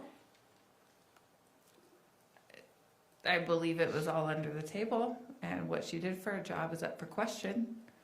She had a job? Do you remember that question? That's a yes or no. No, I don't remember her having a real job. So she never worked, to your understanding, during the time that she had the kids, the 7 kids. Yes, she worked. Okay, thank you. That wasn't a trick question. I was just trying to give you a question. And I guess the question is, and this whole question that everybody in this case is asking is, why was it necessary to go from I can't get a divorce and I'm going to lose my kids when you have a prime example right here, of someone who got a divorce and didn't lose their kids and didn't kill anyone to get it to happen? So why do you think the reason is that you chose to be a murderer? I don't think that's a fair question. It was planned by my mother. I see.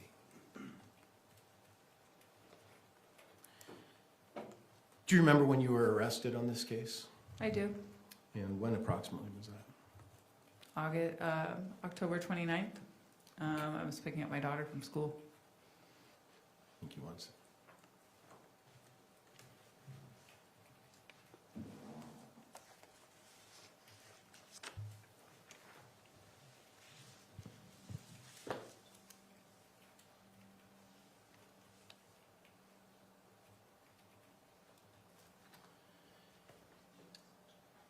Okay. So, is there a reason why you felt murder was the more appropriate end of your relationship with Matt than divorce? Because my mom posed it as the best idea. Do you remember saying here in court today that the reason you did is because you didn't want to lose your children? It was one of the reasons why, yes. Why would you think you'd lose your children? Because he would take them away from me. Why would he take them away from you? Is he a better parent than you? No, but he would. I feel like he would say what he needed to say to get me to look like an unfit mother. Are you an unfit mother? I don't feel I am. Okay. Are there any examples in your possible divorce world where you could have shown that you are not an unfit mother? That you cared for your children? Yes. That you fed your children? Yes. That you provided for your children? Yes. That Matt was somewhat aggressive with the children? It's a possibility. Well, is that or not that you could have provided that information? I have no police records of me calling the cops on him, but I have multiple voice recordings and videos, but they were recorded without his permission, so it's not something that I would be able to use in court. Who told you that? California? Who told you that? I don't know. Did anyone tell you that? I don't know. You just making it up?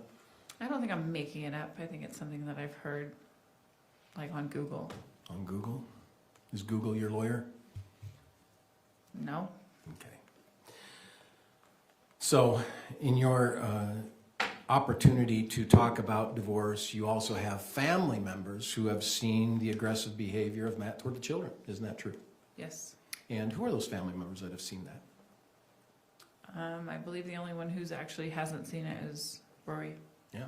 So you have a bunch of witnesses you could have come and testify why you should be the custodial mom, right? Sure. And Matt should not be the custodial mom. Or, I'm sorry, the custodial father, right? Yes. Very similar to the example your mom has set, where your mom has been the custodial parent of the Ellis kids, right? Yes. And your mom was the custodial parent of the Trejo kids, right?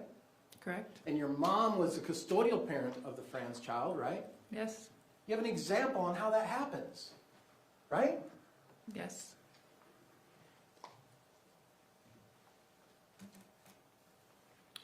Why did you continually take recordings of yourself and Matt during arguments? Because like I said prior, I have a terrible memory, and especially in traumatic experiences, I forget what's said. So I originally recorded them so I could replay them, so I could remember the terrible names that he called me, the crappy things that he accused me of. Like what? Calling me a bitch, telling me that I was a cheater, I'm sorry. telling me... Yeah, my question, like what was, you said of the things he accused me of. What did he accuse you of? Calling me a cheater, telling me that all my life choices are the reason why we are in poverty, telling me that the reason why our truck is breaking down is because I drive it. Do you agree with him? No, I don't. Do you agree that your life choices of poverty are because of you? No. What is your thoughts on why you and Matt were having a life of poverty? He was dealing with a tax issue, and he owed a substantial amount of money And to the that's, IRS. and that's the reason for your poverty. One of the reasons. Is there any other reasons? He didn't have a job. I didn't have a job. He didn't work, did he? No, he did not. Did that help the family? No, it did not. How long did he not work? I'm not 100% sure. A lot? More often than not. Is there ever a time when his work was substantial or the money was not as difficult a situation in your relationship with Matt? Yeah, there was points where he had a substantial amount of money. And what was the income vein during that time? He was a hay broker. A hay broker? Yes, sir. Okay. And any other crops? He did dirt work. He ran a skip loader and a bobcat, and he did dirt work for many different people. Landscaping, excavating style work? Yes, And when did that stop? in 2020. And so from 2020 to 2024, he was not working much. Correct. Were you working much? No, I was at home with my children. So you were the caretaker of the children. I was.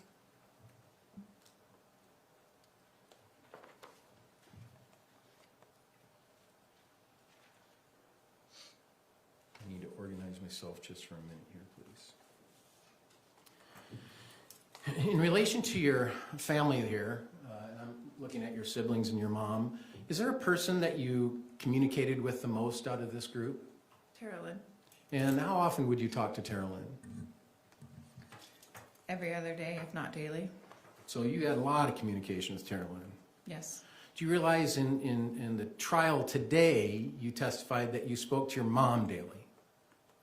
You remember saying that? I don't believe I said that I talked to her daily, but it was at least every other day. When she moved to Utah, when she's in 2020, being in Utah, she worked a lot of hours, and there was more often than not she was tired, and there was only certain points where we knew that we could catch her. Who came up with the idea to move to Utah? Bruce and my mother.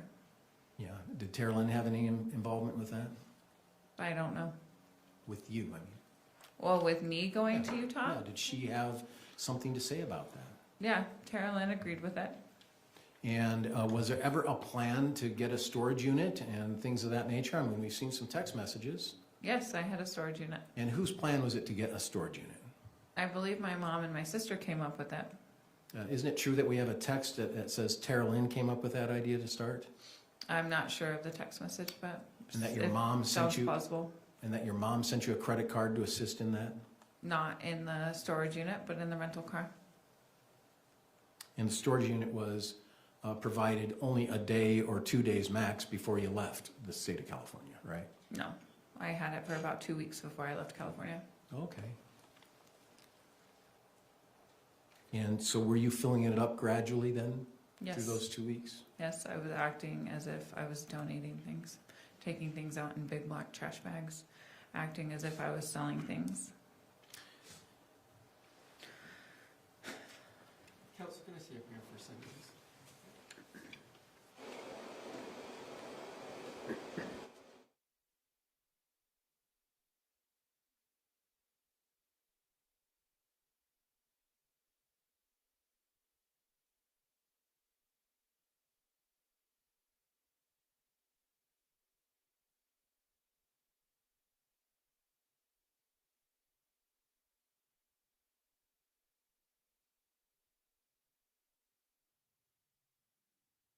you, gentlemen. So as this case began this week, your statement is that you wanted to have an opportunity to provide justice for your children, is why you're here today, right? Yes, Justice for Matt yes, and for the truth. yes, and justice for his family, his friends, his community, my family, justice for everybody. And that's why you're here to testify today. Yes. When did you start thinking about giving justice and truth a try?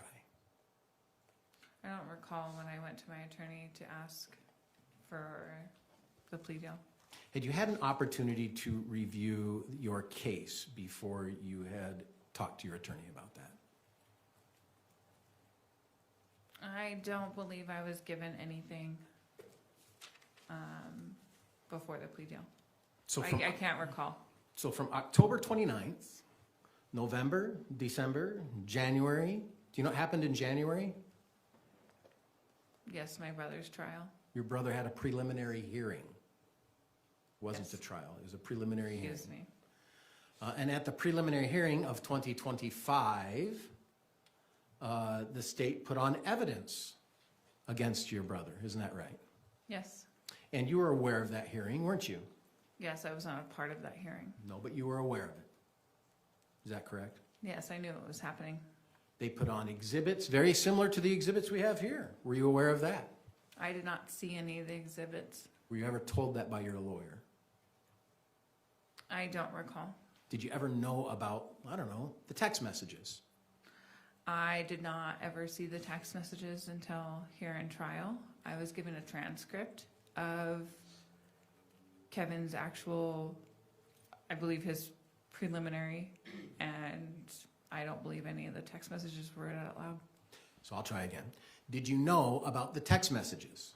That I sent? Yeah. Yeah, when I sent them, I knew about them. And did you know that you were being arrested back in October 29, of 24, based upon these text messages?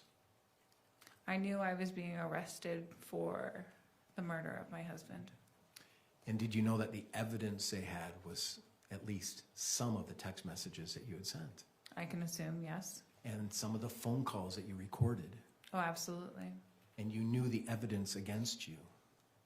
Yes. And you knew the evidence against you in November of 24, December of 24. You knew of the evidence against you certainly of January 24 because your brother spent 2 days at least in a trial setting similar like this where witnesses were called and exhibits were shown to the court. And he was found to have at least probable cause to commit the offenses. You knew that hearing took place, right? Yes. And then you went through February, March, April, May, and then sometime May and June is when you decided, you know, I'm going to come forward and tell the truth. Yes, because nobody else is going to. Because no one else was going to.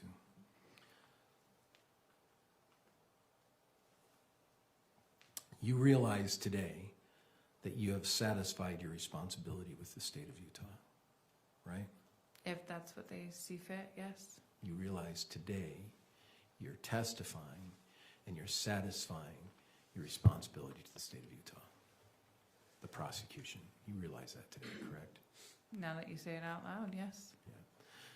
You're only responsible now to the state of Utah is to complete your time. You realize that, right? I do now that you're saying out loud. Makes sense though, doesn't it?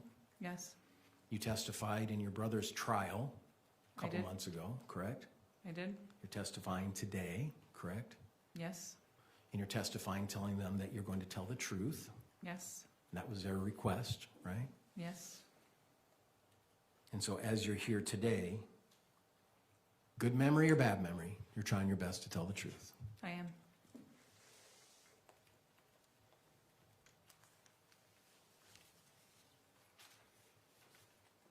I'm a little confused as the case has gone on about some of the charges. You pled to murder, right? Murder in the second degree. In the second degree. Are you aware whether or not there is a murder in the second degree on the statutes of Utah I don't know. I just know it's a second degree felony. on your case? Yes. Yes. Are you aware that in the statutes of Utah, there are no murders in the second degree? And only a plea deal that you got brought it to a second degree? You saying it out loud? Yes. You pled to conspiracy. I did. Was that an option? Well, in other words, were you able to just plead to murder? No. Did you have to plead to conspiracy?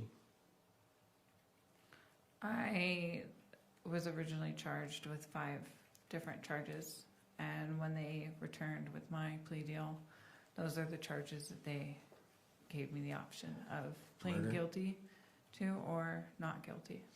Murder, right? Conspiracy, Yes, right? and then criminal discharge of a firearm. Yes, sir. Now, that wasn't an original charge, was it? No, it was not. But in the end, they gave you criminal discharge of a firearm as a first-degree felony. Yes.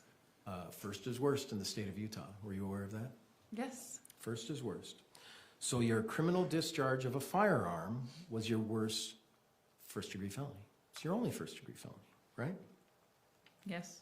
And then you got murder reduced to a second-degree felony and conspiracy a second-degree felony. Yes.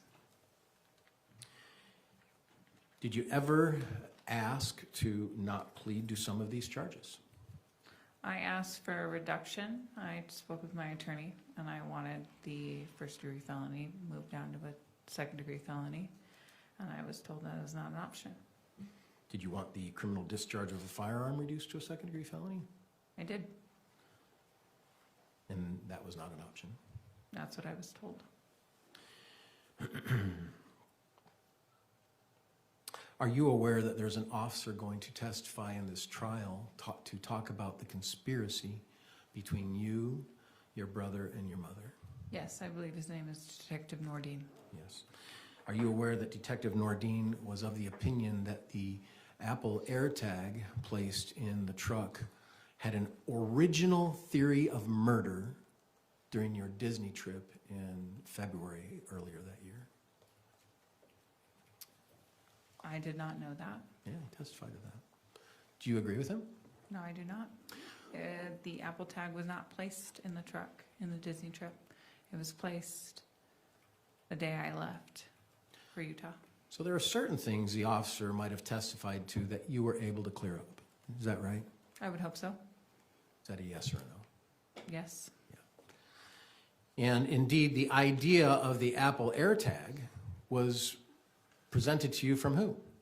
My older sister, Carolyn. Yeah. And she told you, I'd put an AirTag in the truck, right? Correct. And your testimony earlier today was that you wanted an AirTag in the truck because you wanted, hold on one moment.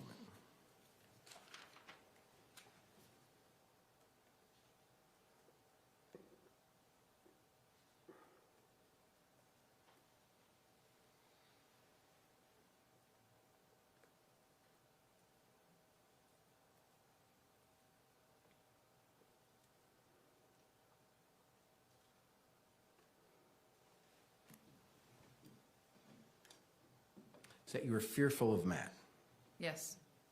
and you wanted to see where he was going. Yes. Why'd you want to see where he was going? Because I was genuinely fearful of him on whether or not he would come and hurt me and the kids. Hurt you and the kids? Yes. Yes. What about if he was going to the bar? Is that one reason why you wanted to have an AirTag in his truck? It was an added bonus, yes. It Okay. also caught him in a lie. I'm sorry? It also caught him in a lie, so I'm thankful I had the AirTag. What kind of lie? He lied to me and told me that the truck was towed, when in fact I knew that it was not. And was this after you'd already come to Utah? This is the day that I came to Utah. Yeah. Now, when you say fearful of Matt, you've described that Matt has not been physically violent with you. Is that right? He has punched me once, but that was years before we got married. Great. When'd you get married? 2016, November 2016. Isn't it true you've previously testified that he punched you early in your relationship? Yes. And your relationship began in 2008? Yes. So is it fair to say in 2008 is when you say that Matt punched you? It was probably 2011. So 3 years into the marriage, halfway. I was into the relationship. In the relationship. Okay. We had a very off and on relationship. It was very toxic. And is that the only time that Matt ever physically assaulted you? Yes. Yeah. He'd never physically assaulted you any other time, right? No, not that I can recall. And especially since the date of marriage to today, right? Correct. But you can't say the same for yourself, can you? I'm sorry. Did you ever physically assault him? We had issues, yes. I got arrested for domestic violence. You got arrested for domestic violence. I did. And why do you think Matt would now all of a sudden be violent against you, I don't know, 18 years later? Well, like 2011, you said, was when the assault allegedly occurred when he punched you? Yes. Okay, so that's 21, that's 10, 5, 15 years later. Why do you think all of a sudden Matt would become violent? Because he was very verbally abusive. He would scream in my face. Did you ever scream in his face? Not as bad as he would scream in mine, but yes. Yeah, indeed, you have videos of you and he screaming at each other, right? Yes. And do you remember the video about the wet tortillas? Sure, yeah. And you videoed a video between you and him arguing with each other. You remember that? Mm-hmm. Yes. And you did it subversively at first, didn't you? He didn't know you were videoing him in the beginning of that video, did he? No, and that's why I can't use a lot of it as ammo against him. Why? Why? Because it wasn't recorded without it was recorded without his knowledge. So what does that matter? I don't know. Me neither. I mean, I'm a lawyer and I don't know what you're saying. Okay. So you had a video of you and him arguing in front of each other, right? Mm-hmm. About a wet Yes. tortilla on his dinner. Yes. Being basically abusive to each other, weren't you? Sure. According to your definition of abuse, yelling and being verbally abusive. That's what you have defined as abusive, correct? Yes. And do you remember who else was in the room during that video? My children. Yeah. So you videotaped your children and you and your husband being physically abusive to him. How long did that video last? Do you remember? No, I don't. More than a minute? I don't remember. More than 5 minutes? I don't remember. Do you remember sending it to your sister? I do. Why do you send it to your sister?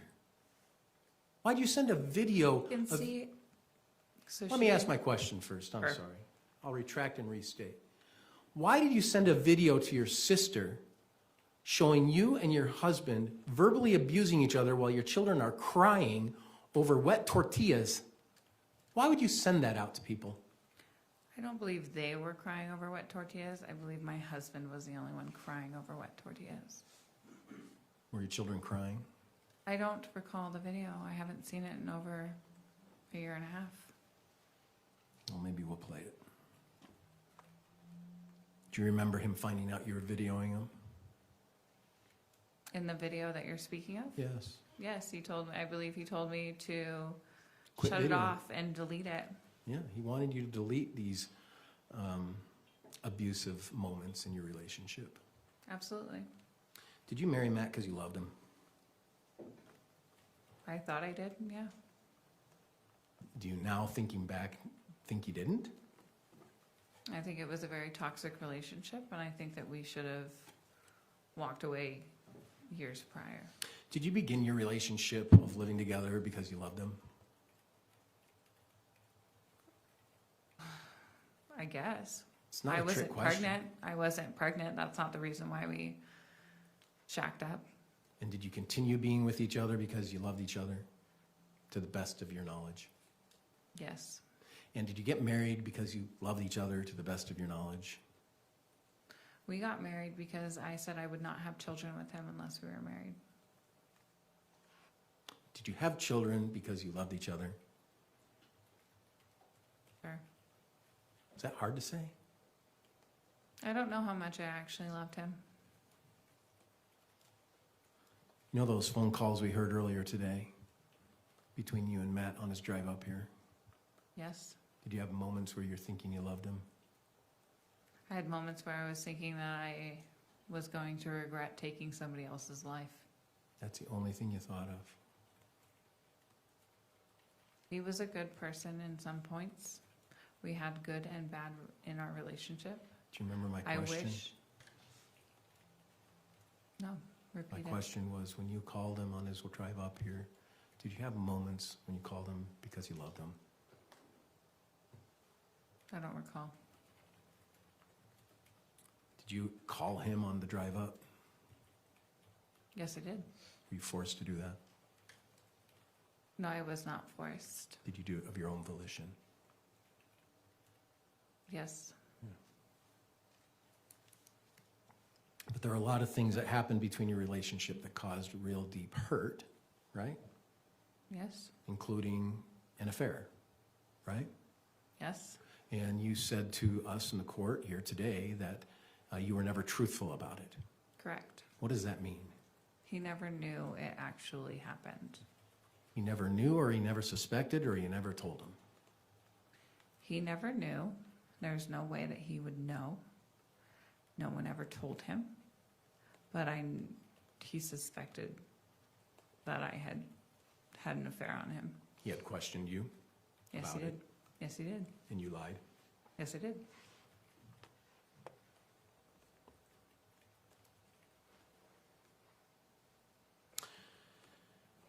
Do you recall a conversation that you had with Tracey regarding Kevin and his willingness to kill Matt? I don't know if it was willingness to kill him, but I know that she had posed a situation to him. Were you there? No, I was not, Then how do you know? because she texted me about it. You said Kevin's willing to kill Matt. She said Kevin's feeling suicidal, and I told him, she being I, that she told him that if he was going to do it, go off Matt first, and then he can finish himself off. Let's talk about Kevin for a moment. Do you know how long Kevin had been living with Tracey up to the time you came to Utah? I believe 3 years. 3 years. I believe 3 years. I could be mistaken. And what was the impetus of Kevin moving in with his mom? He got a restraining order and broken up with. Had a restraining order put on him, and he had moved from Chicago to Utah. So he was in Chicago, and he went to Utah because he had broken up with a girlfriend. Yes, I believe it was his fiance. And when he came to Utah, was he depressed? I wasn't there when he got there. I was not around, nor did I text him, but I can assume.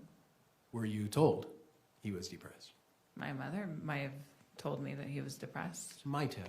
Does that mean you don't recall? Correct. So you don't recall your mom saying that Kevin was depressed? When he first got out there, I don't remember whether or not she said he was depressed. I do remember her saying that she had to talk him off the ledge a couple years later. A couple years later. Was this before the Disney trip? I believe it was after the Disney trip. So many years later, after the Disney trip, he was depressed. Or not many years. It was a couple. Many years 2 after he came to Utah, he was depressed. So if he was only in Utah for 3 years, and then a year later, 2 years later. Isn't it true that actually Kevin suffered through depression well before the Disney trip, and the Disney trip he was just fine and had a great time? I didn't spend much time with him on the actual Disney trip. We saw each other in passing. I believe he would be fine, but who's not going to be fine when they're at Disneyland? So is that a yes or a no? Yes, he was fine at Disneyland. Thanks. And isn't it true that his depression was many months before Disney? And isn't that true? I believe that he had depression mostly throughout his life. And were you aware that he was in some therapy or counseling about depression? No, I was not aware of that. Were you aware that his mom actually got him some assistance to deal with the depression he was dealing with? No, I was not aware of that. Is this the first time you're hearing of it? Yes.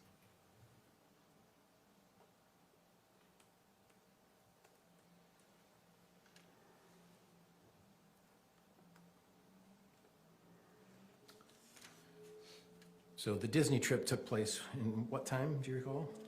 February of 2024. And what caused the hardship between you and Matt in relation to the Disney trip? His drinking was the start of it, and he was rough with the children. He got mad that they had spilt goldfish crackers on the bed. My sister had brushed it off the bed. Now, was this at Disney? Yes, this is in the Disneyland Hotel. So I'm going to pause because that wasn't my question. I think that's my error. I didn't properly state it. Are you familiar with the time in which you said, at this point, I don't know if Matt will be going to Disney? Correct. That's the event I'm referring to, Okay. so I apologize about that. That's exhibit number 28, page 3. Looks like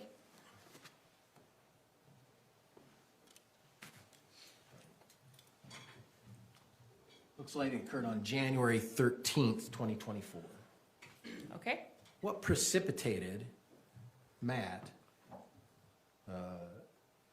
not going to Disney in January of 2024? I believe it was just one of our arguments. It probably had something to do with the truck. It probably had something to do with me, quote unquote, having an affair. Was he right? No, because the affair was a one-night stand. Was it close in time to January or December? Or No. No, okay. So he had suspicion, and so you're just continually bickering and battling with one another, I guess. Is that? Yes. Now, Disney didn't just come together in a weekend, did it? No, it did not. Indeed, this was a big Disney trip, wasn't it? Yes, it was. This is a Disney trip that had you there, right? Yes. Matt, Yes. Cheyenne and Steele. Yes. Did Lucas go? No, he did not. Okay, Cheyenne and Steele. And then Tara Lynn, right? Yes. Her husband, Dan, David. their children. Yes. And then Kevin Yes. and Rachel, Yes. Tim, Yes. everybody, right? Yes. Even a few you're missing. Yeah. How many total, do you remember? 18. I know you love Disney because I've read testimony before. You do love Disney, right? I do. Happiest place on earth, right? Yes, it is. Yeah. And so this experience was quite grand for the family, wasn't it? Yes, it was. And how many days were you guys in California doing that? I lived in California, I know. but my family had come in for, I believe, 4, maybe 5 days, but we attended the parks for 3 days. That's awesome. And in Utah, we say going to California, but when you're there, you just, do a day trip, right? Yeah. Here it's different. So how long did you think this planning for the Disney trip took? At least a year, I believe. So it was a plan for, you went in, was it February of 2024? Does that sound right? Yes. You went in February 24, and you're going back to like February of 2023 to begin the plan of Disney, right? I believe so. My mother is the one who did most of the planning. Yeah, but that's pretty close, isn't it? I believe so. Yeah, you guys didn't just stay at the hotel across the street, did you? No, but it's a pretty good place to stay. It is, yeah. But you stayed in the Grand California, is that right? Where'd you stay when you were No, at we Disney? Stayed in the Disneyland Hotel. In the Disneyland Hotel, Yeah. on site, right? Yes. And then you in also the Disney bubble. in the awesome. And you also did an Airbnb time, is that right? They did, yes. Yeah. And so this was an event planned for a significant amount of time, right? Yes. And for you to send a text on January 13th to say, I don't know if Matt will be going, that was a big deal, wasn't it? It could have been, yes. He would have just been upset that he was not included. Yeah. Would you say that this was the beginning of the real deterioration of your marriage around that time? Or was it before that? I would say it started in June of 2023. And once again,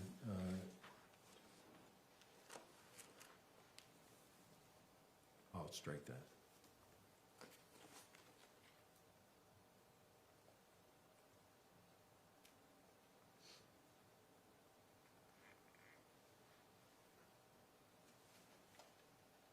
And so was your understanding at the beginning of this Disneyland adventure that all of these family members would be going, Yes, plus some. plus some? And so Kevin would be going? Yes. And it was, now I'll go to the question that you and I mistook. There was an experience at Disneyland where one of your siblings told you about Matt's bad behavior. Is that Correct. right? What happened? My children were, it was Cheyenne, Steele, and Terrelyn's 2 children, and they were hanging out in our room, Matt's and my children's room, and my kids spilt goldfish on the bed, and he was upset, and my sister said, "Oh, man, it's no big deal," paraphrasing, and she brushed off the crackers onto the floor, and he proceeded to get very upset, and instead of confronting my sister about it, he took my children into the bathroom, and my sister said she heard spanking and my children crying. Who in your family became aware of this? As far as I know, it was Tara Lynn. I believe her husband. I don't know who else became aware of it. I believe Rachel. I don't know how. Your mom? I believe so. Kevin? I'm not sure.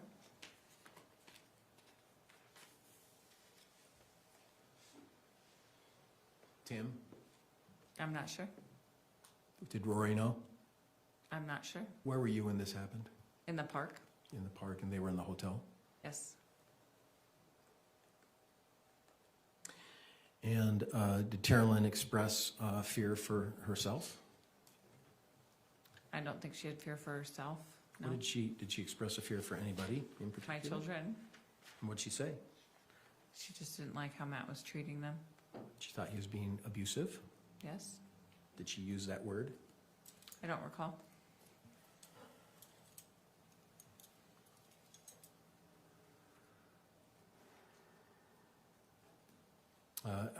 Have any of your siblings or spouses been fearful of Matt? I'm going Yes. to object. This calls for speculation. That's speculation. I'm going to instruct the jury to disregard that answer. Any of your siblings or spouses expressed to you their fear of Matt? I'm going to object. It calls for hearsay. I think that's hearsay too. I didn't ask for what they said. I just asked if they expressed. It's a yes or no, Your Honor. But you had the answer though. It's exactly the exact same thing. I'm going to say okay.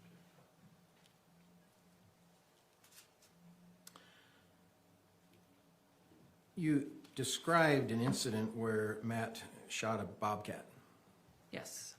Did Matt share that experience with other members of your family, like your siblings or their spouses?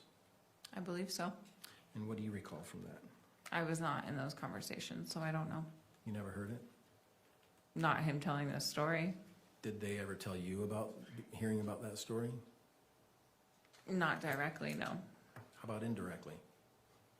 Through the grapevine, sure. Through what grapevine? My sister telling me that her husband was. Again, Your Honor, I'm going to object to hearsay at this point. Getting on hearsay here, I think it's fair to say, to the point that we just got to hearsay is correct. So was Terrelyn aware that your brother, or that Matt had shot the bobcat? I believe so. Yeah, did she tell you she was aware? I believe so. Has Terrelyn ever told you that she's fearful of Matt?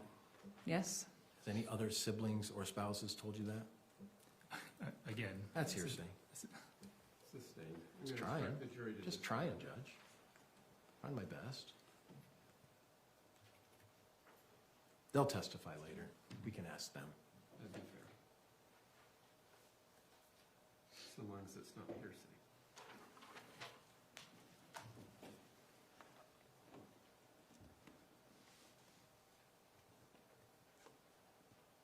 Shortly after Disney, which Matt went to, right? Yes, he did. Shortly after Disney, you had an opportunity to visit with Matt's mom, Diane, right? Yes. And this was in regards, well, I don't know what it was in regards to, but there was a conversation about Las Vegas. Is that right? Yes. And can you tell the court what is the Las Vegas deal in your family with Matt? It was an annual summer trip that Diane and her late husband always planned. And we would go to TD Village where they enjoyed their timeshare.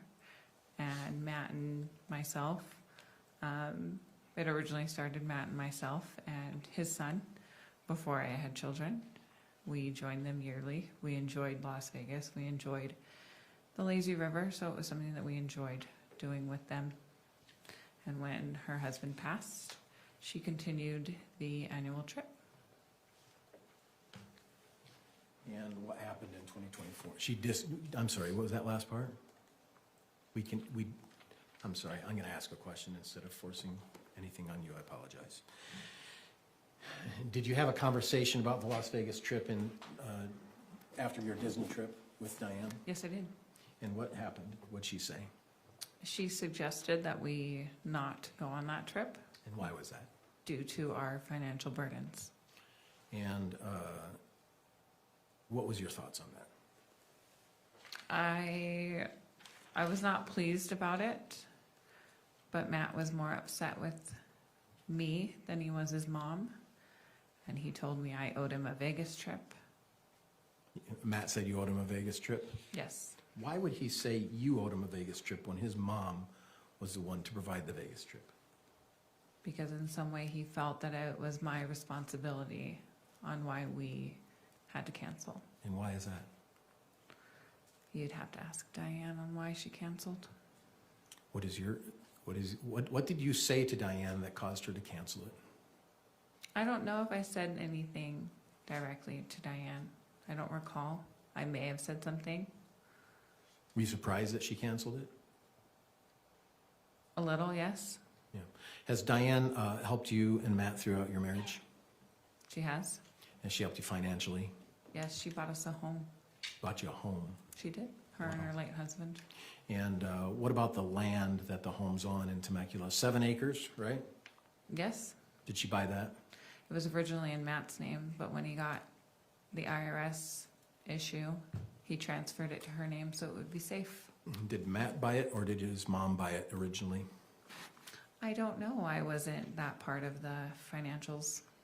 So you weren't aware? You've never been You would told? you would have to ask Diane. I know it was in his name at some point. I know that there were loans back and forth between Matt and his parents, but I do not know the ins and the outs.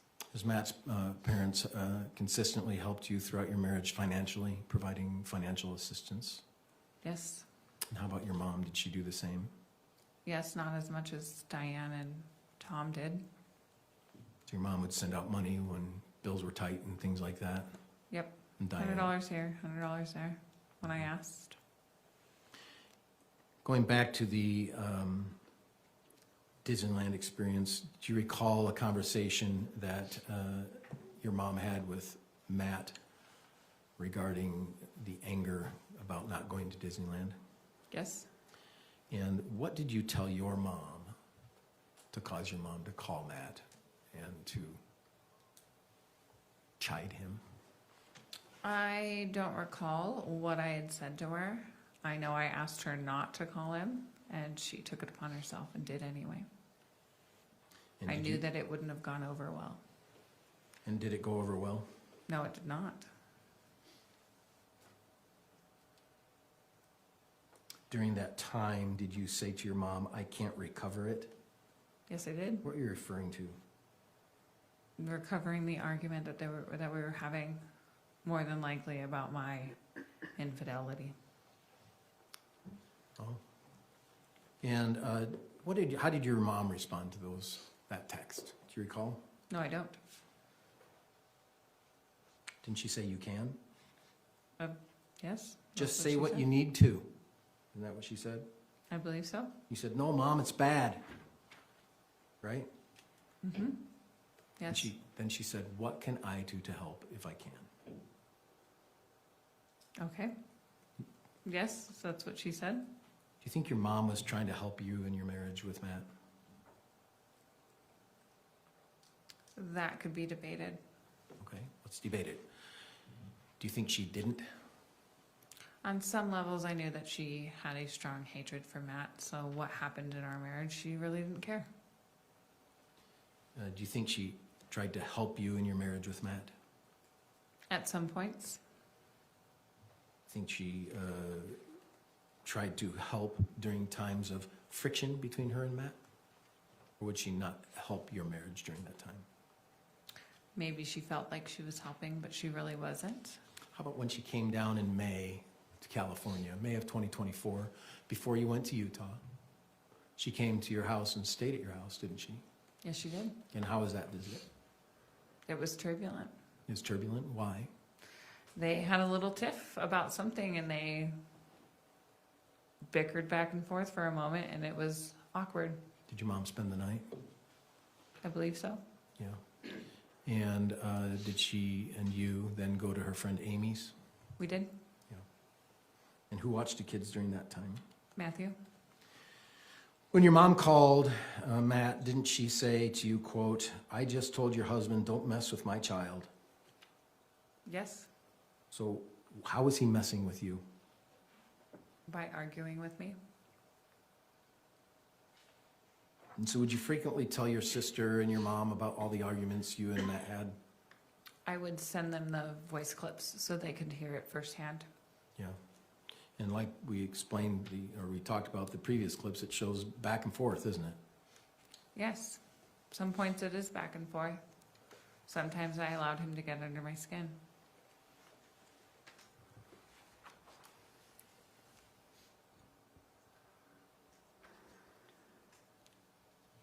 Do you recall when she said, "I'll just drive 9 hours and strangle him"? Yes, I recall that. What was that in relation to? Driving 9 hours from Utah to California. No. What was the event that she sent that text in relation to? The same, I believe the same messages that you're talking about now. It was when she called him and told him, "Don't mess with my child." Right. Right? Do you remember when that was? No. If I told you January 13th, 2024, would you have any reason to disagree with that? No, I would not have any reason to disagree. And do you think your mom was serious that she was going to drive 9 hours and strangle him? I don't know necessarily strangle him, but Kill him. cause him harm. Yeah, she was going to, wasn't she? I feel like she wanted to, And she did, didn't she? ultimately. She did? She went to California and strangled him? No, What happened about a month after that text? I don't know. Could You guys were in Disneyland having fun, weren't you? I don't believe there was much interaction between my mother and Matt. There was 18 of us. There was no way that we were all going to be in one big group. We split off into smaller groups. Sure. But 1 month later, approximately, Matt, you, Cheyenne, Steele, all the family met up at Disneyland, according to the plan, right? Yes. And your mom's threat of strangling you knew to be a joke. Indeed, you testified of that today, didn't you? Yes. But somehow when I question you that, you don't want to acknowledge that it was a joke. Is that because I'm wearing this suit? Is it because you don't like me? Or is it hard to tell the truth? If you think it's a joke, why don't you just say, it was a joke? Because on some level, I really honestly don't think it was a joke. Okay, then tell me on what level. That she wanted to cause Matt harm. And he's not...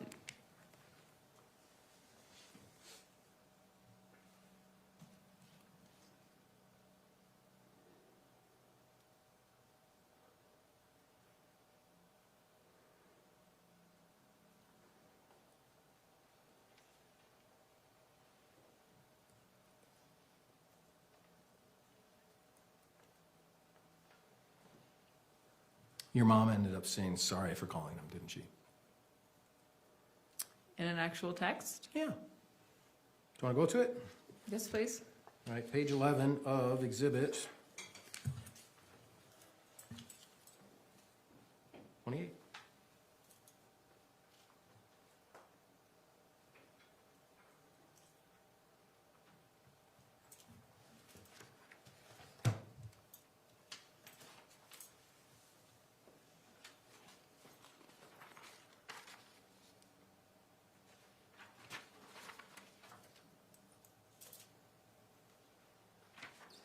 I don't believe that's what the I'm sorry was in reference to.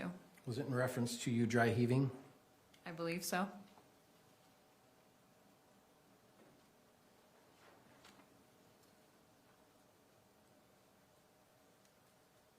And it was in around that time that she said, just come here for a break then. Isn't that true? I believe so. Right after she said, what can I do to help if I can? Right?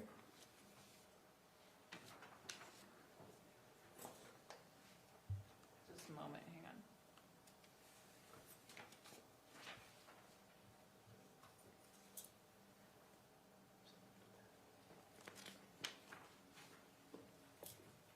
Restate your question, please. And earlier in that conversation, she says, what can I do to help if I can? Right, yes. And then within 24 hours of that little spat between Matt and Tracey on page 12, she says, Matt says you have food poisoning, and that's why you've been acting so crazy past 2 days. Right? Yes, that's what he claimed. Well, that's what she said he claimed, right? Right, So they had a conversation, right? yes. And I did not have food poisoning. I'm sorry? I did not have food poisoning. What did you have? Nothing. You're just faking it? No, I was not faking it. It was a lie that he told my mother. It was a lie he told your mom? Yes. What Because was I it? remember when he said that, I was in shock. And what? Because he didn't want to admit that we were arguing about my infidelity. I see. That seems to be a common occurrence, doesn't it? He loved to throw it in my face. And you regretted that, didn't you? Yes, I did. Yeah. You regretted that not only did you cheat on him, but that you sort of had to hold it and not tell him. I had to eat crow every day he wanted me to. Yeah, even when you came to Utah and met men here in Utah, right? I'm sorry? Even when you came to Utah on June 20th and met men here in Utah, He knew right? nothing of those men. I'm not asking if he knew. I'm saying that you felt bad about it, so much so that when you came to Utah, you started doing it again, didn't you? I was just trying to be happy. By meeting other men. Is that accurate or not? Sure. Is that a yes? Yes. It's okay to be honest today. I get it. You've done all you need to do with the state. You can be honest today. It's done. You just need to serve time. Okay? You understand? Yes. They can't hold it against you anymore. You've done your job. Okay? Good. After Matt died, you also met with some men after that too, didn't you? There's only two. Do you remember the evening that the police came and Matt's body was on the ground? Yes. Did you sleep at your house that night or your mother's house that night? No, they got us a hotel. Who got you a hotel? The police. Did you sleep in the hotel? I did. How late were you at the police department that night? 2, 3 o'clock in the morning. So I did don't you- recall. It was a blur. That honestly was a blur. I'm sure it was. It was very traumatic. A person had died. I get that. Was it traumatic for you? It was very traumatic. Yes, I believe that. But isn't it true that the American Forks Police Department tried to help the family because it happened in your home, that they provided a hotel Yes. for a couple days? Yes. And isn't it true that during the time that you were provided a hotel, you wanted to bring a man to that hotel? I thought about it. Yeah, and isn't it true you told your mom that? Yes, I did. And isn't it true that it was only a 3-day stay that the American Fork Police Department provided? Yes, but I never brought anybody to the hotel. But you talked about it, Right? and this is all during the time that you're smoking marijuana, right? Yes. That you're really not having any communication with Kevin, right? Correct. No communication really at all with Kevin, right? Very little. Yeah. Do you think the fact that you're providing this statement to the court now or to law enforcement 3 times, that you've improved your ability on how to state your case, state your story of what happened? Yes, that seems fair. Do you recall during the trial, actually,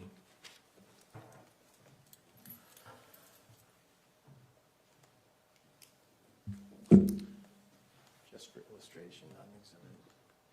Do you recall the date of June 12th, 2025? That's a tough one, isn't it? June 12th is 2025? Yeah. I don't know the significance. I'll provide you a picture. Oh. Yes, I remember that. Does that look familiar? Yes, it does. June 12th, 2025, you met with law enforcement and prosecution regarding your time to be truthful, right? Yes. And you had, and that picture just shows you being there. And who's in that picture, do you know? I'm in that picture. My attorney, Mike Brown, is in that picture. Mr. Brown, who's here? Mr. Watabe, Mr. Brown, and I don't know her name, but they're paralegal. And a police officer. He's not pictured, but yes. Yeah, he's not pictured. Yeah. Well, you can see his Can you fingers. see his hand? Yeah, there you go. I can't identify his fingers from just his fingers, but I'm only providing this picture to demonstrate that you met with prosecution and law enforcement to talk about providing the truth. I did. And during that time that you talked to them, you talked about times that the conspiracy between yourself, Kevin, and Tracey was going on, right? Yes. And during that time, you provided honest information to them, right? To the best of my knowledge, yes. Yeah, to the best of your knowledge. You've been in jail now, November, December, January, February, March, April, May, June, 8 months, right? Yes. And you've had the opportunity for 8 months to think about this case, right? Yes. And do you do much more in jail than think about this case? I tried honestly not to think about it because it's traumatic and I didn't know what I was going to do with all of it. So you tried not to think about it? Yes. And so are you trying more nowadays to think about it now that you're in prison? Now that I'm more sober, yes. You had 8 months of sobriety of marijuana at that point in time, right? Right.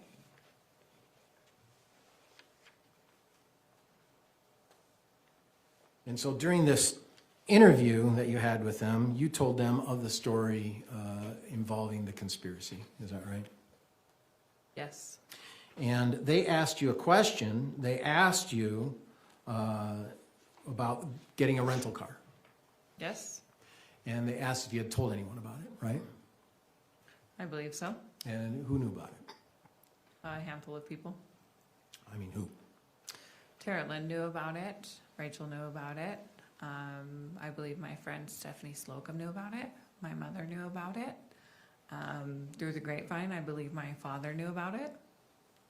Anyone else? Not that I can recall. Yeah. There may have been other people in passing, but nobody that I had told. Right. And the whole play on this rental car was for you to go down to Enterprise in American Fork, right? And to, was it Enterprise? I think Enterprise. Are you talking about California now, or Utah? No, I'm talking about American Fork, when you went down to attempt a rental. Okay. You know what I'm referring to? Yes, I thought you were talking about, the first one you asked me, I thought you were talking about the rental car in California. All right, then let's go back. Let me correct. Sure. I'm aware, and I think we are all aware, that at the time you rented your vehicle in California and came to Utah, that Tara Lynn was there, right? Yes. And you explained that your father was there. Yes. So he knew you got a rental too, right? Yes. And then, obviously, you're going to Utah, so Tracey knew. Yes. And Rachel knew, right? Yes. Let's go back and let's talk about the day you were going to, well, let's go forward and talk about the day you were going to rent a car to go back to California. Okay. Okay? And who knew about that? Kevin knew about that. My mom knew about that. In this interview, did you say Kevin knew about it? I don't recall. Isn't it true that they asked who knew about it and you did not say Kevin? I don't recall. But yes, Kevin knew about it because I had asked him to watch my children as I went down to get the rental car. Thank you. I appreciate that information. Do you recall the trial with Kevin? Yes, I do. And do you recall listening to the audio of that conversation with Kevin? Yes, we listened to it today as well. Yes, we did. Can we pull that up? I'll find it.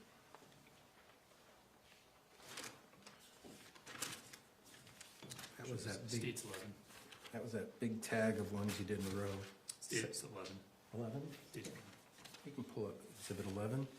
Let's listen to that. There it is.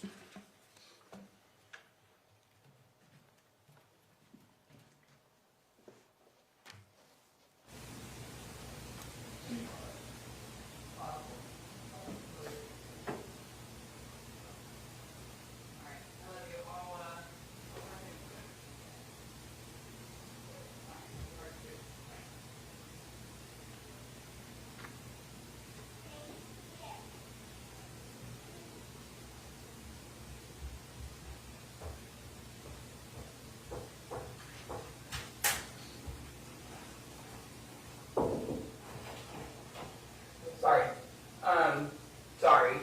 I need you to watch my kids for 5 minutes because I need to go over to the rental car place to make my story plausible that I need to go over there and they need to turn me away and say, no, we cannot rent you this car because your driver's license is out of state. Thank you. I'm leaving in like 2 minutes.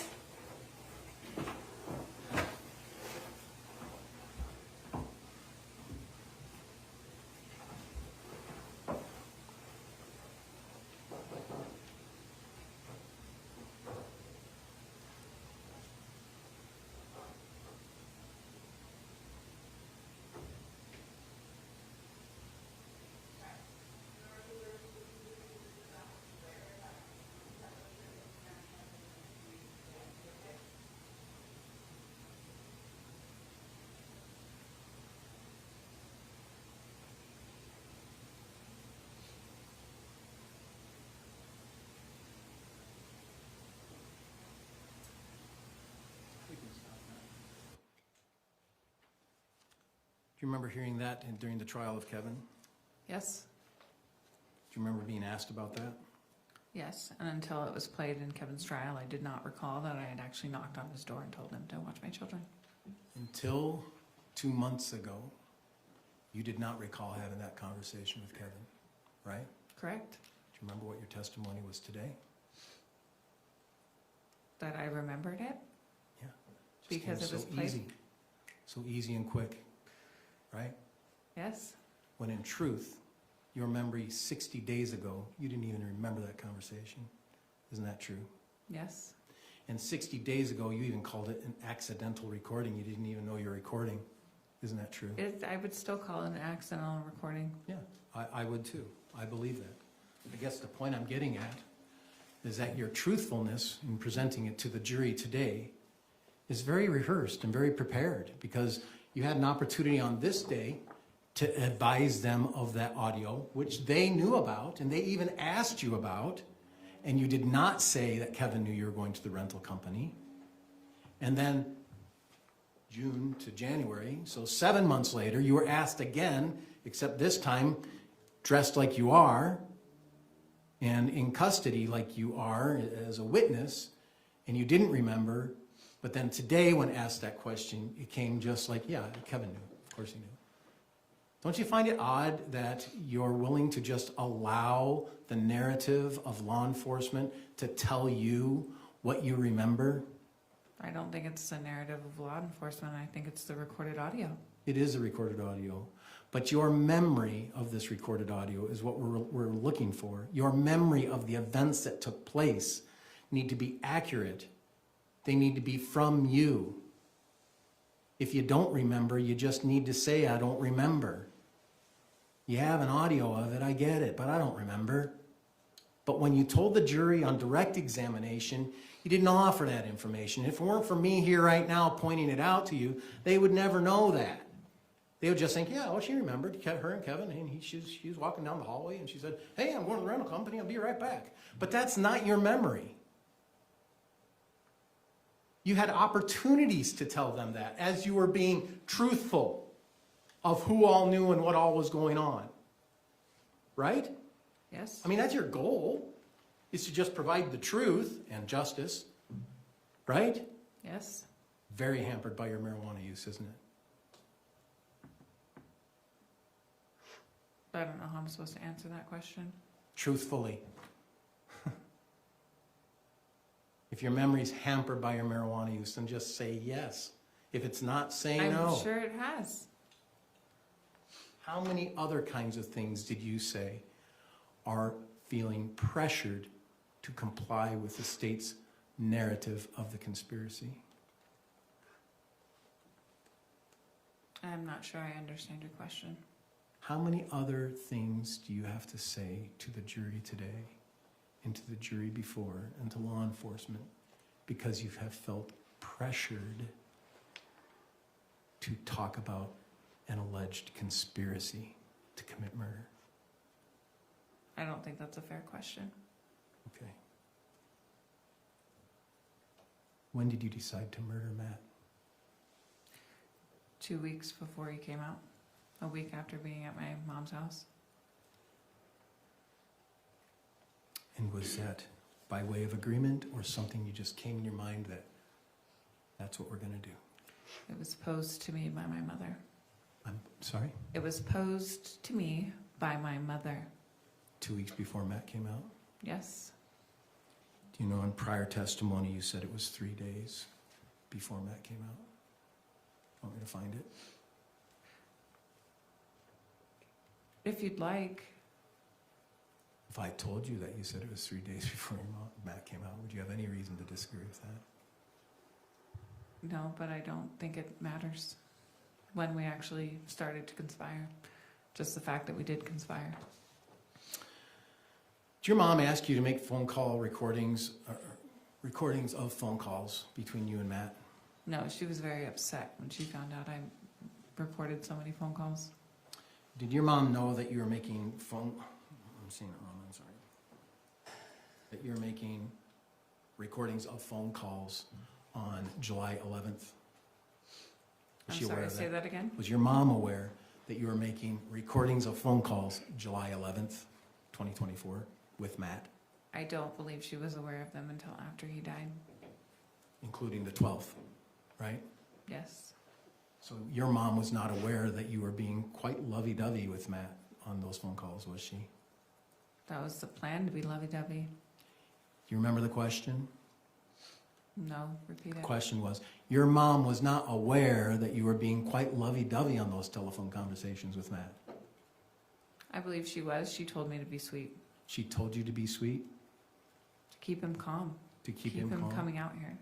So she's the one who's telling you to keep him coming out here. It was an agreed upon. Where were you when that agreement took place? I don't recall. What were you wearing that day? Probably something pink. Are you being facetious? No, most of my wardrobe is pink. Okay, I'll accept that. I thought you were being facetious, but that's nice. These are hard times, Kate. I get it.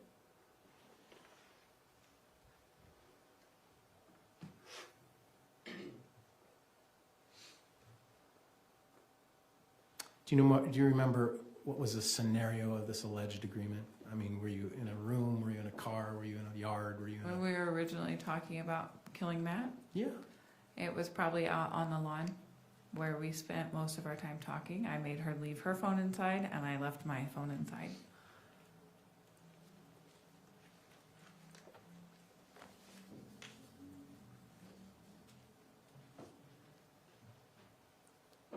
Did you ever tell your attorney that you had an agreement 2 weeks before Matt came out to kill Matt? I don't recall. Do you recall your attorney providing a document to the prosecutor about your proffered testimony? Yes, I do, and I remember agreeing upon that proffered testimony. Do you know what proffered means? Not off the top of my head. I had to learn too, so that's okay. If I told you that proffered means a person will speak for you of what your testimony would be, that would be proffered testimony. Do you have any reason to disagree with that? No. And to your understanding, is that your understanding what proffered testimony was in this Yes. case? So your attorney wrote up a proffer of what you would testify to. Based on what I told him, yes. Right. Your lawyer did a great job, didn't he? I think my lawyer did a kick-ass job. He sure did. He got you a second-degree felony, maximum 15 years, right? I'm 1 to not 15. sure. I'm not sure how much I'll actually do. Well, on murder, it's 1 to 15 on the second degree, The Board of Pardons decides a lot. so it could be less than 15. I don't know. Well, we'll talk about that more. In your proffer, did you have an opportunity to review this with your attorney before he sent it out to the prosecutor? I did.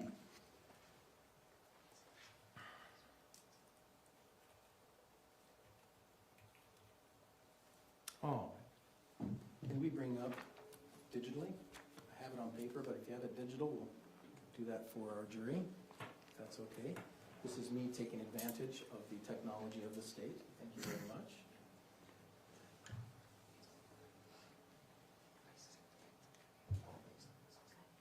Okay, can you present it to me? What this was? Judge, I shall declare Defense Exhibit 1. Any objection? Mr. Watabe? No objection. It's going to be Mr. Brown. Okay. Thank you. Do you see it? Yes, I do. All right. What's the date on this? June 6th, 2025. And this was in and around the time that you decided to be truthful, right?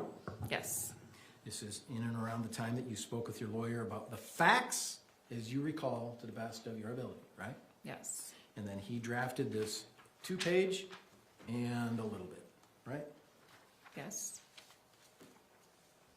And in this fact scenario right here, do you ever talk about having that meeting with your mom 2 weeks before Matt got there? I don't recall. I will give you an opportunity. I'd have to read it. Yep, I will give you an opportunity to read. So we'll pause.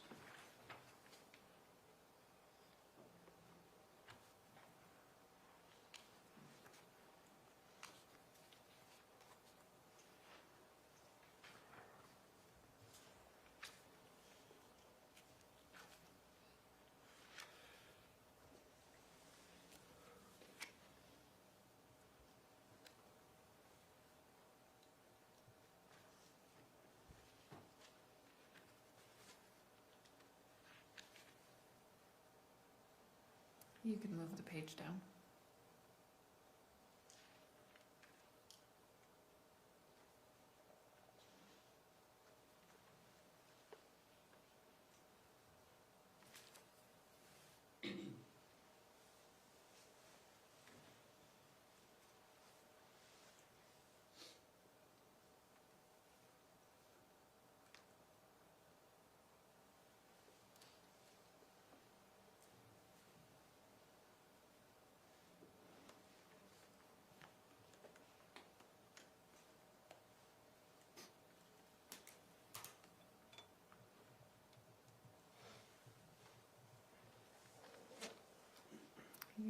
You could move the page down again. A little bit farther up. Thank you.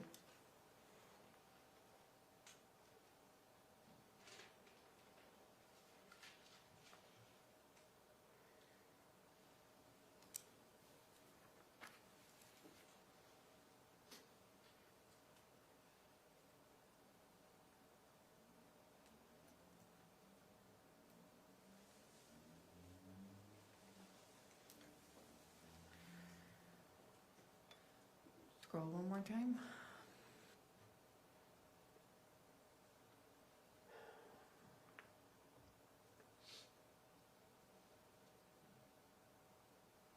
you remember the question? Nope. Good. That's all right. I didn't expect you to because you just read a lot of paragraphs, and that's okay. The question is, do you recall telling your attorney that you had an agreement 2 weeks before Matt got there that you would murder Matt? No, I don't recall telling him that. Is that in there? Was that in? No, I don't see it. Okay. I don't see it. Paragraph 9, do you see paragraph 9? Can we go to paragraph 9? Tracey would talk to Kathryn about taking violent action against Matt to remove him from the situation. Kathryn indulged Tracey, but did not think Tracey would follow through. That doesn't sound like a conspiracy. Does it to you? No, You have but to. it's, You have to come to an agreement, don't you? yes. Tracey would make mention of her intentions in passing. I would ask to publish it this time around. Any objection? Let's publish exhibit, defense exhibit 1. Pardon? Defense, yeah, I asked.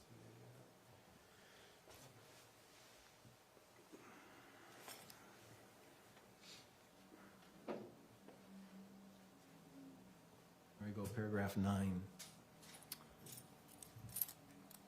Halfway through that paragraph, Tracey would make mention of her intentions in passing, not in any concerted effort where Kathryn, Tracey, and Kevin would meet to discuss a plan. Right? Intentions of meeting to discuss. That doesn't say an agreement, does it? Like, no, it doesn't say meeting. However, in retrospect, Tracey proved to be true to her word to remove Matt. Right? Correct.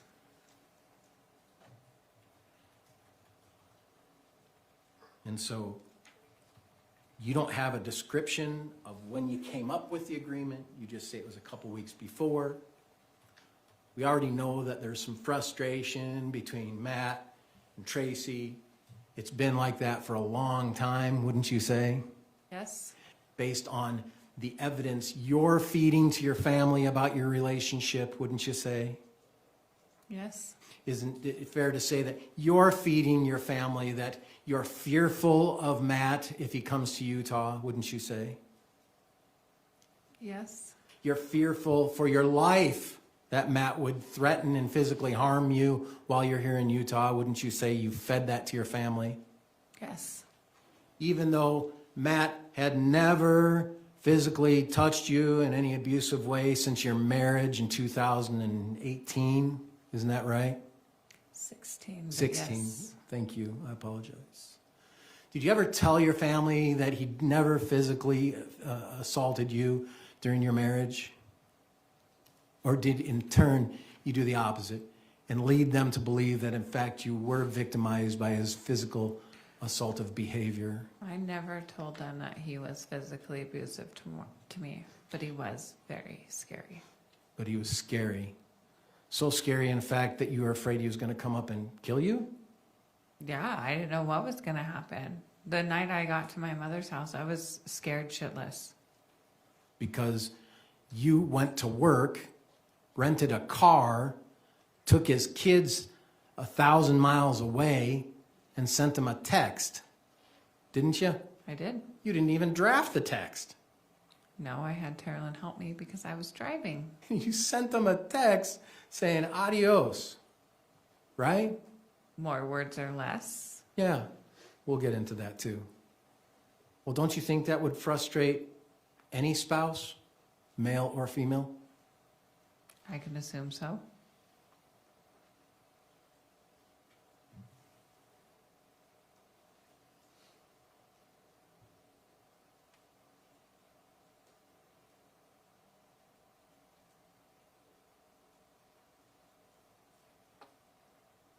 I do have to talk about this magnetic screen door thing.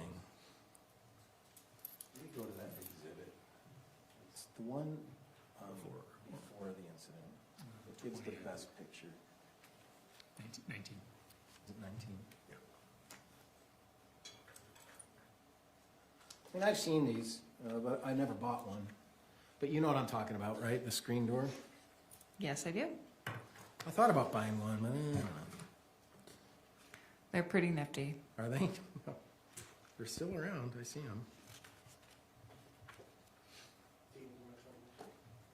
Oh, yeah, if we could publish, thanks.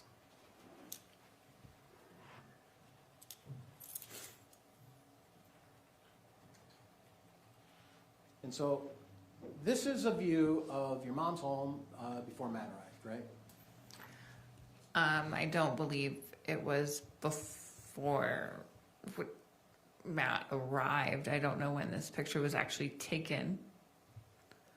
Well, we got the toys of the kids, right? Yes. We got this cool tunnel that the kids can go climb through, right? Yep. And we have this line that goes right down the opening of the front door, right? Yes, but the screen door was put back on after the incident. So when this picture was actually taken, I don't know. Yeah, and I understand that. And does that center line divide with Velcro? No, it divides with magnets. Right. And then the exterior is Velcro, right? Yes. So the framing is Velcro, right? Yes. The interior is. And so to take it off, how long does that take? 5 seconds. 5 seconds.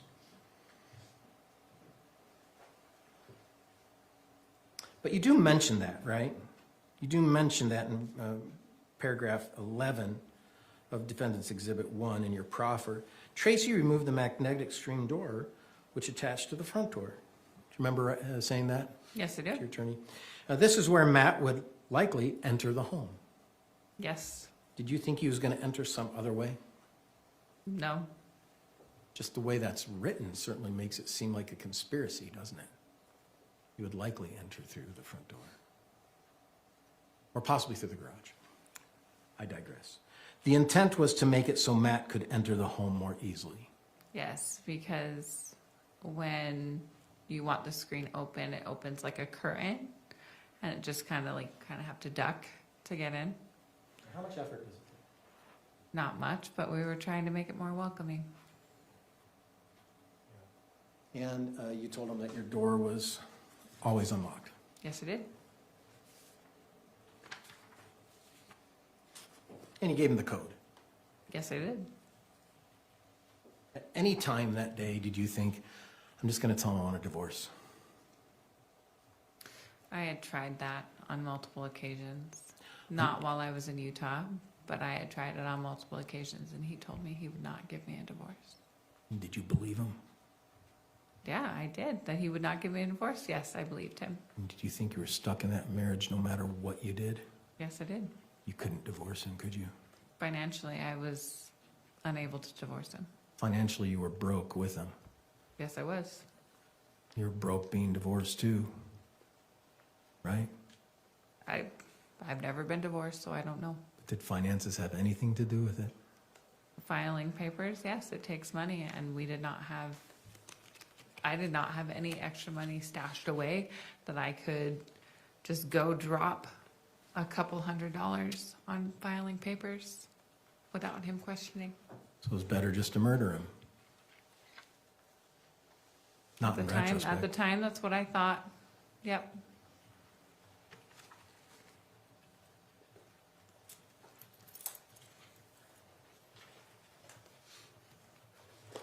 The judge has informed me today that he has some responsibilities.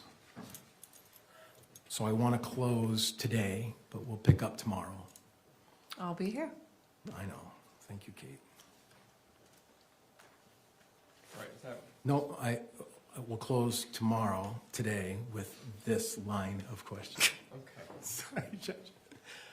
That pause was just too We long. were getting excited. Mr. Facebearer. I apologize. My bad.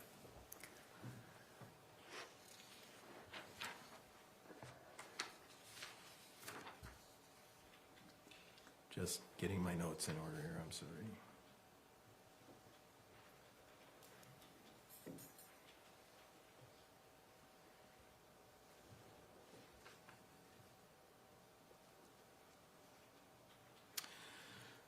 So, oops.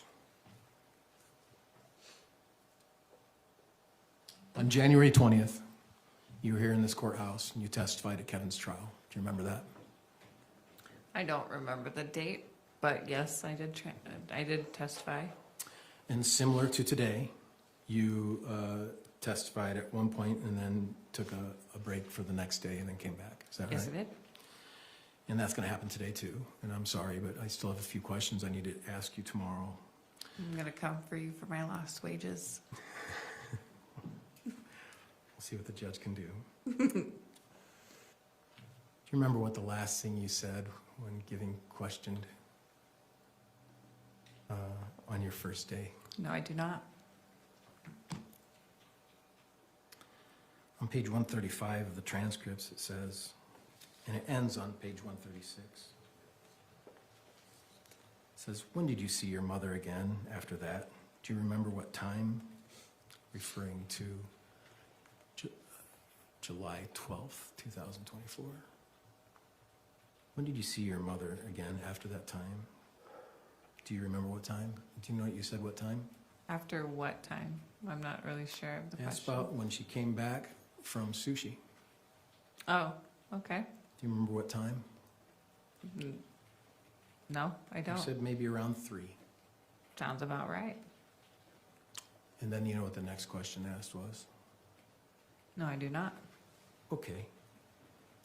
What about Kevin? And isn't it true that you said, I believe I saw him walking into the house around 3 o'clock. Did you have any interaction with him between 3 and 9:30 or 3 and 10 p.m.? I don't believe so, was your answer. Do you remember that?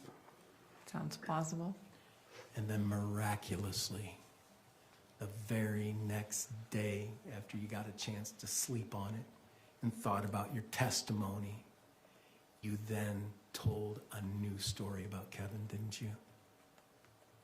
The last question asked on the first day was, what was your interaction with Kevin when he got back from sushi to 10 o'clock at night when Matt got there? And you said, he walked by. And then the next morning you said, you know, I remember something. I had a huge conversation with my mom and Kevin and me in the front lawn, and we talked all about the murder plan. Do you remember that? Is that exactly what I said? That's not exactly what you said? I said, is that exactly what I said? Would you like to see it? On the next day? The next day?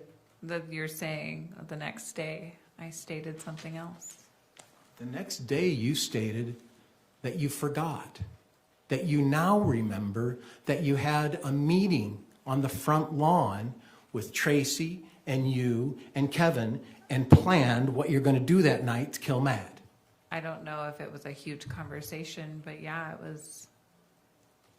We're going to follow through with this. Was it more than, I believe I saw him walking into the house around 3. And when did you see him after that? I don't believe so. Was it more than you didn't have a conversation with him? I don't recall. Yes. The next day you talked about what you testified to of today, that you and your mom and your brother talked on the front lawn after their sushi. Isn't that true? I don't believe it was the front lawn. I believe it was the back lawn. But I do believe that after he walked in the house, he may have come out and had a little sit down with us. Of course, you had an opportunity to leave this courthouse, go to bed, sleep on it, think about how you did, and come up with a whole new story that you never told prosecution about. In this interview, on June, you never told prosecution about that meeting on the grass, did you? I don't believe so. You never said it on the first day of your testimony of the trial with Kevin, did you? I don't believe so. You never said it in your proffer that you provided your awesome attorney to get you the deal of the century for a murder, did you? I don't think so. But you had a chance to sleep on it. And when you came the next day, you came up with a new story, didn't you? I don't think came up with a new story, but remembered more details. That's all I have for today, Your Honor. Thank you. Ladies and gentlemen of the jury, as the attorney said, I am on call. I think I mentioned most of you through most of this trial. So I'm taking a little bit short recess today, or early recess, so I can attend to those duties. You may have saw me monkeying with my watch at the start of this session. It seemed like half of the county was calling and texting me, and I was trying to get it off. It's a newer watch, and I we won't get along very well. It won't show up in the courtroom tomorrow. Let me give you the schedule for the rest of the week. We'll do an entire day tomorrow, 8:30 to 4:30-ish. Thursday, we will start at 1:30 p.m. So you have your morning off, and then Friday plan on an entire day as well, 8:30 to 4:30-ish as well. Please keep my admonition in mind and my directions about forming an opinion about the case, doing any research about the case, talking about the case, using social media, in any way, shape, or form. Just stay away from this case until you're sent out to deliberate. Obviously, you're probably going to get asked by people, how did today go? You can say we had a full day of trial and just leave it at that, nothing more, nothing less. Appreciate your being so attentive today and being on time. Many juries aren't on time, so that's quite highly that all of you are showing up so early and being ready to go. It's unusual, and I appreciate that. With that in mind, leave your notes in the jury room, leave your lanyards there. Tomorrow, if you can hit the security gate about 8:15 a.m. before you, so you can get up and be ready to go at hopefully straight at 8:30. I'd appreciate it. Thank you. Ready? All rise for the jury.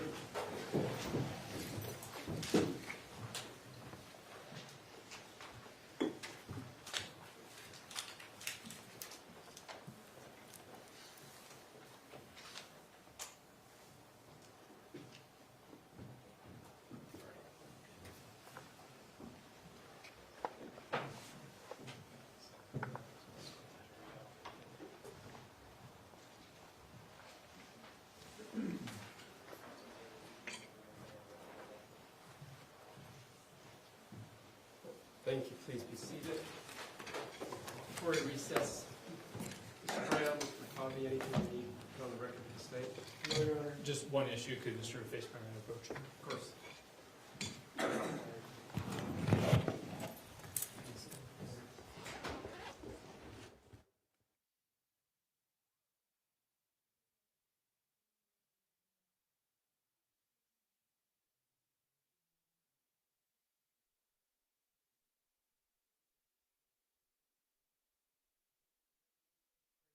The defense wants to put on the record for today? No, Your Honor. All right.